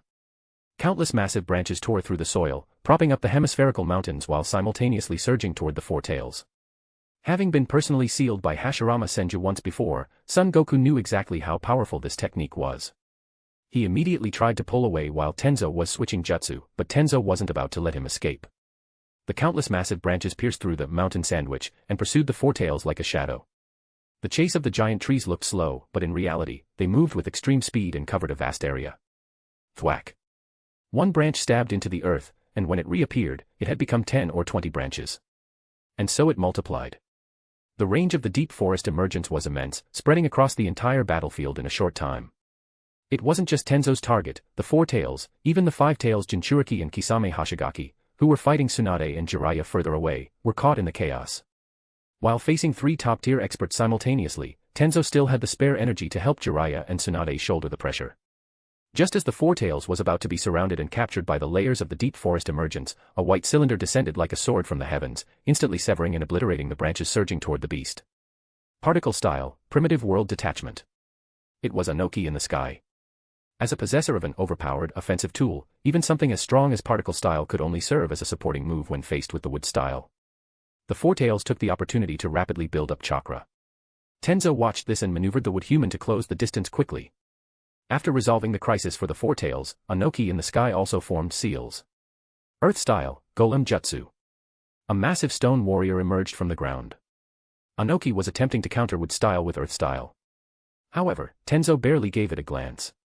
The remaining massive branches around him swarmed the stone golem that tried to block his path. In mere moments, the golem was bound by the branches. Under the immense pressure, the wood crushed the stone into powder, like a giant python constricting its prey. But in those few moments, the four tails had finished gathering chakra. A terrifying black sphere of pure energy appeared before it. Tailed Beast Bomb. Go. With a low shout from the four tails, the black sphere hurtled toward Tenzo on the wood human at extreme speed. The remaining branches were shattered by the tailed beast bomb as it flew toward Tenzo with a terrifying, ear-piercing whistle. Anoki watched intensely from the sky. With particle style countered by the wood dragon, the tailed beast bomb was their strongest offensive option. However, the scene that followed sent a chill down even Anoki's spine. The giant wood human actually reached out its hand and caught the tailed beast bomb, which was pulsating with horrifying chakra. And the tailed beast bomb remained condensed in the wood human's hand without exploding. Everyone on the battlefield was stunned. Next, the wood human took a few rapid strides forward, its massive body leaping into the air. It slammed the tailed beast bomb held in its hand directly into the four tails' face. Under the wood human's force, the tailed beast bomb exploded at point-blank range against the four tails. Atop the wood human, Tenzo crouched down as a wooden shield protected him, sealing him off perfectly to resist the power of the blast. Wood style, wood locking wall. This was the strongest defensive technique in the wood style repertoire. Hashirama Senju had once used this move to tank the Nine-Tails tailed beast bomb head-on. Blinding light and searing heat swept across the battlefield, forcing everyone to shield their eyes. When the explosion cleared, Tenzo immediately deactivated the wood locking wall to survey the surroundings. The four tails was in a wretched state. Its beautiful, soft red fur was scorched black, and one of the golden rings on its head was broken. Despite that, it wasn't dead. Tenzo narrowed his eyes as he looked at the beast. This is taking a bit too long. He planned to end this quickly. He was currently pinning down three top experts, the four tails, the Tsuchikage, and Kitsuchi. But Jiraiya, who lacked the help of the Mount Myaboka toads, was having a close call against the five tails Jinchuriki's taijutsu. Jiraiya couldn't hold out much longer. Meanwhile, the four tails was truly enraged. But since even its strongest move, the tailed beast bomb, had been useless, what else could it do? However, the four tails had another ability. Lava style. Flower Fruit Mountain. The four tails stomped the ground and roared. Under the beast's lava style, the entire earth around it rapidly turned into boiling magma. Even the wood human's feet showed signs of catching fire as it stood in the lava. Seeing this, Tenzo no longer hesitated. A new technique was complete. Sage Art, Wood Style, Advent of a World of Flowering Trees. The earth shook once more as giant branches erupted from the ground again. It looked no different from before. Except countless massive pink flower buds appeared across the battlefield. In the middle of the noisy, chaotic fight, those giant buds bloomed. The flowers were vibrant and beautiful, stunningly so. But, the more beautiful they were, the more poisonous they were. Pale yellow pollen began to drift out. In a heartbeat, the pollen spread throughout the area. Anoki was startled and tried to flee. But then came the sound of a dragon's cry. The wood dragon coiled around the wood human had already lunged at him. Anoki had no choice but to engage it. By now, the pale yellow pollen had saturated the entire battlefield. Tenzo watched the scene calmly. He continued to drive the pollen's expansion. He wasn't just planning to suppress the four tails, defeat Anoki, and take down Kitsuchi, he intended to deal with the five tails Jinchuriki and Kisame Hashigaki all at once. The battle in the land of grass had dragged on for too long. He was originally supposed to go to the land of rain with Kakashi, but being reassigned to the land of grass at the last minute made him realize the battlefield had shifted. But in his view, no matter what changes occurred, the solution was to resolve the enemy with maximum speed and absolute power. No matter what happened, the enemy would find it hard to cause any trouble. This way, he could free himself up to support other battlefields as needed. For Lord Hokage. For the leaf, please, all of you, just fall. This was the first time Tenzo had spoken since the battle began. His words were cold and biting, a sharp contrast to his outward appearance. At that moment, a large white bird appeared high in the sky. Kakashi watched the battlefield below, which was filled with drifting pale yellow pollen. His heart remained untroubled. It seemed he had made the trip for nothing. The battle in the land of grass was already over. Hey, what's the situation down there? On the bird, Deidara widened his eyes, trying to see the battlefield below. But the ubiquitous, spreading pollen obscured his vision, making it impossible to see clearly. Only Sasori of the Red Sand watched the scene in silence. Neither the Hidden Stone Village nor Kisame Hashigaki of the Akatsuki possessed such a technique. Which meant, this was the work of someone from the Leaf. Chapter 216, Leaf Strong Whirlwind. What is this? Staring at the pollen swirling around him, the Four-Tails was stunned for a moment before the realization hit. His expression shifted drastically as he attempted to retreat, but Tenzo, having already unleashed the advent of a world of flowering trees, had no intention of letting him escape. The massive wood human charged toward him, its heavy feet treading through the molten lava. The earth trembled, magma splashed in every direction. In an instant, the wood human swung a fist as large as the Four-Tails' own head, crashing it forward with immense force. The Four-Tails prepared to intercept the blow, but his body suddenly went limp. A wave of exhaustion washed over him, leaving his attempt to counter the wood human's strike weak and powerless. With a single, thunderous punch, the wood human's fist slammed squarely into his face. The Four-Tails' features distorted from the impact as his massive frame was sent flying backward. Amidst a massive spray of lava, the beast crashed heavily into the crimson lake of molten rock. He struggled to rise, but the omnipresent pollen had already invaded his system through his breath, permeating his limbs and internal organs. No matter how much he thrashed, his efforts were in vain. The wood human strode forward. Tenzo controlled the construct, pressing its palm firmly onto the Four-Tails' head. Sage Art, would release, enclosing palm. This was an absolute, high-level sealing technique, even the Nine-Tails would struggle to cause any trouble when faced with this jutsu. As the palm landed on his head, the Four-Tails tried to resist one last time, but his efforts were insignificant before the power of the seal. His chakra was suppressed, and his massive body began to shrink at a pace visible to the naked eye. Within moments, the towering Four-Tails had reverted from his tailed beast state, leaving only Rashi behind. Tenzo glanced at Rashi, now held firmly in the wood human's grip, and then turned his gaze toward the rest of the battlefield. The scale of the advent of a world of flowering trees was massive, and the entire battlefield was saturated with the inescapable pollen. Even someone as powerful as Anoki could not withstand the pollen's effects for long. Tangled by the wood dragon and having inhaled the toxic dust, Anoki, who lacked the massive physique of the Four-Tails, was quickly bound tight by the dragon's coils. The wood dragon wound itself back around the wood human's body, with Anoki now secured in the construct's palm.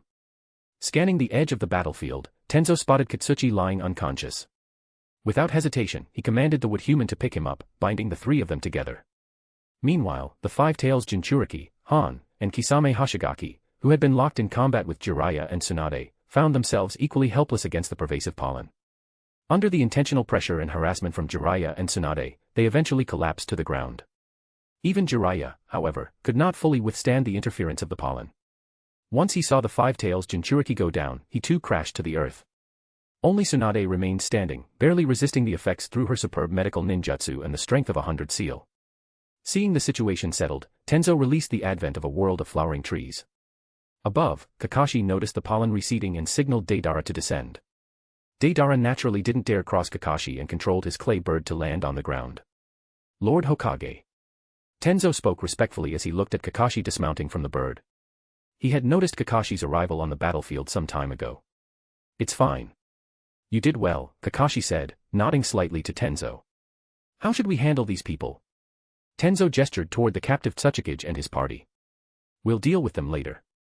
Kakashi turned his attention to Tsunade as she approached. For now, Tsunade, you need to return to the village with me to treat Hayama. Shizune has already headed back, we're just waiting on you. Tsunade knit her brows upon hearing this. Although she wasn't entirely sure what had happened to Hayama Shirakumo, she nodded in agreement without hesitation. The command of the battlefield was swiftly transferred to Tenzo, and Kakashi immediately departed for Konoha with Tsunade in tow. Now, with the hidden sand and hidden stone defeated one after the other, only one theater of war remained, the Land of Frost, where the hidden cloud forces were stationed. As for the cloud battlefield, Kakashi had never been worried. Because the man standing there was the strongest. Even the current Kakashi, if he did not maintain 10,000% caution when facing Guy, could very likely be defeated by him. The frost was bitter, and the cold wind cut like a knife. He wore the standard green flak jacket of a Konoha Jonin over a green jumpsuit. While almost every ninja in Konoha had switched to dark-colored Jonin uniforms because Kakashi preferred them, he alone maintained his signature green attire. When people asked him why, he would usually laugh heartily and reply that it was the symbol of his hot-blooded youth. But today, this man with the resolute face, standing tall like a pillar holding up the heavens, seemed a far cry from the men who used to loudly sing the praises of youth and passion. Might Guy. It wasn't that he had stopped celebrating youth or shouting about passion. Rather, he had thoroughly integrated that youth and passion into his every action. He was the man second only to the Hokage, he was the commander of the entire Konoha Jonin brigade. His brilliance was dazzling. Countless eyes were fixed upon him. He needed to be a role model for his subordinates and for everyone who looked up to him. He had to become the goal they aspired to reach and the person they revered. He had to be the finish line his subordinates chased and the landmark that guided others toward the right path. This, too, was a manifestation of youth and passion. In Guy's current view, this was the passion that belonged to his comrades and to everyone. Having shouldered their expectations, goals, and respect, he had become the youth of all those around him. Therefore, he would not fall, no matter who he faced. No matter who. Furthermore, he remembered the words he had spoken to his best friend years ago. Back in the Hokage's office, he had confidently told his friend that they should form their long-awaited two-man team again. Yet, during that mission, his friend had still been forced to travel thousands of miles to save the day. So, he had pushed himself to the limit to acquire the strength to stand beside Kakashi, to gain the power to protect his best friend, his comrades, and Konoha. That was why he stood here now. Behind him were the comrades who revered him, before him were the grim-faced enemies. The cold wind whipped through Guy's black hair, but it did not stir even a flicker of emotion in his dark eyes. He had been stalling here for quite some time. Given his strength, he could have ended this battle in a single day. However, in order to settle all the enemies at once, he had suppressed his power, waiting for the enemy's eight-tails Jinchuriki to arrive. And now. Guy slowly closed his eyes. The chilly air filled his lungs before being exhaled slowly through his mouth and nose. His aura shifted. It was the aura of a true master. Having tempered his body to perfection, Guy was capable of controlling every ounce of his physical strength without wasting a single drop.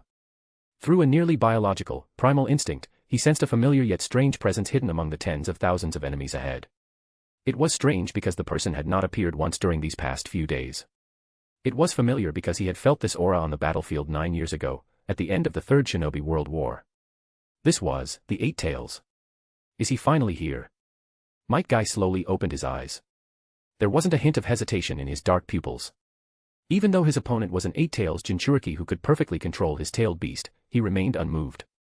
Beside him, Asuma stepped forward, his face grave. The hidden cloud had launched several attacks previously.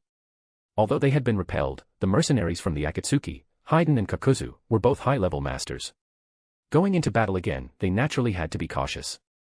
For a commander like Guy to appear so boldly in front of everyone was, in many ways, extremely dangerous. It's fine. The enemies are all gathered now, Guy said, his voice low and steady. Naturally, it is time to wipe them all out in one fell swoop. His calm tone caused the nervous comrades behind him to breathe a collective sigh of relief. Meanwhile, at the front of the enemy lines, a man with slick-back silver hair and a black cloak with red clouds stood with a three-bladed scythe over his shoulder. He was already losing his patience. Honestly, why is this taking so long? I'm still waiting to offer these sacrifices to Lord Jashin. Haiden muttered his complaints, earning a sharp look from Kakuzu. As a veteran powerhouse who had been active in the ninja world for nearly a century, Kakuzu's sense of danger was incredibly sharp. From the moment he first laid eyes on that green-clad Konoha commander, his 5 hearts had been pounding wildly. It felt as if looking at the men for too long would result in death. However, when they had actually clashed, the man's strength seemed ordinary. Though he was certainly a capable fighter, he didn't seem exceptional. This massive discrepancy gave Kakuzu a lingering sense of cognitive dissonance. He had considered simply making a run for it, but the thought of the High Commission from the hidden cloud made him suppress his unease. It wasn't until the eight-tails Jinchuriki arrived that his heart finally felt a bit more at ease. But why hasn't that sense of dread faded away? People of the hidden cloud. The green-clad Konoha ninja at the front stepped out. His voice, amplified by chakra, echoed across the entire battlefield. If you surrender now, I can give you a chance. A chance to submit to Konoha. Dead silence. The Cloud Shinobi stared at the men in green. His tone of absolute conviction and his nonchalant attitude infuriated them. This guy, what does he think we are? I can take responsibility for this decision. If you surrender, Guy continued calmly, Konoha can act as if the Rakich's betrayal of our alliance never happened. Killing my brother wasn't enough. Now you're trying to use him as a bargaining chip, a voice boomed. He is dead. A man stepped out from the Cloud ranks. He carried 7 swords, possessed a burly build and dark skin, and wore black sunglasses that obscured his eyes. The 8-Tails Jinchuriki of the Hidden Cloud, Killer Bee. Despite his usual demeanor, the fury in his suppressed voice was unmistakable. He shared a nest with Raza, his death was not to be pitied, Guy replied, unmoved by Killer Bee's words. Death was his deserved end. He was simply stating a fact. But Killer Bee was clearly unwilling to accept it. So, in your eyes, my brother's death was his own fault. Bee's voice dropped dangerously low. That is correct, Guy said. The Raikage had brought this upon himself. Not just him, but Raza and Orochimaru as well. Once this business was concluded, Guy intended to hunt down Orochimaru personally. Orochimaru's survival techniques were arguably the best in the ninja world. Not only did Kakashi believe Orochimaru wasn't dead, but Guy felt the same way. You bastard. Killer Bee gritted his teeth, about to move, but someone else was faster. Why waste your breath on this guy? Haydn shouted, unable to wait any longer. Lord Jashin is getting impatient. Haydn didn't care about the Raikage or the war, he just wanted to sacrifice the green-clad man to his god. With Haydn making the first move, the powder keg situation instantly exploded. Under the command of their leader, Dodai, over 10,000 Cloud Ninja charged like hungry wolves toward the Konoha forces, who were clearly outnumbered several times over. Boom.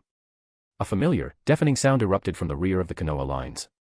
Dozens of shells were fired from the barrels of tanks in the back, raining down upon the hidden Cloud positions. Not only that, but massive shapes emerged from the clouds above. Bombs were released from these aerial behemoths, exploding alongside the tank shells within the Cloud ranks. In an instant, fire erupted throughout the hidden Cloud's formations, and explosions reached for the sky. In the very first moment of the engagement, the hidden Cloud had already lost over 1,000 men. Charge. Get in close. Engage them in melee. Someone in the Cloud ranks roared. They had already learned about these weapons through intelligence from the sand. Even though the Konoha unit they faced hadn't used them until now, they had planned countermeasures. Even so, facing the actual power of these weapons made their hearts skip a beat. In just a few moments, countless lives had been snuffed out. Die for me. Praise Lord Jashin. Haydn, the first to move, had already reached Guy with his scythe in hand. His frantic, crazed expression met Guy's icy, indifferent gaze. A cultist, Guy said coldly. If there was anyone in the Cloud's forces he detested the most, it was the men before him. Crazed by nature, bloodthirsty, and utterly dismissive of life, Guy felt that tearing such a person into 10,000 pieces wouldn't be enough. Previously, for the sake of the bigger picture, he had allowed Haydn to play around. But now, Guy would no longer hold back. Inside his body, the fourth gate opened silently. Thick chakra surged through his veins, but under his superhuman control, that violent energy flowed with perfect precision. Leave. Guy spoke softly. Huh? What was? Haydn wore a maniacal grin as he swung his scythe. Just as the sharp tip of the blade was about to touch Guy's face, Guy moved. He moved so fast that Haydn couldn't even register how he had done it. Haydn had arrived quickly, but he was sent back even faster. A black blur accompanied by a sonic boom smashed into the charging Cloud ninjas behind him, sending them sprawling in every direction. The scene fell into a brief, stunned silence. Everyone stared in shock at the tall man in green, who stood with one leg still raised. A faint wisp of heat rose from his foot, dissolving into the freezing wind. Strong whirlwind. The last 2 words hit everyone's hearts like a sledgehammer. The enemies facing Guy couldn't help but swallow hard. Watching this, the sense of crisis in Kakuzu's heart expanded infinitely. He knew Haydn's strength better than anyone.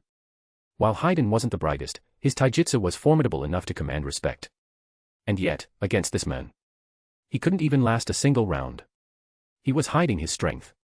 He's been hiding his true power this entire time.